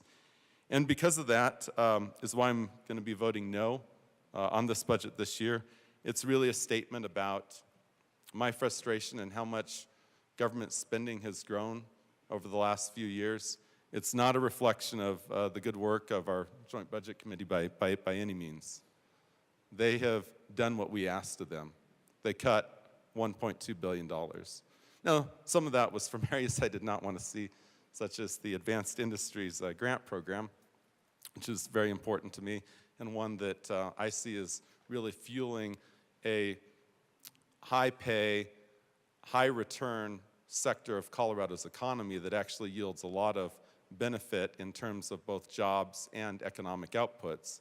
In addition to that, if someone is making more, both a juristic person or a natural person, they're going to be paying more in taxes. And more in taxes, of course, means we can fund more stuff within government operations. So it's one thing I just put out there that, you know, as we look to the future, we also need to think about what's also important for growing our economy into the future as well. So there's definitely a complete balancing act. But it's because of where we've grown government that I'm going to be a no vote today. I do believe that we need to step back. We need to reassess our values collectively as a state and see where we stand. Thank you. Representative Garcia Sander. Thank you, Madam Chair. Sorry. Thank you, Madam Speaker. I will get that right. No worries. So, newbie here, obviously. $1 billion is $1,000 million. And we're $1.2 billion in the hole, and JBC has worked really hard to help fix that. $1,000 million plus another $2 million. $2 billion. 200 million.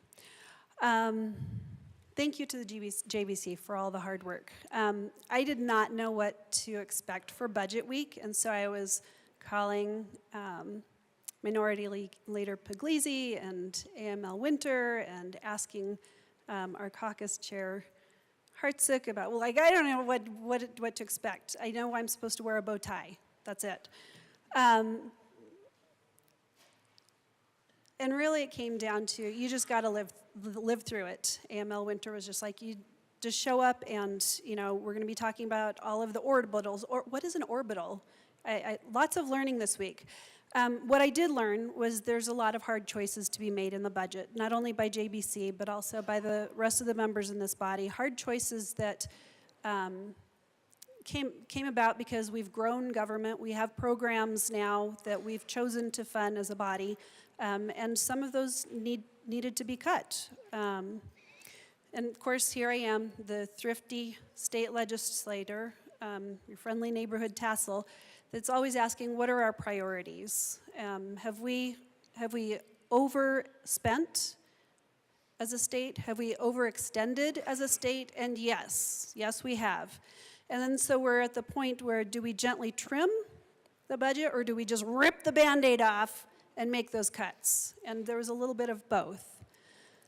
Most Coloradans are in the hard position of having to make these hard choices with their own budgets every month or maybe even every week.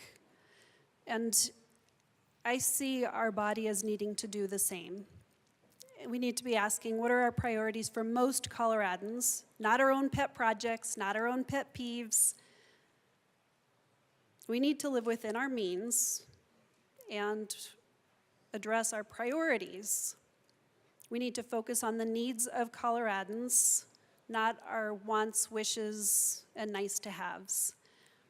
We have 27 days left, and now that I know what Budget Week is about, I'm already starting to think about, okay, so now next year, what can I do that'll be more helpful in this process? And I think that maybe next year we should, each and every one of us, challenge ourselves to look for something to repeal, to look for something that will maybe save money. And each and every one of us, all 65 of us, come to our JBC members and say, here's my one. Here's my one suggestion on how we can save money. What's a program that is obsolete, but we're still throwing that $10 or $20 or $100,000 at? And maybe repeal and save some more money, because it's not going to get easier. It is going to be tougher next year. We all want to support public safety, fully fund education, and make sure that Colorado's more affordable. We can do that with fewer regulations, creating a more business-friendly environment, especially for construction, and our small business owners who own those mom-and-pop rentals. We need to listen to our constituents. Most of us have constituents who are not flush with cash and ready to throw money at everything that comes up. Most of us have constituents that are hurting, and they need us to make their lives a little bit more affordable here in Colorado. I am going to be a respectful no, recognizing all the work that the JBC has done to trim the budget as much as possible, but I do believe that we can and should be thriftier with Colorado's taxpayers' money. So, thank you, JBC. Representative Richardson. Thank you, Madam Speaker. Colleagues, I do want to begin by recognizing what I know is a monumental effort by the JBC. Don't know everything you do, but I recognize the brain damage that has to go into this. When I met my good colleague from Grand Junction in December, he presented himself as a man in the full vigor of youth. I believe you're in your mid-40s. I did not meet the colleagues from the Democrat side until well into the process, but I hear before they shouldered this burden, they were both well over 6 foot tall. So, but I actually sincerely thank you for the work, what you brought us to start with, yourselves, your staff, nonpartisan and partisan staff in the building to get us to where we were to start working on this in the room. And I'll put this up front. I'm not going to vote yes, but that's not because of the work of the JBC or any failing of them. They've done their job. They took everything that over the years the state has committed to do and figured out a way to fund most of it. But after all the tough decisions we've had, the conversations about fiscal responsibility, we as a body now have made our votes, and we've chosen to kick the can down the road one more year. We had an opportunity to face the structural budget problems we have head on, and instead we papered over them again.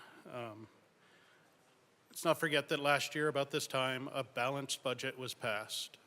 The same process was worked through, and one of the first major tasks we had when we all sat in this chamber in January was to add over $200 million in supplemental appropriations. So you have to ask, was that budget last year truly balanced?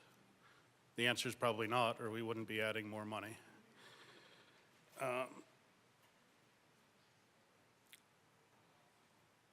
And now, the budget we're debating only has a margin of about $2.5 million, probably less after the decisions we made earlier this morning. You know, that's 100 times less than what we added to this year's budget at the beginning of this year as we go into next year. And that should worry every one of us. So at the start of the session, we faced a $1 billion hole, and how did we fill it? We shifted costs to local governments, basically telling counties, municipalities, and districts, good luck, figure it out. The taxpayers that won't be paying us, you'll have to get money from them or reduce services. We cut support to DOLA that also supports those same local governments. We reduced our share of costs to some salaries, some other funding. We kicked projects into the future years, somehow fooling ourselves that when the time comes to actually do those projects, they're somehow going to be cheaper. Our roads are going to continue to deteriorate if we push funding off.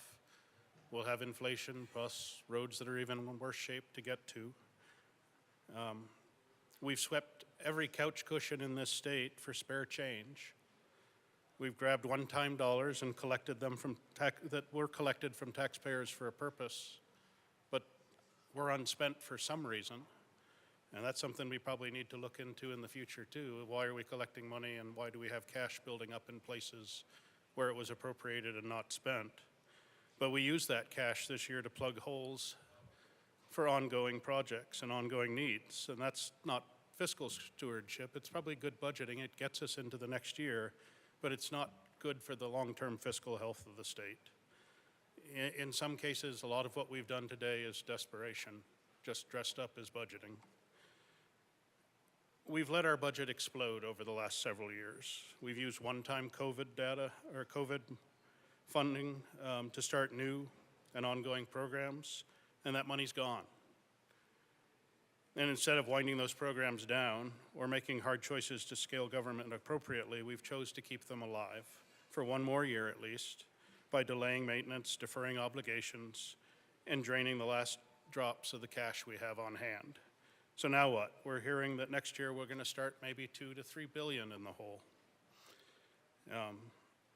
But this time we've spent all of those cash sweeps that we did. That's not available to us. We've made promises now that we certainly can't keep. And while again, we've got a balanced budget in front of us, it's not necessarily the success story for the long term that I think we'd hope it would be.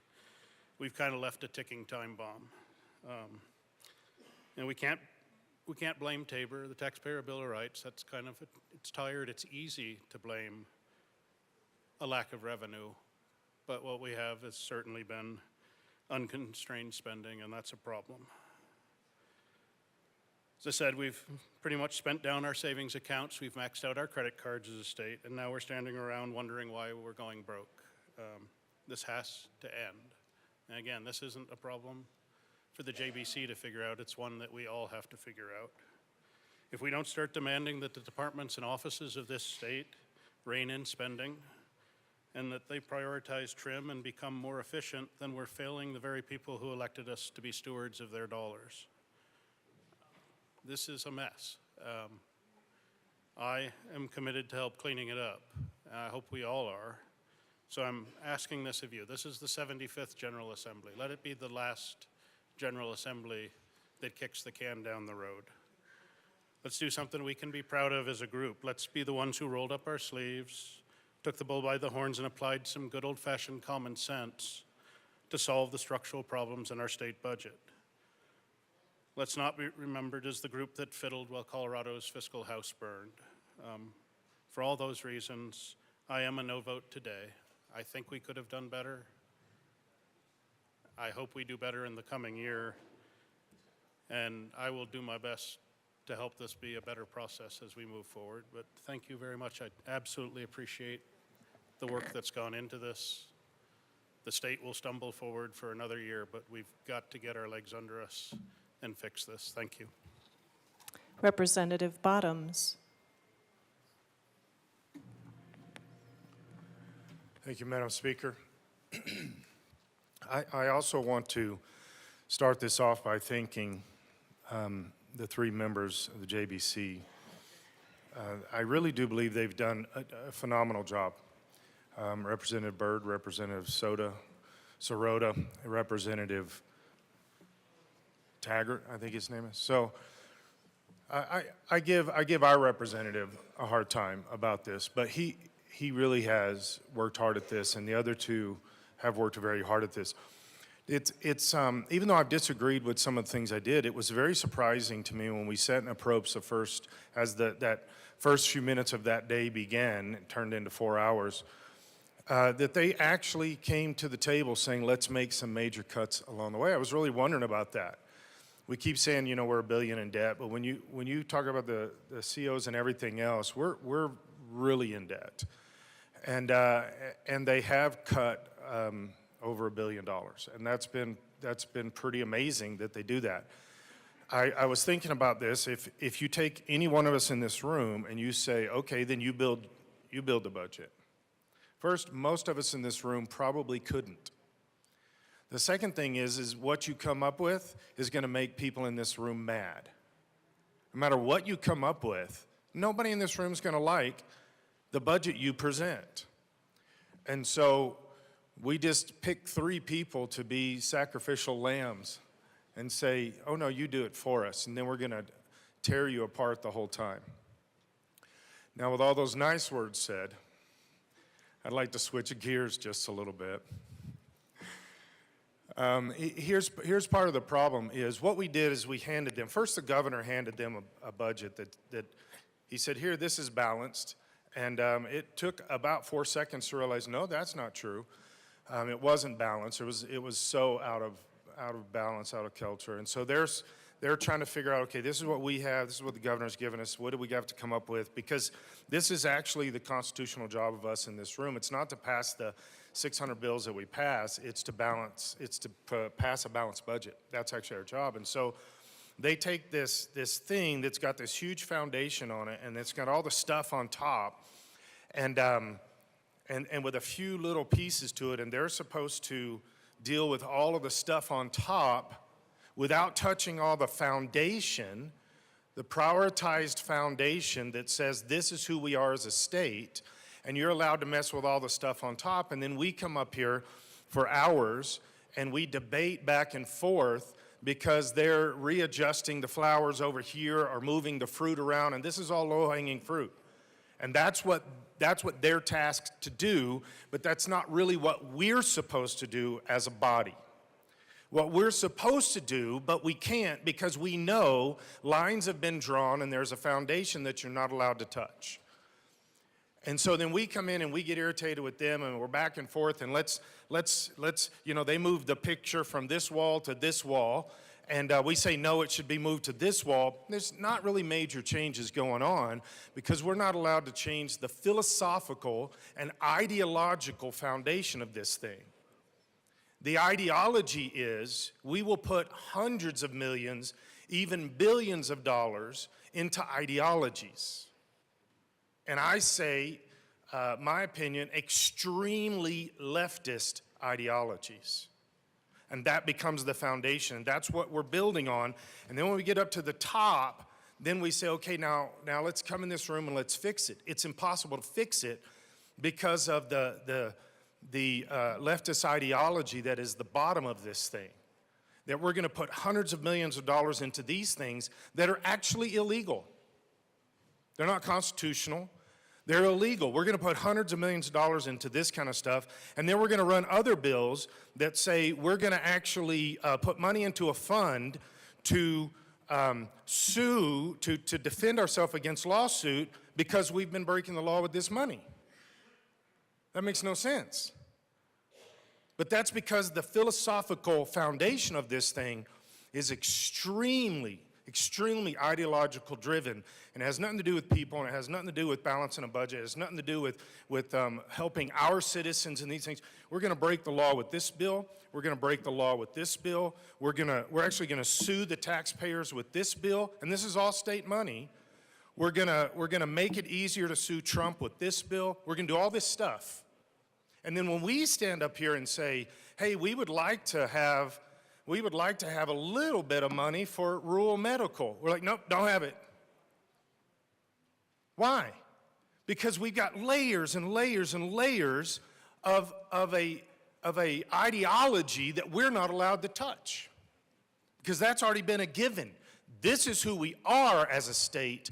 All of this stuff is just trimmings that we can move around and play and do stuff, and then we're supposed to cut $1 billion plus from all of this little stuff up here. When the budget in just this last administration has almost doubled to over $40 billion, while our people are struggling to buy houses, our people are struggling to keep their jobs because those are being pulled out from underneath them, funded by the state, but pulled out from underneath them. We're destroying our own medical industry within the state so that we can fund ideology of medical. Not real medical, not real needs, but an ideology that says these people need these surgeries or transitions or whatever. That's ideology. That's not based upon reality. It's based upon mental health issues, but the people that need true mental health help, no, can't do that because we don't have the money. We don't have $500,000 here or $1.5 million here. Why? Because we have spent billions upon ideology. And we can't budge on that. We can't move on that. And I have not agreed philosophically with everything that the three sacrificial lambs have put together, but they're not the problem. They're not the problem. The problem is the direction our state is going. We are self-destructing, and we're paving it with our state taxpayer money. We're self-destructing.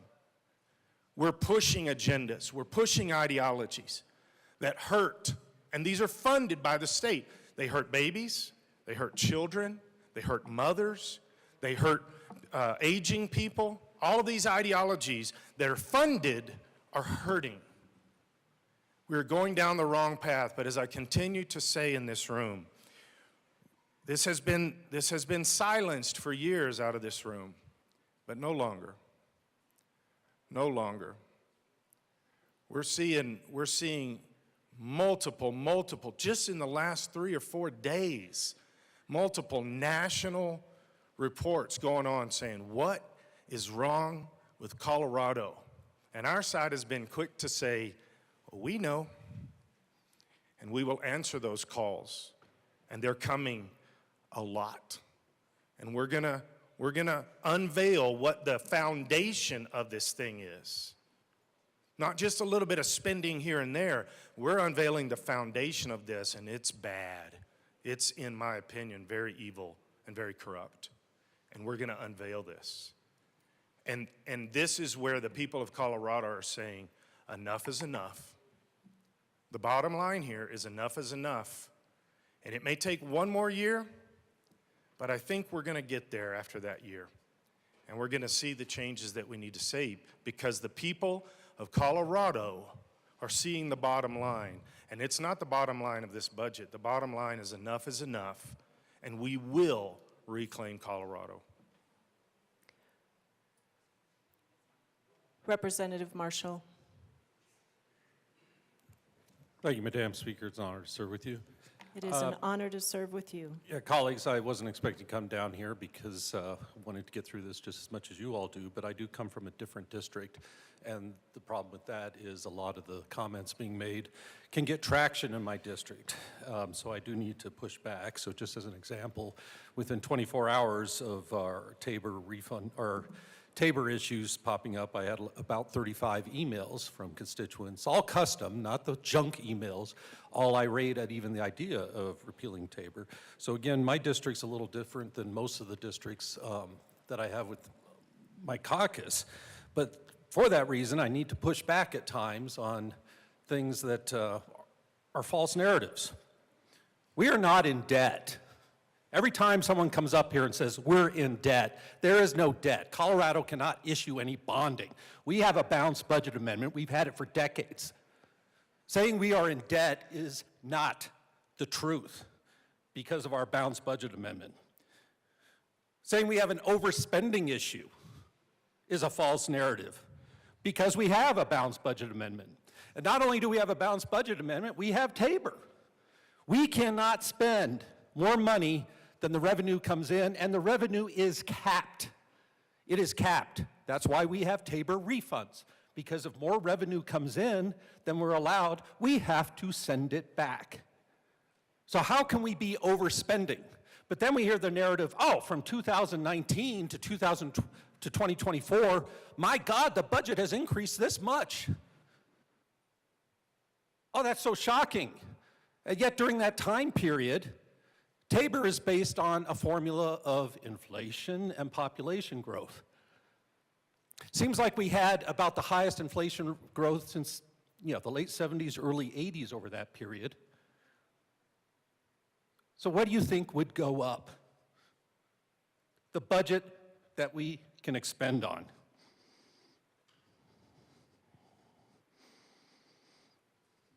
We have many colleagues that would love to go around spending money like drunken, naked, heathen sailors on the shore duty in some foreign port, but they can't. Representative Marshall, careful. These comments, again, they're false narratives. And they have to either be coming from incompetency or disingenuity. And I'm willing to think they're both, but we're not allowed to say the second, so I'll say they're the first. Thank you. Representative Marshall, we do not impugn motives nor intention. Representative Bradley. I think decaf would be good, but okay. Thank you, Madam Speaker. So I'm not going to talk about being in debt, but I am going to talk about the budget has grown from $23 billion to $45 billion in 6 years. Spending since 2019 has increased 36%, or over 10 times the rate of population growth. That is a problem. Spending has increased over 10 times the rate of population growth. That's where the problem comes in from my side of the caucus. Governments are supposed to provide essential services such as education, healthcare, roads, and infrastructure. So let's talk about where that $20 billion or plus has gotten us. Education, we're 45th in the nation in K through 12 education, considering factors such as graduation rates, teacher salaries, and per student spending. Average teacher salary in Colorado is $60,000. It's $11,000 under the median, placing it among 14 states whose teachers earn less than the median salary. We have significantly cut school safety funding. It used to be about $50 million. We're around $2 million at this point. Public safety, government is supposed to create, implement, and enforce laws to regulate behavior, protect rights, and maintain order. We were just ranked the third most dangerous state with a violent crime rate of 492 incidents per 100,000 residents and a property crime rate of 3,100 per 100,000 residents. We're number 4 for rape, number 10 for trafficking, and the 8th most violent crime state. Colorado's overall crime rate has increased 21.6% since 2012, placing the state 4th in the nation for crime rates. And yet we continue to pass legislation attacking law-abiding gun owners and parents. That's what $30 billion more a year has gotten you. I'm not talking about debt, I'm talking about what we're spending our money on. Roads and infrastructure, we are 43rd in overall highway performance and cost effectiveness. State performs particularly poorly in rural and urban interstate pavement conditions, placing 47th and 45th respectively. 18% of Colorado roads are considered to be in poor condition. 42% are deemed to be in good condition. 32 bridges are in poor condition, and despite investments in repairs, 162 structures need attention. Again, I don't know about drunken sailors, but the budget has gone from $23 billion to $45 billion in 6 years, 45th in the country for education, K through 12. We're 3rd most dangerous state. We're 43rd in overall highway performance. And that's where we've gotten, spending $30 billion more in 6 years.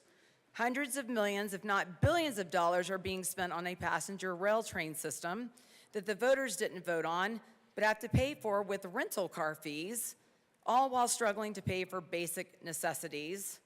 Colorado's overall cost of living is above the national average, ranking 34th indicating it is more expensive to live here than 33 other states. That's what we're talking about.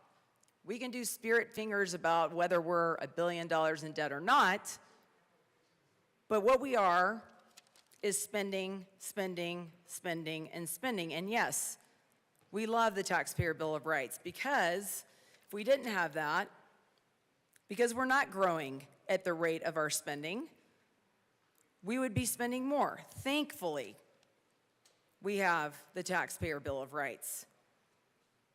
And I'm not going to belabor the point anymore, but as a thank you to the healthcare workers in this state for getting us through the pandemic, our governor presented a budget proposal to the JBC and said, let's give healthcare workers a pat on the back, and they get 0% provider rate increase.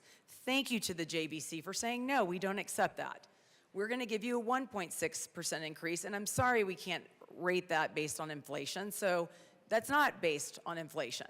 So people like me, as inflation continues to increase and healthcare workers continue to provide based on decreased rates, it's not based on inflation. But I appreciate the diligence that the JBC members did to give back to the healthcare workers of Colorado.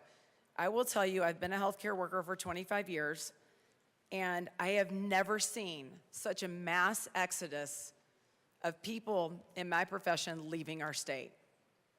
They worked tirelessly through the pandemic, and this is the thanks they get. I've never seen such what I believe is selfishness in my life to the healthcare industry. And I'm thankful that the JBC said, no, we are gonna find that money somewhere. And I wanna talk about healthcare because HCPF, like the good representative from Delta said, it's the single biggest line item in our budget, and yet we still have a ton of underinsured or uninsured. We had the worst Medicaid unwind in the entire United States. We have HCBS DD waivers wait list, which funds essential support for individuals with intellectual and developmental disabilities. We have 900 individuals on that list with a wait time of 5 to 7 years. These are people that need services for their lifetime. These are the emails you guys are getting. These are parents whose children need lifetime medical care.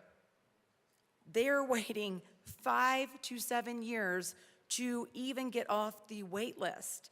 These are children and older children, people over the age of 18, with intellectual and developmental disabilities. They need care.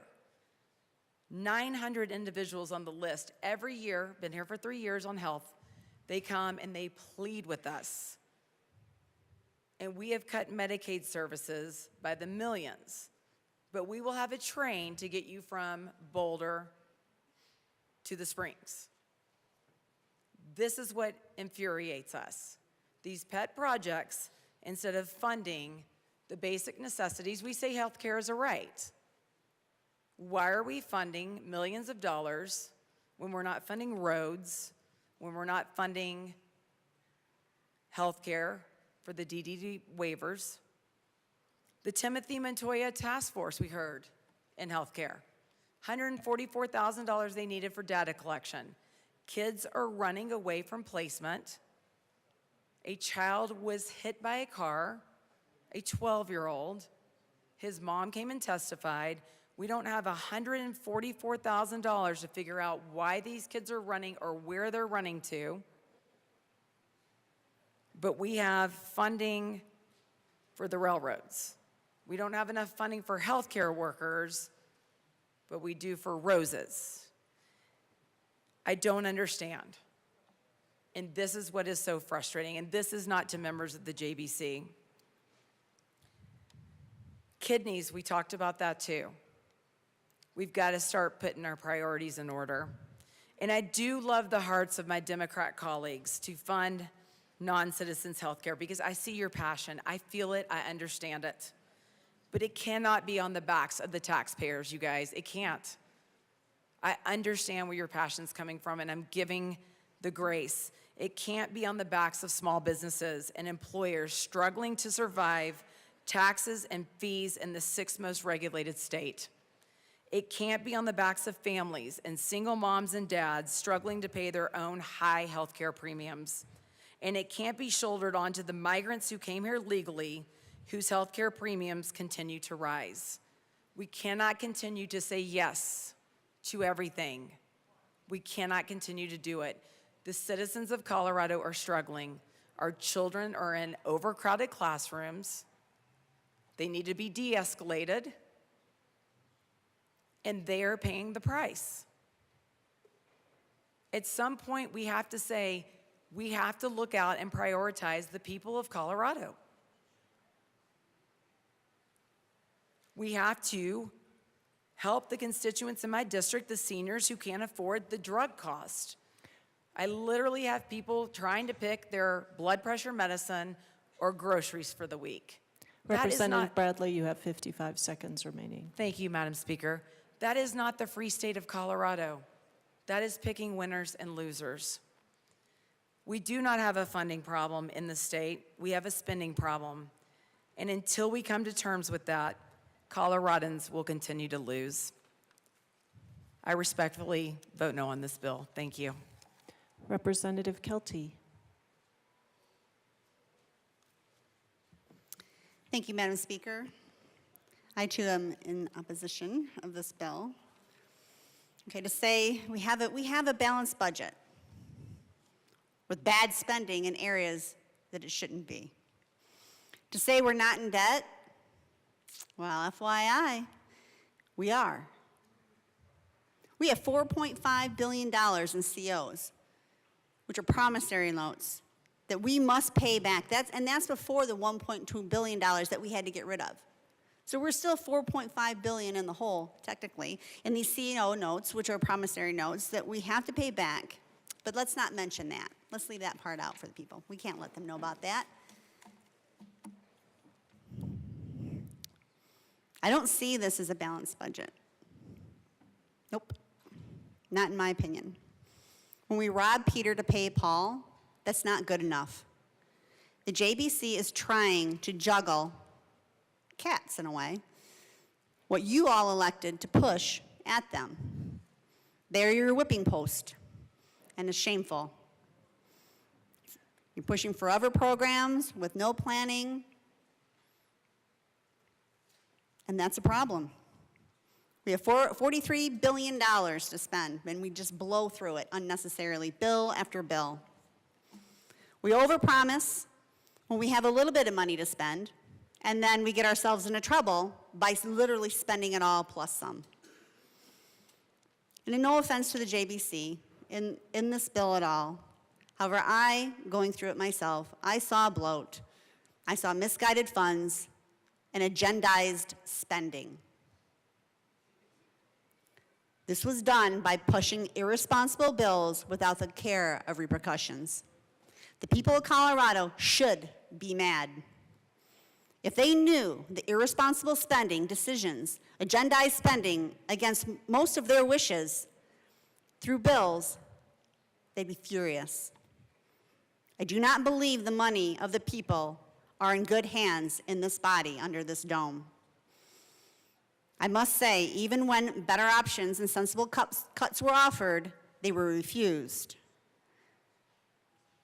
To not act on trying to make things better is shameful in my opinion. We offered tens and tens of millions of dollars of cuts. Bloat was found, yet you defended it. Stop. Don't take their blame. They're doing this to you. You're not their whipping post. Refusal to work and make the budget better under this dome is shameful. And yet, this budget, through this body, it is full of pork and bloat. Through overspending before and now. And I don't see it not continuing, and we're going to continue to nosedive unless we get a grasp on what's actually happening through the bills that you're pushing through our JBC. Again, it's not of their fault.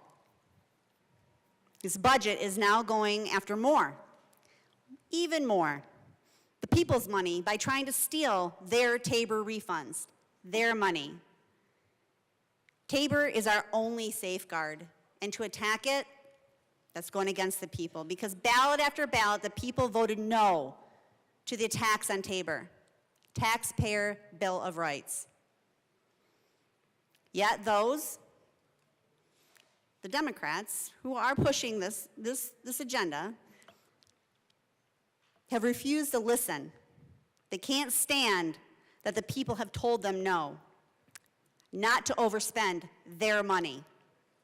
To me, I see the cuts to American children, seniors, military, public safety as a ploy to push their demands on the people or else. Either given to their demands or they're going to make things painful. That's what I've seen. I'm extremely mad over this budget that's been forced through legislation without care of consequences. With this budget, I see that we've left our kids, families, businesses, police, senior citizens, schools, communities, ranchers, victims of crime, all behind. That should not make you proud. It doesn't for me. We are robbing Peter to pay Paul. And again, not the fault of JBC. We offered many solutions, but by body, you refuse to fix it. Coloradans want their money to go towards safety, affordability, lowering crime, housing, healthy living, parental rights, good education, putting Coloradans first, safe infrastructure, like roads and bridges, you know, those kinds of things, supporting businesses, supporting farmers. But this budget falls short. As I mentioned before, we keep trying to make the budget meet the spending instead of making the spending meet the budget. When you have agendized spending, you'll see that the people will finally rise up and they're going to say no more. It's apprehensible. For me, it's not a balanced budget when you rob Peter to pay Paul. For me, in my opinion, this is backwards.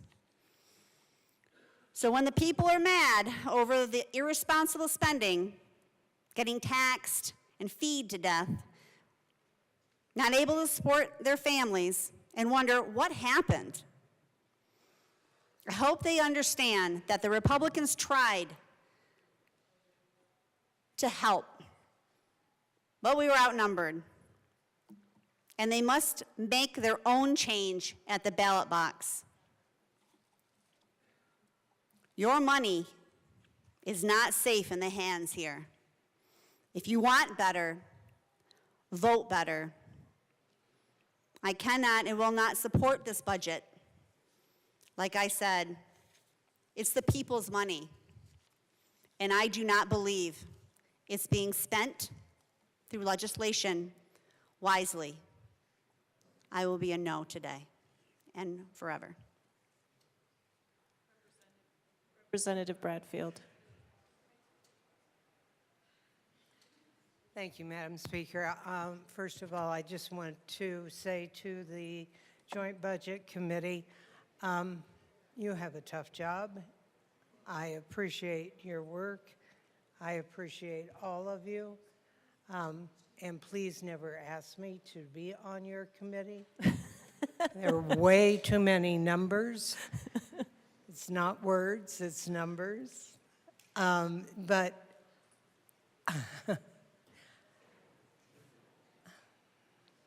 I'm not going to say what I think is wrong with the budget. That has been said enough times here today. I think it would suffice it to say I appreciate what you have done, but regretfully, I will be a no on this year's budget. Thank you. Representative Armagost. Thank you, Madam Speaker. I think the main thing that, well, it is probably obvious that irritates me is the things that we do on budget, like anything we have that should be the most bipartisan, and the most bipartisanship is the thing that we are constitutionally mandated to come here and do every year and balance the budget. And having that be bipartisan is the most crucial thing in this building to be and need bipartisanship. I'm very thankful for the fact that there were a handful of bipartisan amendments and bipartisan bills that got through to move money where it needed to go for the budget, but I think it's very easy to say in the minority that obviously the majority gets their way in what they want to do with the money, but it's also the fact that we do represent a very bipartisan state with bipartisan needs. And when we come in here and we talk about bridging the urban and rural gap, when we talk about meeting in the middle on things to better the state of Colorado, I think everything that we should have been doing and focusing on in this budget should have been bipartisan, should have been something that we can agree on to some level. And there might be giving and taking here and there, but the amount of amendments that we lose on that every year since we've been in the super minority or the minority is not just frustrating. I mean, obviously it's frustrating. Everything we do in this building in the minority is frustrating, but it's depressing. It's sad to see what we're doing to Colorado, to our constituents, and the money that they're giving us and saying we're going to use this wisely. It's not. And having that communication and things prior to making amendments on things, I came in here frustrated and talking about some of the things that we were taking money from to put money in other places. I think all in all, we agreed on a lot of things that we were putting money into. I think we just disagreed on where we were taking money from to do that. But there were things that we were putting money into that I think a good majority in Colorado would be frustrated or upset about, and rightfully so. So I definitely want to speak for my constituents in knowing that I stood up and tried to fight for what I thought was right and for our state, for my district. But overall, for the people of Colorado, we owe them better. We shouldn't be messing with Tabor. We shouldn't be messing with anything that our taxpayers entrust us with, and then we use it in ways that, if they had only known, would not be living here where they would be paying taxes to fund such things. So, especially knowing that they aren't going to get anything back when the government overspends what they think they're giving them to use responsibly and give back what they don't use. So, I obviously will be voting no on this long bill, but I think that it's just something that hopefully we can move forward with, knowing that bipartisanship works better in any regard in this building, but especially when it pertains to our budget and the way that our constituents, our citizens in Colorado, are spending their money. What's taken out of their income, what's taken out of their taxes, what's taken out of their purchases is going to. But as far as our state is concerned and what we're charging people to live here with taxes and fees, we need to be more responsible with it, and we need to be more caring about those people that are struggling to get by because of the taxes and fees that we put on them, and then not having anything to give them back at the end of the year when that's all that they need to try to make those bills, make those payments, and make ends meet. So it is unfortunate to see the way things turn out. I'm glad that there was the mission was accomplished by the Joint Budget Committee, but I wish there was more joint budgeting done within our chambers the same way that there is within the committee. And that's unfortunate there's not. And I will be a no. Representative DeGraff. Thank you, Madam Speaker. Okay. So much. All right, 2025, Tabor Killers versus Tax Widgets. I think that would be a good name for the showdown that we've had here this year. Well over $120 billion of spending that is untouchable because it is ideological. I have a list here, a breakdown of it. And I've gone over it, so I'm not going to waste my time on that. But over $120 million worth of ideological spending.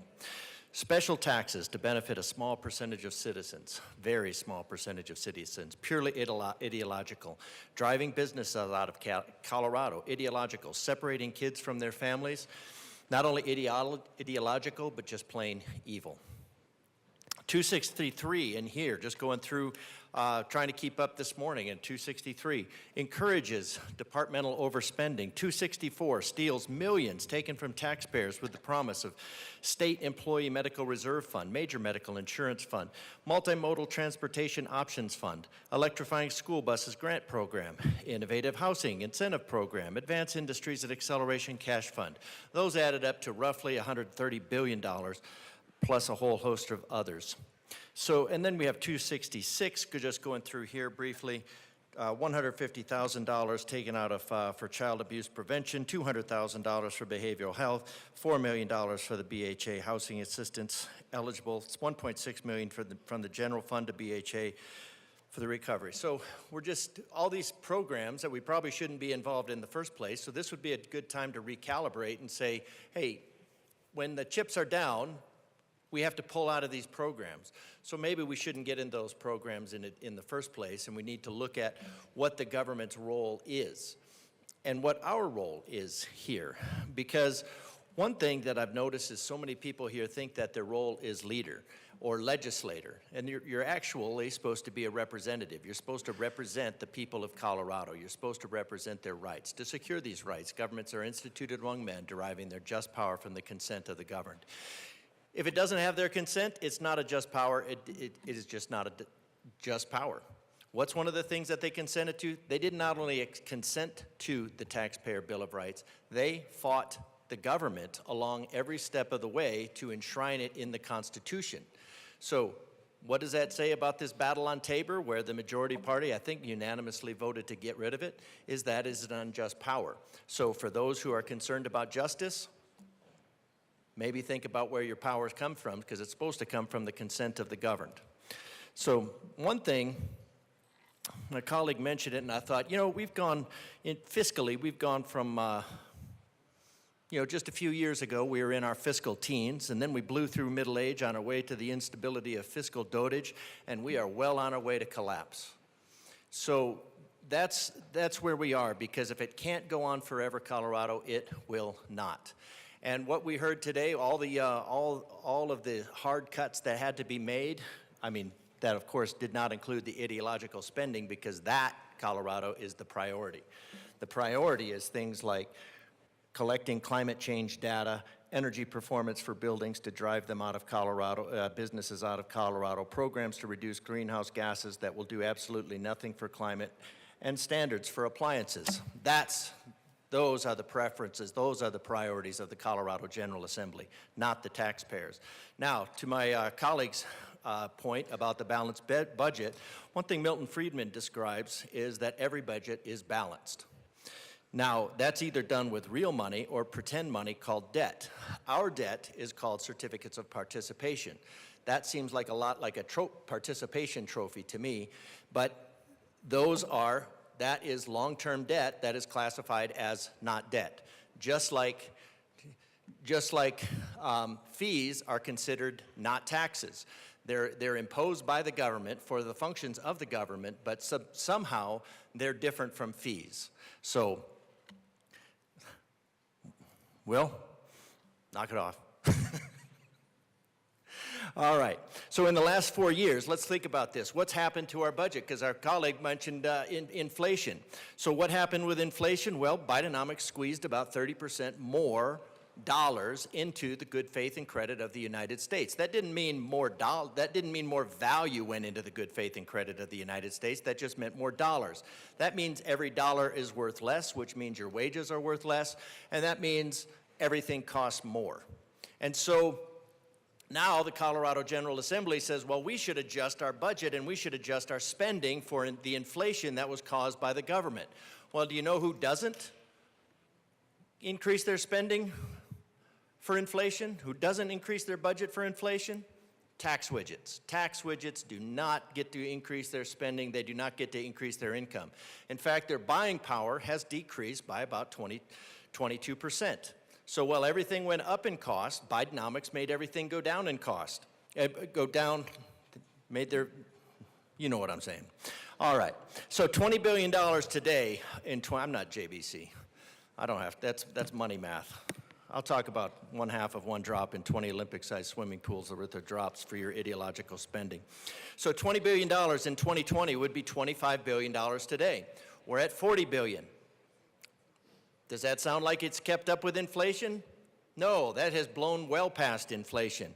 $20 billion of buying power in 2020 has decreased to about $16 billion today. So that means we're going in the opposite direction. We're making the citizens of Colorado, the tax widgets of Colorado, we're making them pay more to get less. And then the solution is to make them pay more. So we've scrounged through, the JBC has done an excellent job of scrounging through every couch cushion in Colorado for spare change. And now the Tabor killers want to grab the tax widgets by the ankles, shake them upside down, and see what else they can get out of them. So instead of, if we had in the free market, if we have a great idea that we need investment capital, we would make a business plan and take it to the people of Colorado and say, this is what you'll get out of your investment. On the other hand, you have the tax dictators that just go and say, well, we have a better idea and we're just going to take your money for the greater good.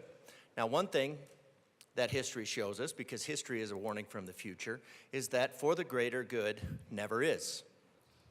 And it always ends in misery. So what this body needs to do is it needs to back up, it needs to slow down, it needs to get back to its core values. What is important? Because, and this was a good exercise. This was a good exercise because we've determined that we don't need all of this state employee reserve fund, major medical insurance fund, multimodal transportation and mitigation options, electrifying school buses grant program. We don't need all those. And you're right, you don't need them all. They shouldn't have been in the budget in the first place, but this body cannot not spend money. It is okay for the government to grow at a rate that is less than productivity, especially when we're looking at, and that was lamented in the Tabor killing hearings, that productivity was actually outpacing government growth. And the panelists, one of them a former congressman, former member of this body, were just aghast that government would grow at a pace less than the productivity of Colorado.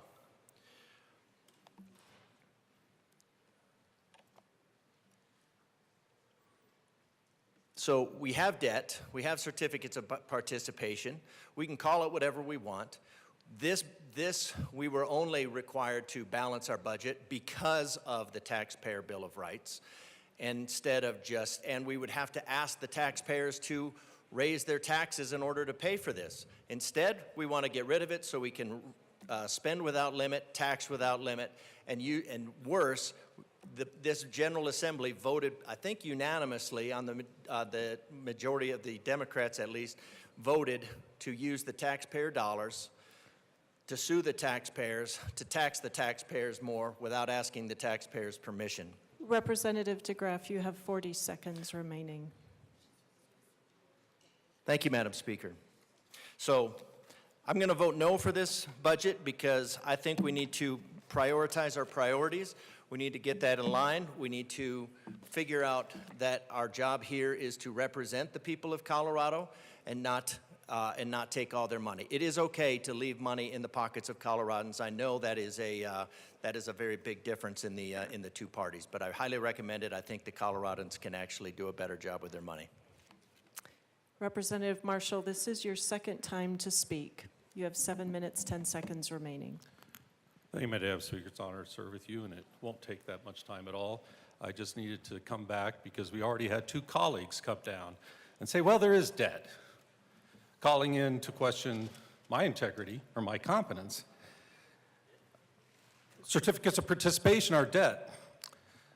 I won't bring out the two Colorado Supreme Court cases and go through the entire part. I'll just read the summary from our own legislative council staff in 2019 of the issue.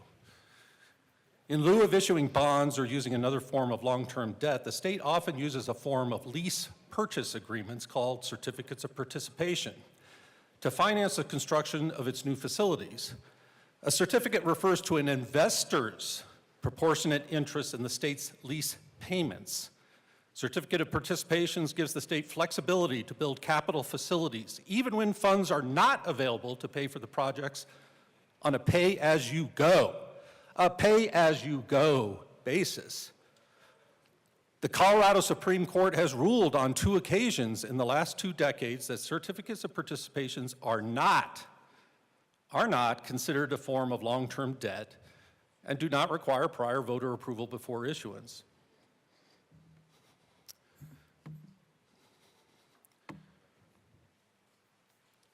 Again, we're never allowed to question motives, and I'm not, but I do question competence.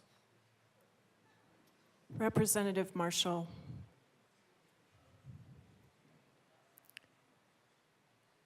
Members, as we continue, I will invite you to speak respectfully of one another and one another's opinions.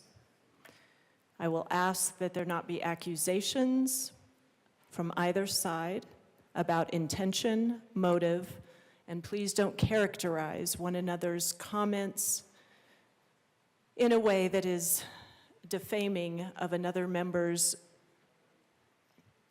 role or leadership in this chamber. Representative DeGraff,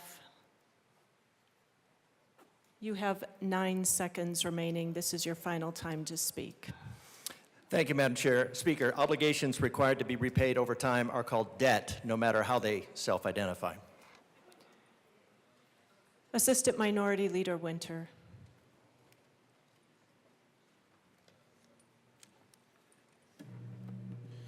Thank you, Madam Speaker. Just some talking points. I typed these up last night when I got home. First and foremost, the budget is currently balanced, not just for fiscal year 25 and 26, but also the current 24-25. The biggest gap that we've had to address is the increased Medicaid costs. Overall, the budget, fiscal year 25-26, is up 3.6% from the previous year if you remove the Medicaid increase. The growth is actually 1.4%. This is a healthy increase as it sits below the state's 2.5 inflation factor. But even with these increases, the fiscal year 25-26 budget, the reserve is crucial to provide stability in times of economic crisis and statewide emergencies. And we're looking at a 15% reserve right now. To balance this budget, it required reducing multiple department spending, pulling from cash funds, which we won't be able to do next year, that had balances above their statutory minimums, and scaling back transfers from the general fund. Of the 23 state departments, 13 have reductions in their budget for fiscal year 25-26. While 10 departments have increases in their budget, with Medicaid, K-12 education, judicial, early childhood representing the most significant increases. A big issue we will have in next year is the negative impact of the one-time actions that include over $400 million to balance the general fund.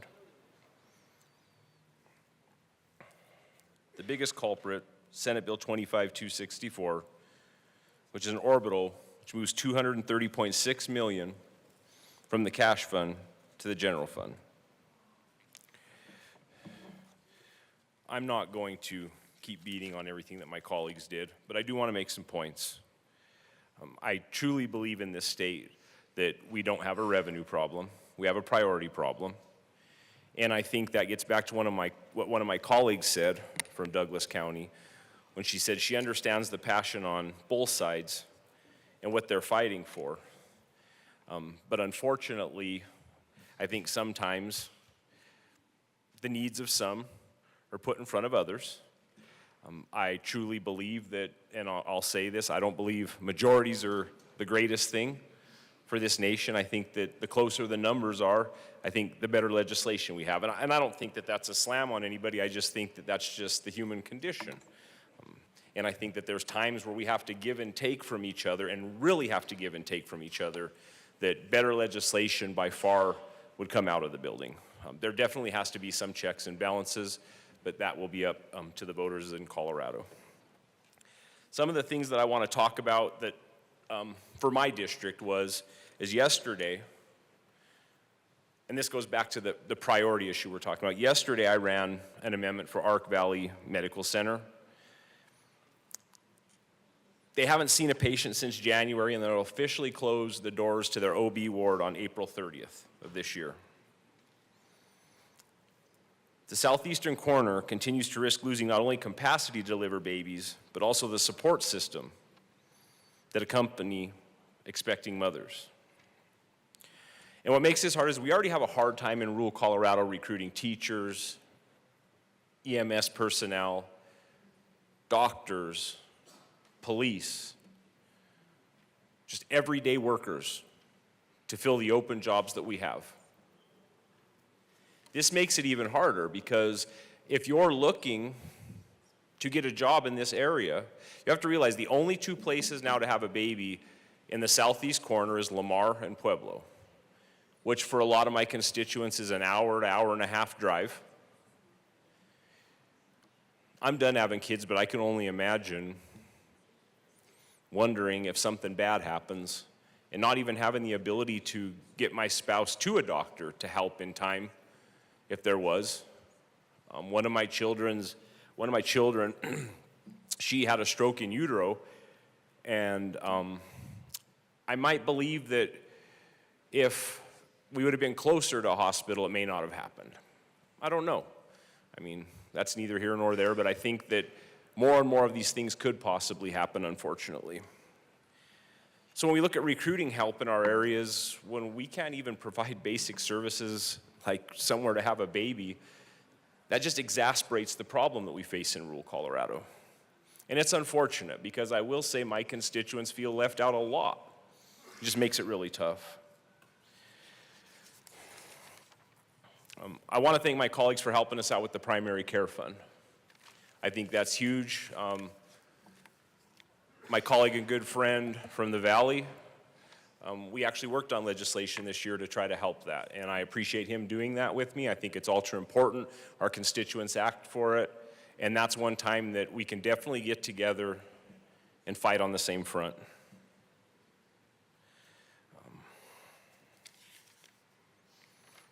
Sorry, my brain's a little tired and I've got to check my notes. Usually I can just run off the fly. So now it gets to the part I'm a little bit more passionate about. And it's in the same vein of what my colleague from El Paso County talks about all the way, but I definitely don't know the math. I'm not going to attempt to do it. I'm a little bit in the realm of my ex-good colleague from Akron. I do cowboy math, and sometimes that isn't the same kind of math that my colleague that teaches at the Air Force Academy does. But here's my shot at it. As we face these budgetary issues, it's really hard for me to watch us push industry out of the state because as we need more money, we have the ability to get it. Severance tax has been huge. In 2017, $22.85 million with Senate Bill 260 was pulled from local government severance tax. In 24, $25 million was pulled out in 14-13. That's big money. That's huge money. And I think the problem is sometimes when we set goals in our life, we see a wall there and we say we're going to sit down and we make a game plan to break through the wall. And then when we drive up to the wall and the gates open on the side, Well, since we've decided to drive through the wall, we're not going to use the gate. And I don't understand that logic. So I guess what I'm trying to equate it to is either of these sides aren't going to agree on the climate goal stuff and the clean air stuff. That's a fact. But what I don't understand is why we can't find a middle ground. So as we set these dates on the calendar to we're going to be net zero by this date, thank you for those that voted for nuclear energy. But when we come into a financial crisis, can't we take a step back from running through the wall and say, this is the goals that we made, but we might be able to push them off a couple years for the betterment of everybody? I'm from rural Colorado. I'm a rancher's kid. We're the true stewards of the land. Don't let anybody kid you. Where I'm from, we take care of our property because we're proud of it. The grass is green, the sky is blue. On my way home at night, I stop and pick up trash out of the bar ditch. I don't know if any of you stop and pick up trash, but where I live, I don't want to see trash. And if I catch you dumping trash, well, good luck with that too. But as this ceiling starts to crash down on us, and we're all scrambling, the price of energy's gone through the roof because everybody's having to retool at such lightning speed that they can't even keep up with the regulations out of this building. My first year, I sat on Energy Committee, and I listened to numerous chambers come in and say, we have businesses that want to open chip manufacturing facilities. Sir, I apologize. You have 53 seconds left. And it isn't happening. And I'll finish it with this. What makes it hard for me about all of this, you guys are killing good, paying blue-collar jobs in my district. Our high school was the Trinidad Miners. We were proud. Immigrants moved into this state to mine coal that built this country. The roughnecks that drill oil and gas in this state, they live in my areas. So not only are we taking severance tax dollars away from the state, we're taking jobs out of my district. I can't vote for this budget. I think there were some things done in this budget were good, but I can't put my name on this because I think we have a priority problem. And we've got to quit running through the wall and sometimes take the gate to the side. It gives you a less headache. It'll help more people. And instead of going after the taxpayer with Tabor, how about we unleash a little bit of what this state has? Let's pull back on some of these regulations and fully fund everything. The money's there. It's our fault not to tap into it. All I'm asking is take a step back, breathe. Where you can give a little bit, give a little bit. Sir, your time has expired. ML Puglisi. Thank you, Mr. Speaker Pro Tem. I want to start off as well thanking the Joint Budget Committee for all of your hard work. Unlike my colleagues who say they don't want to be you, I always wanted to be you, so I'm glad you're there. But Budget Week is my most favorite week, so thank you for what you do for us. My good colleague and friend from El Paso County and I had a conversation yesterday about using our opportunities at the well to educate our constituents and the people of Colorado, and so that's what I've decided I want to use my time to do. So for the people of Colorado, our budget is roughly about $44 billion. The Joint Budget Committee did a great job of cutting about $1.2 billion. I wanted to talk a little bit, when I was a county commissioner, there's few people in this room that actually have had to do a government budget, and it is definitely challenging. And so I wanted to talk a little bit about what I did in bad budget times to help, because I know going forward we're going to continue these conversations. When I was a county commissioner and I came in, we were laying off sheriff's deputies and putting statues on street corners. And so I couldn't figure out what the priority was for the county. And so what I started doing was some budget town halls all over the county, outside and inside of my district, and asked the people, what do you want us to spend your money on? What is your priority? And then I wound up restructuring our whole budget based on the proper role of government. And I have a chart that actually I shared with county commissioners across the state. I also had to make a lot of cuts. So it was a triangle. And there were people outside of the triangle. And I got a lot of pushback from people, right? Those people who, they're good programs. They're always good programs. But at some point, you can't be laying off sheriff's deputies.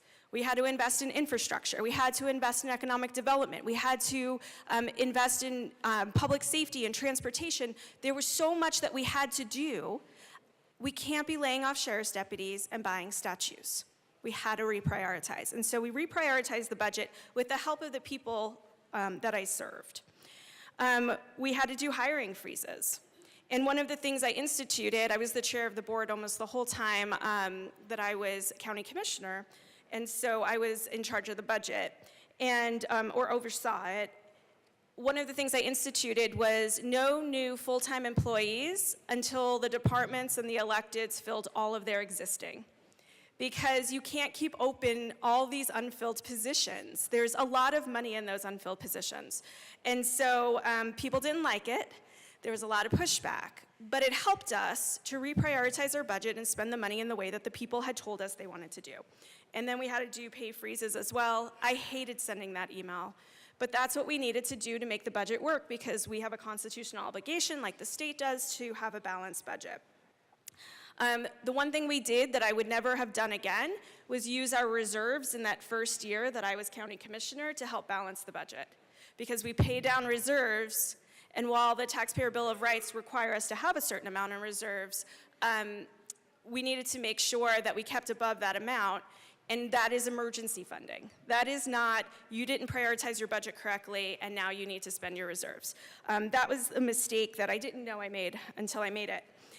The people of Colorado, and I always say this, I had the privilege of traveling the state. And when I talked to people, they said, which is our caucus priorities, Colorado is becoming unaffordable. I can't raise my families here. Seniors are living on fixed incomes and you're asking for more.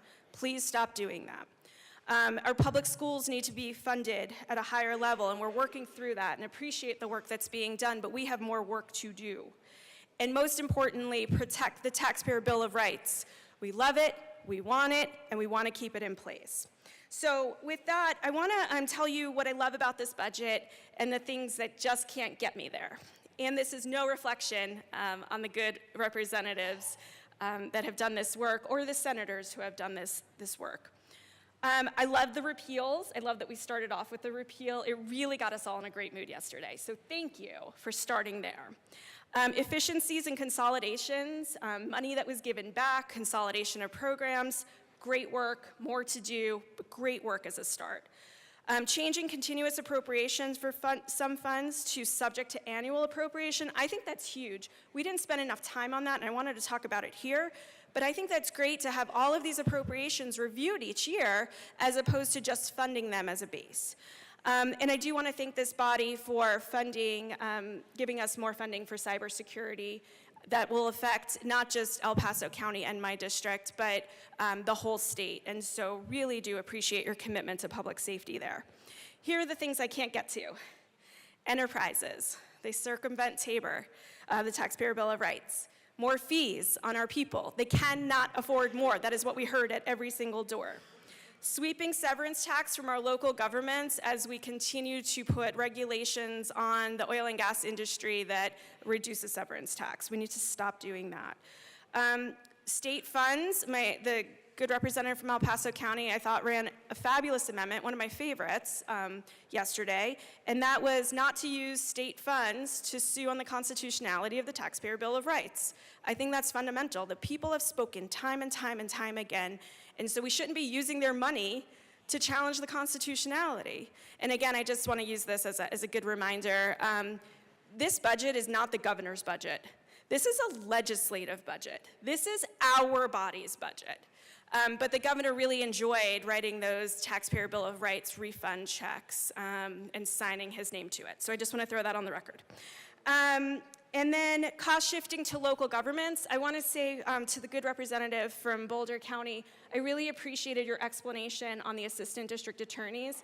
It reminded me that we have done some cost shifting from local governments to the state, and that has put us in a bad place. Likewise, I'm going to say, unfunded mandates on counties also shift the burden to counties. So maybe we can start working through how the state does what the state does, stay in your lane, property tax, and the local governments stay in their lanes.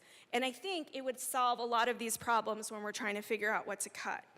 And then finally, and I'm going to reserve my comments for a different bill, I fully object to Senate Bill 269 and using that $4 million to sue the federal government, but I will reserve those comments for a later date.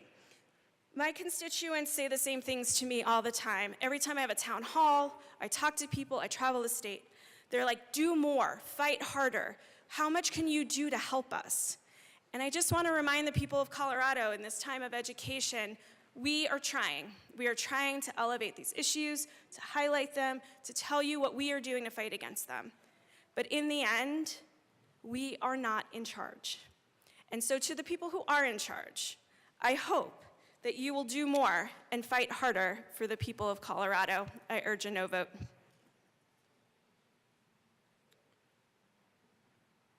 Any further discussion? Representative Luck.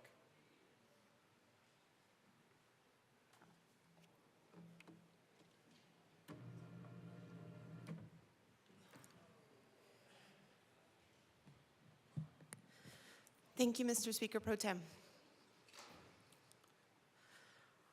On my very first day in office, while putting forward amendments that I was making up in real time to handle a debate that was being held on the rules, a senior member of the majority party came to me and pulled me aside, and he said, "This work is good. I like your ideas, but you need to know, everything that's done at the podium, it's theater. It's theater." And I looked at him, wide-eyed and naive in many ways, and rejected the notion. I rejected the notion. He proceeded to tell me how this place works. And I proceeded to put forth my amendments, one of which I got on that day.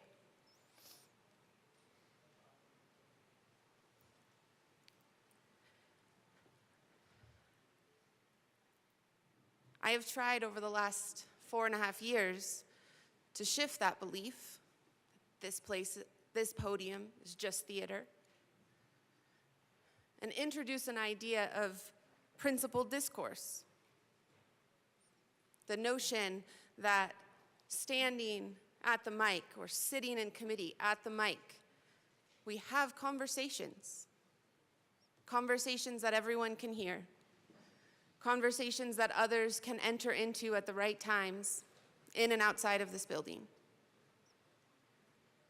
Which is one of the reasons that over the years I've gotten so passionate about the use of rule limiting or debate limiting rules being used. This particular bill flips the script of that theatrical performance, because for my first 4 years, we were much more flush with cash. And now we have to have hard conversations about what gets cut.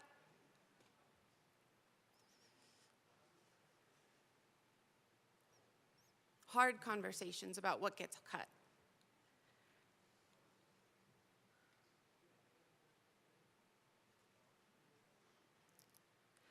While I might not agree with most of the things that our state funds, not because I don't think that the needs are there, because I don't think they should be fulfilled, but because I don't believe it's our role in this body in this way to fulfill them.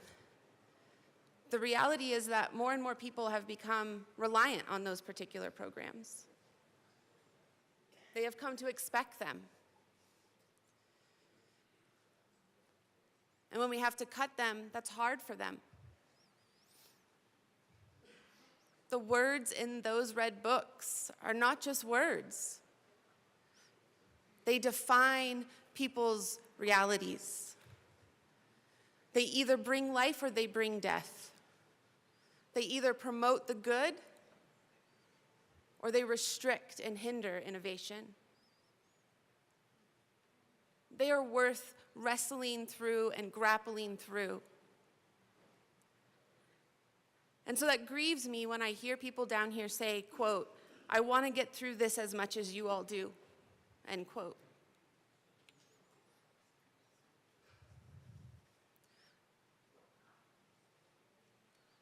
Do you feel the weight?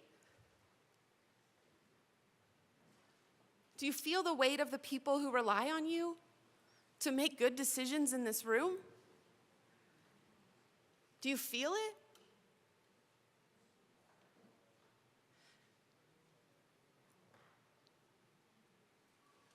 Do we even pay attention to one another?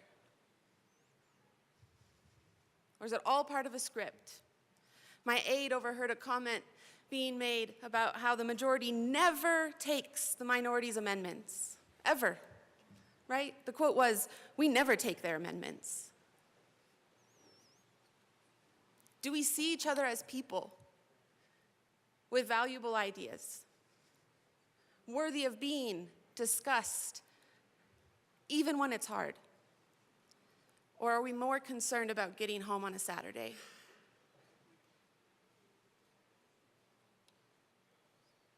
We took an oath to uphold the Constitution,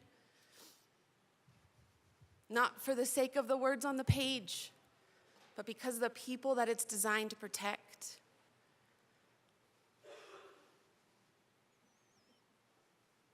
It's a script.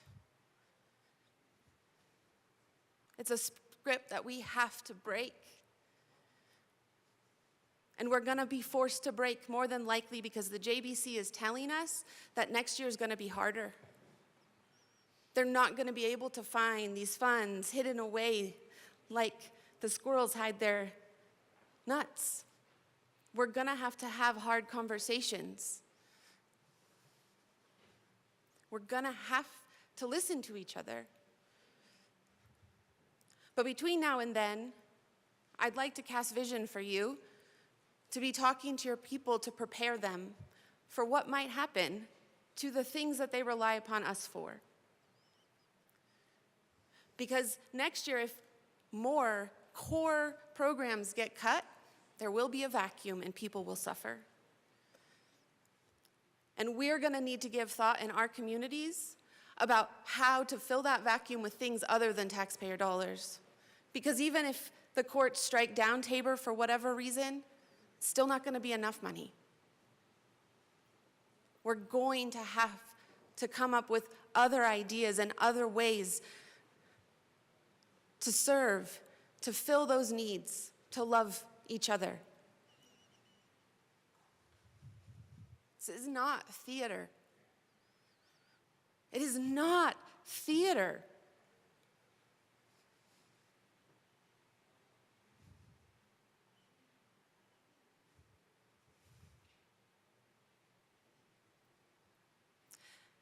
We're here for 120 days, and we make laws. We make laws that most people in this room haven't read all of, because you simply don't have time, much less to pull out the statute books and look and see where it fits in the larger scheme of every single policy, much less to discover where we've been before and where we're going next. We don't have time even to do zero-based budgeting because of the complexities of this space. And we don't seem to make time to wrestle with each other. It's an inconvenience to answer questions. It's obstruction to ask more or to say more. But these are people's lives. And it's relevant to the budget because it gets translated in the dollars that we spend as a moral document.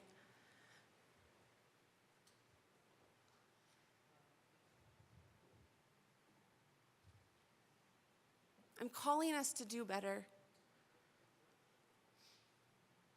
Because as we enter into these hard times, we're going to need everyone's ideas to solve the problems. We're going to need JBC math, and swimming pool math. We're gonna need it all.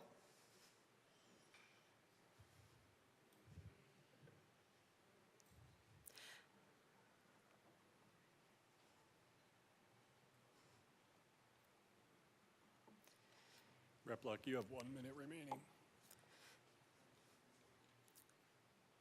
Thank you, Mr. Speaker Pro Tem.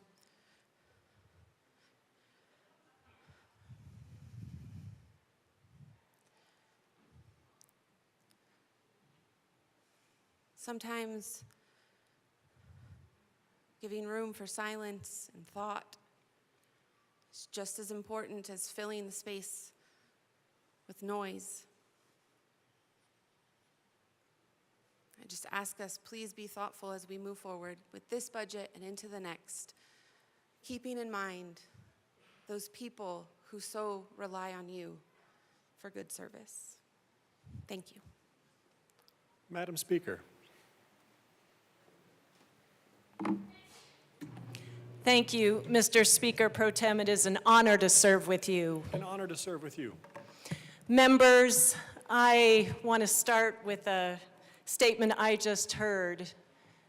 I want to lift it up because I too feel the weight and responsibility of representing my constituents and this great state in the moment when we do the most important part of our jobs, and that is to deliver a balanced budget. I want to raise up with tremendous pride the budget before us as a very responsible, artistic piece of good governance.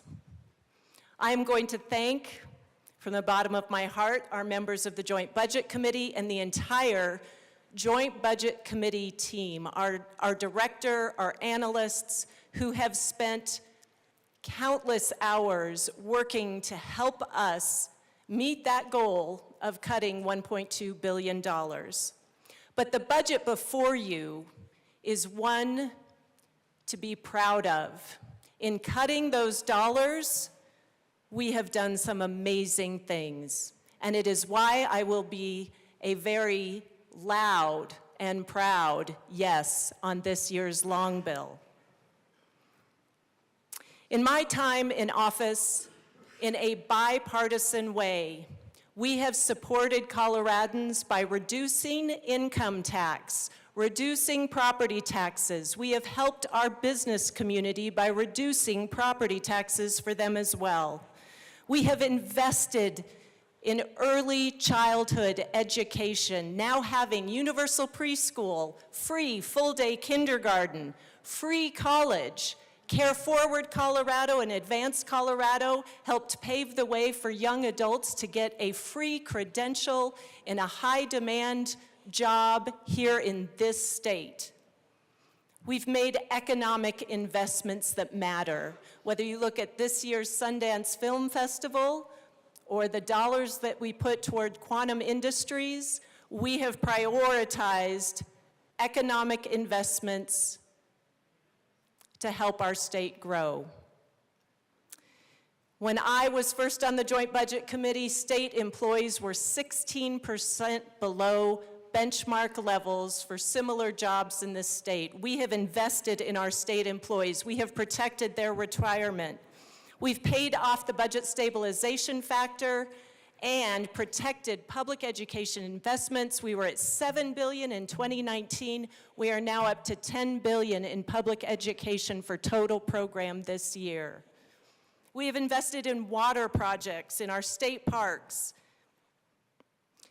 We found a way, in a bipartisan way, to drive more dollars, $5.4 billion toward transportation projects this past many years. And this fall, when we heard of the overwhelming rise in Medicaid expenditures for long-term care and health care services, a $600 million hit to the budget that was not anticipated, not because of overspending, but because of need.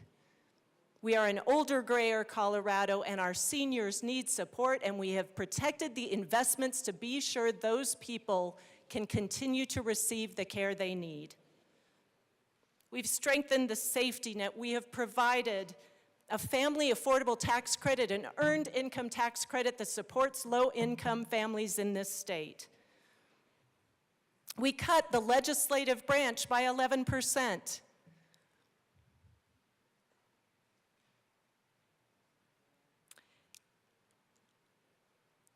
We've put more money in the piggy bank, 15% in reserves. Can't believe that we did not have to decimate our reserves in order to deliver this budget. I have listened to you and your comments, and I take those to heart. I hope you will listen to these, because I'm going to lift up two individuals that I miss dearly. The esteemed Minority Leader Hugh McKean wanted nothing more than to serve on the Joint Budget Committee. He and I sat next to each other my first year in office, and we had great wrestling matches over what we should invest in and what we shouldn't. And the Honorable Rod Bockenfeld. I delivered my first budget as a Joint Budget Committee member in this well, and it is usual and customary that the bill sponsor gets to close, but no, Representative Bockenfeld had to have the last word. And he came down here and he spoke with great passion about his concerns with our budget. Oh, I was angry. How dare he speak against my budget? But I heard him. And that next year, he joined the Joint Budget Committee. He contributed. And it is his service, Hugh McKean's spirit, I would ask you all to remember that we can disagree about the choices we make, but this budget is strong. We should be proud of it. We should be proud of those individuals here today and those who came before, who have paved the way for Colorado to be fiscally sound and strong. Join me in a yes today.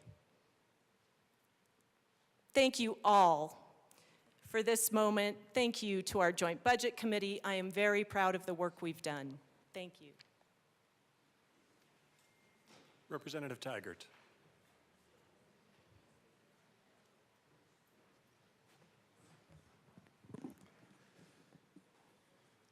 Thank you, Mr. Speaker Pro Tem. It's an honor to serve with you.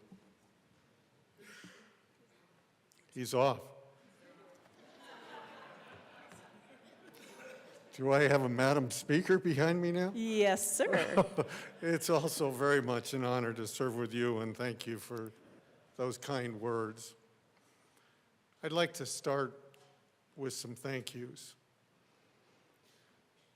There was a staff in here the last 2 days, and unfortunately they're not here right now, led by a brilliant young man, Executive Director Craig Harper of the JBC. You cannot possibly imagine, is Craig over there? You cannot possibly imagine the amount of time that Executive Director puts in and his staff, all the way up to doing amendments with a 4 o'clock deadline before they're going to be presented on this floor the next day. 70 of them, actually 74 of them by the time you folks finished. And they did that without a whimper. I can't thank Executive Director Harper and his staff enough. Secondly, I'd like to thank my colleagues on the JBC, and I'll first start with the 3 senators because they're probably off playing golf at this point.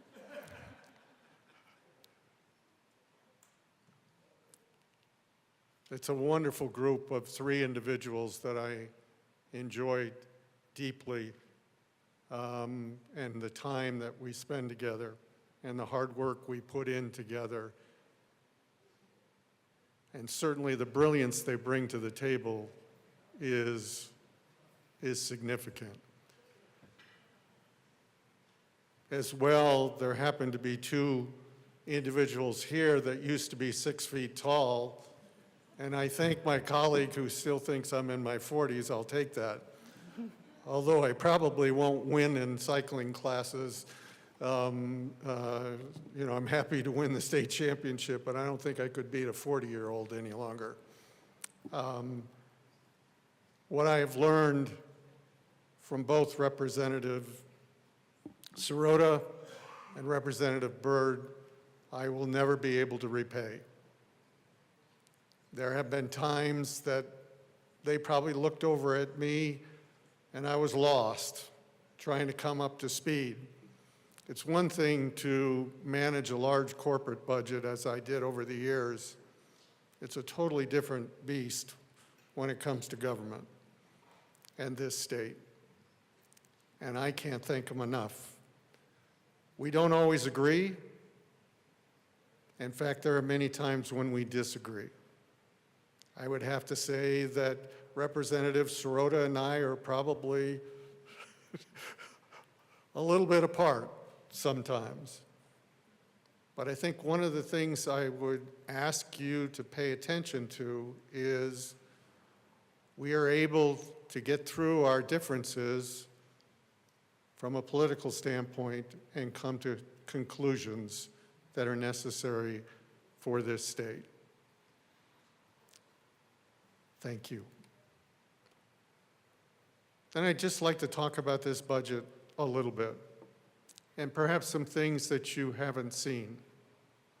I'll start with what Minority Leader, or Assistant Minority Leader, talked about, because I think some of his notes came from some of my notes, and I appreciate that. The increase in the budget this year is 3.6% in the general fund. And I'm going to keep my comments to the general fund because that's truly what we focus on in the JBC. It's up 3.6%. If you take away the increase for Medicaid, which is about $330 million, as I recall, it is in fact a 1.4% increase. That is the lowest increase that I have seen since I have been here. And that wasn't easy to get to. And I would bring to your attention, you went through the 63 orbitals that we had yesterday, 63 or 64, and you saw many reductions, conclusions of programs. But what you didn't see were the cuts behind the scene or the efficiencies that were gained behind the scene that allowed us to do some things that I think we should be immensely proud of.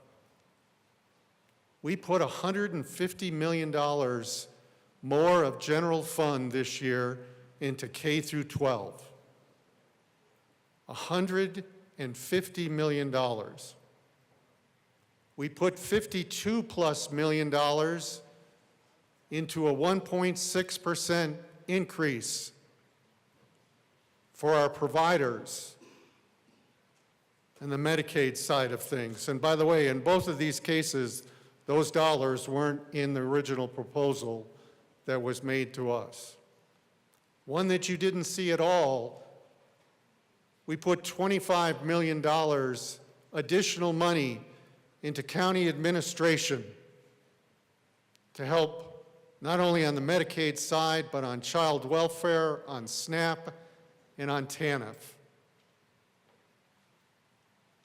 And one that is always going to be special to me as a professor, we put $40 million more into higher education. So add all of that up, and you get up over $250 million that we had to make room for, that you folks didn't even see. So while I would love some support on this side, as well, I would love support over on this side as well, I understand where you folks are coming from. Does it disappoint me? The answer is obviously yes. Am I hurt by it? No, I knew it was coming. But let me conclude by saying another number that came up in Assistant Minority Leader. We were able to balance this budget. One of the ways this year was $400 million, approximately, of one-time transfers and funds. Those are not going to be available next year. So when we say we have a challenge for next year, start with that $400 million. And it isn't going to take just the JBC. It's going to take every person in this room, as well as the folks that are off playing golf, to realize that next year is going to be a very difficult year. But I know I, for one, love a challenge. As my wife would tell you if she was here today, my husband has been a competitor all of his life, and he doesn't know any other way to be. But we're going to need everybody's help on both sides of the aisle. And we're going to need sometimes to drop the swords and realize, to make up for that $400 million and the fact that the forecast is risky at best. And if you don't realize that, you haven't been paying attention to what's going on with the stock market right now, although it came back a little bit yesterday. I don't know what it's doing today.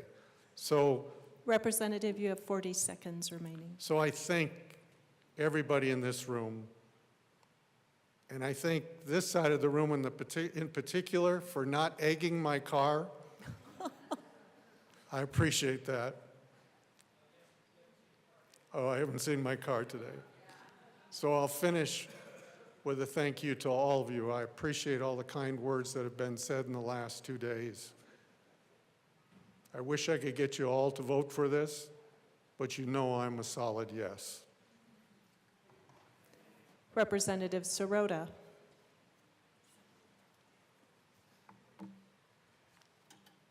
Thank you, Madam Speaker. I say this every year, that our budget is a moral document, and I really feel that deep in my bones. I brought that lens to the Budget Committee's work every day for the last 5 months. We were tasked with an incredibly challenging budget to balance this year, because of course, we in Colorado cannot run a deficit in this state. We are constitutionally obligated to introduce a balanced budget to you. And so this year was very difficult because we are now experiencing a convergence of factors that presented us with a gap of $1.2 billion, as you've heard so many times, and we had to overcome that. As we experienced a roll-off of federal dollars that had invested in economic recovery over the last several years, that had supported crucial services like childcare, for example, we were left to fill that gap. And as the state's experiences demographic changes and cost increases to provide medical services, the cost to maintain these critical services outpaces a Tabor cap because the steady increase to healthcare costs far outpace the calculation of inflation plus population. So we worked with our tremendous staff from the Joint Budget Committee, along with the Office of State Planning and Budgeting and the various state departments, to comb through the entire budget to understand what's working, what's past its prime, where can we find the savings to limit the harm to the least number of people. And I just do want to say as an aside, we are so very lucky in this state for the incredible staff that we have the privilege to work with.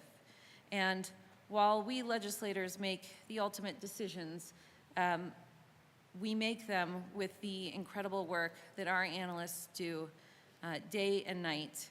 And we are all so fortunate to have so many wonderful people to work with, who do the research, who bring us the proposals that nobody wants to hear.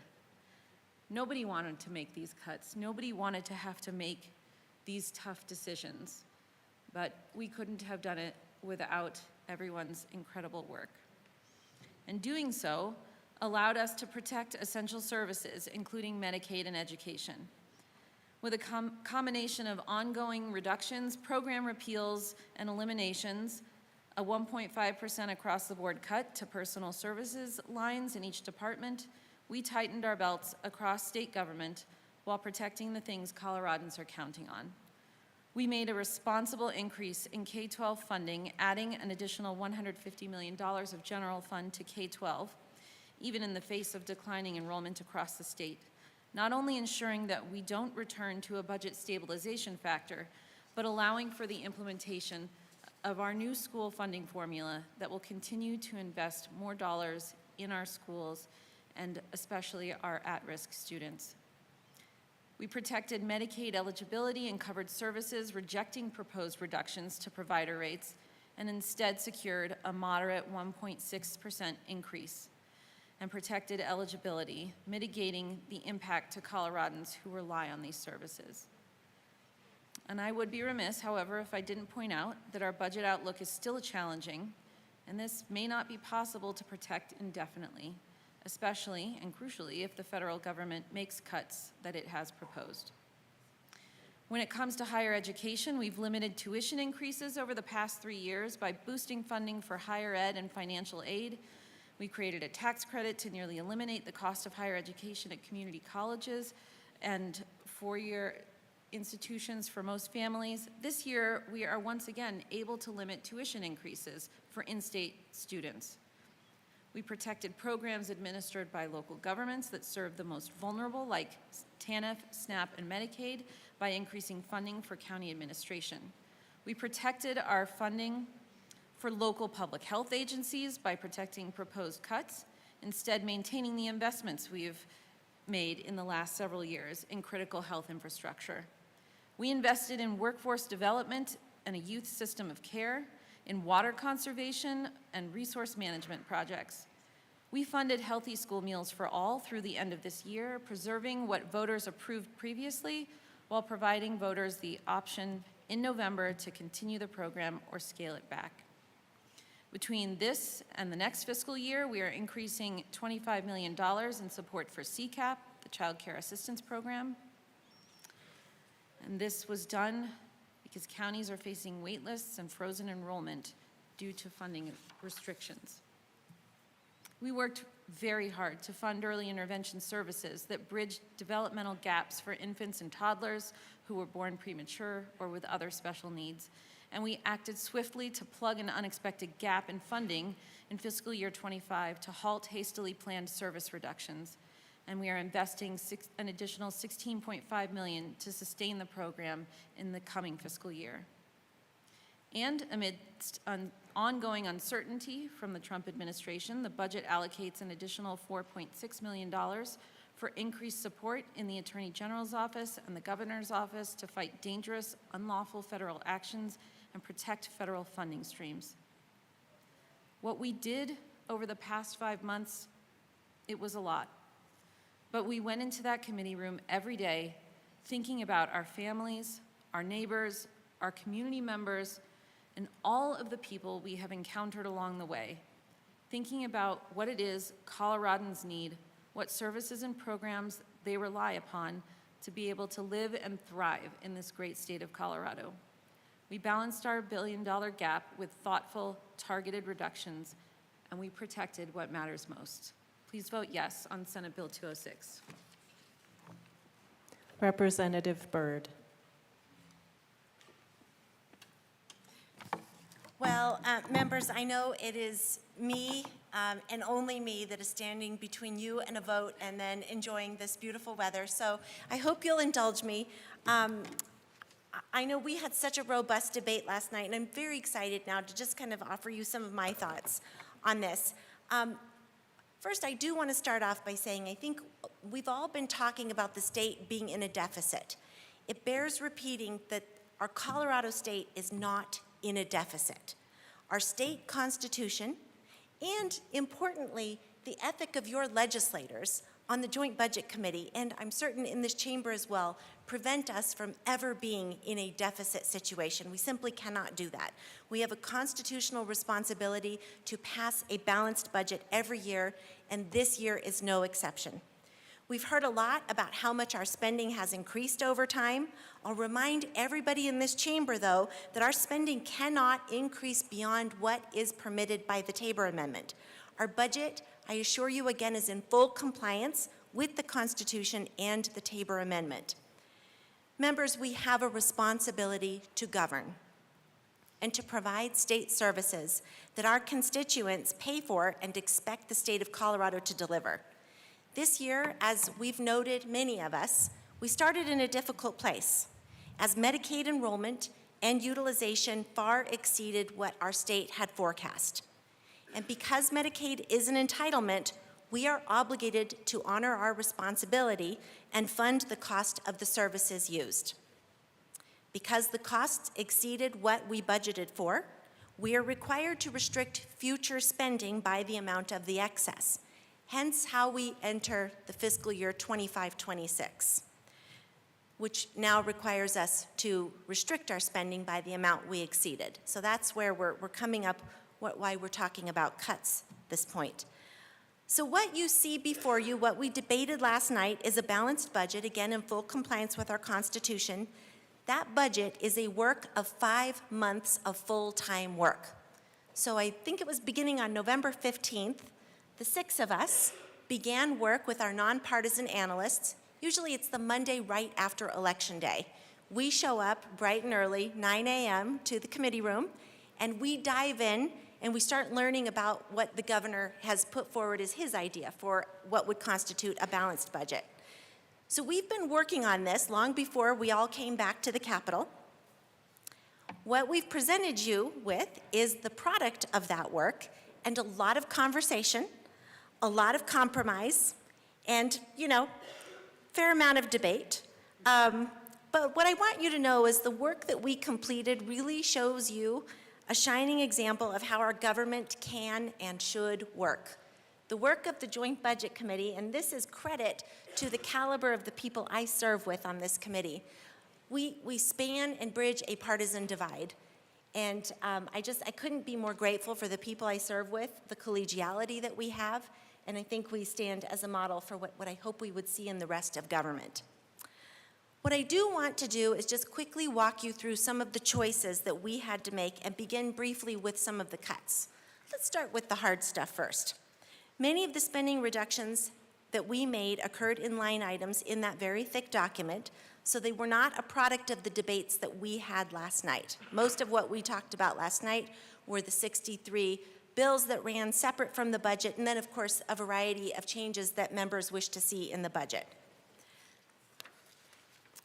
So all of those cuts, though, and all of the no votes, and I know I appeared stingy to some, so forgive me to my good colleague from Douglas County who recognized that I was adherent to my role as Vice Chair of the Joint Budget Committee this year in asking for no's, but I assure you it was all in service of good things. So those no votes, in addition to some of these other hard cuts that we had to make. In early childhood, we needed to reduce funding for the Universal Home Visiting Program that I know has been very helpful for many low-income families. We had to reduce funding for food pantries, diaper supplies, SNAP outreach for low-income families. These are programs that just simply couldn't be supported with our existing resources and the revenue that the state has available. We ended state support that had previously been provided by Denver Health. So while Denver Health is named Denver Health, that hospital system serves as a safety net for the entire state. In higher education, we cut several career development training programs. We also cut funding for a prosecution fellowship program, funding for the Center for Substance Use Disorder Prevention and Recovery program. We cut other programs for CU educator mental health. In human services, we made other cuts to substance use treatment and detox programs. These are hard cuts. These aren't cuts any one of us would want to make in a normal year, but cut we must. In transportation, we reduced funding for multimodal transportation initiatives that we know were planned to help improve quality of life. And as you know, again, based on our debate last night, I said no to a whole lot of other ideas that came forward. But let me take you to the why, what we were still able to do. Why we said no and why we made the cuts. We were able to increase funding to trace diseases that are occurring in Colorado's livestock, something that's so crucial. As we know, our country is dealing with an epidemic of bird flu. So we are investing to make sure Colorado is doing its part to track and control that so we have a safe food supply. We increased funding for the Child Care Assistance Program so hardworking Coloradans can get access to child care and go and provide for their families. We maintained funding for Colorado's Universal Preschool Program. This is a huge deal. When I began my service in 2019, we were lucky to barely fund a half day of kindergarten, and we were way behind in our obligation to fund K-12 education. But now we are able to even maintain funding for our preschool program. We also increased funding for programs to prevent child abuse. We maintained our promise to fully fund K-12 education. We did not reinstitute the budget stabilization factor, and this is in a year when we needed to cut over $1 billion from our budget. This is huge.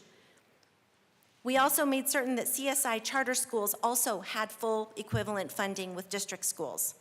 We increased funding for special education, English language proficiency, career and technical education programs, and gifted and talented education. These are all things to still celebrate. We increased funding for important reading interventions to support students who are struggling with early literacy. In higher education, we collaborated with our colleges and our public universities to keep them whole, even while we capped allowable tuition increases to no more than 3%. In Medicaid, we increased access to health care for Colorado's most vulnerable by making sure we didn't cut providers. We increased their pay, modest, but we increased reimbursements by 1.6%, and we avoided targeted rate reductions that were suggested to us to many specialty care providers, which we know people need access to get the care that they need, to get the rehabilitation that they need. We increased funding for behavioral health, home and community-based services, for people with intellectual and developmental disabilities. We increased funding for counties so that they could improve services for people who need access to Medicaid and other human service benefits. Importantly, members, hear this. To support Colorado families, we increased funding to make adoption and relative guardianship easier. Because we know that too many are experiencing a mental health crisis in our state, we increased funding to open a new 16-bed unit at the Fort Logan State Mental Hospital. We also invested more to meet the needs of youth experiencing severe mental health needs. In the Judicial Department, we recognize the need to access our court system to handle disputes, family matters, child custody, welfare issues, criminal justice issues. So we made sure we included funding to add 15 new district and county court judges for over the next 2 years. We know that our state continues to suffer from a homelessness crisis. To that end, we funded the Ridgeview campus to provide supportive residential community services to help people recover from homelessness and receive the wraparound care that they need to stabilize their lives again. Representative Byrd, you have 39 seconds remaining. 39 seconds. Members, I'm going to wrap it up. I have more that I want you to celebrate. I'll put it on my website. But I want you to know this budget demonstrates that this state can deliver for the people of Colorado, even when we have a change in our resources. In a year when $1.2 billion needed to be cut, we found a way to prioritize the things that matter. Thank you to everyone for your engagement, for your participation. I know you care about your constituents. I'll offer they will all be very well served with your yes vote on this budget. Thank you. Seeing no further discussion, the motion before us is the adoption of Senate Bill 206 on third reading, final passage. Mr. Schiebel, please open the machine and members proceed to vote. Representative Gonzalez, how do you vote? No. Representative Gonzalez votes no. Representative Morrow, how do you vote? Yes. Representative Morrow votes yes. Representative Soper, how do you vote? No. Representative Soper votes no.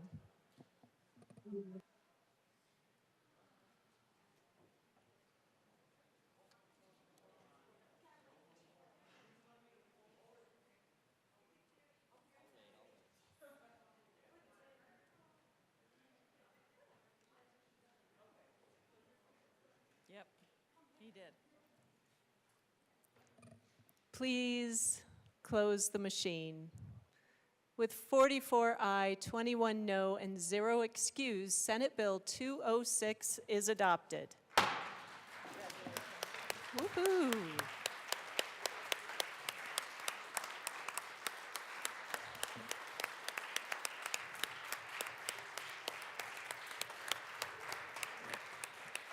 Co-sponsors.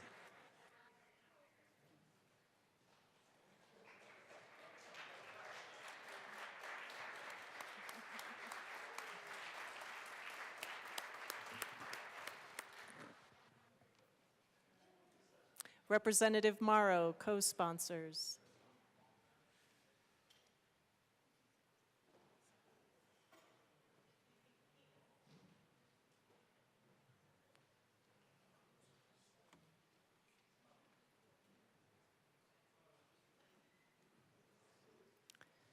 Please close the machine. And members, I'm going to channel our joint budget committee members for just a moment. They all extended their gratitude to Director Harper and the JBC staff. I want to expand that to Director DeCecco and everyone in OLLS and Director Castle and LCS, everyone who has helped pull together this amazing budget. A round of applause.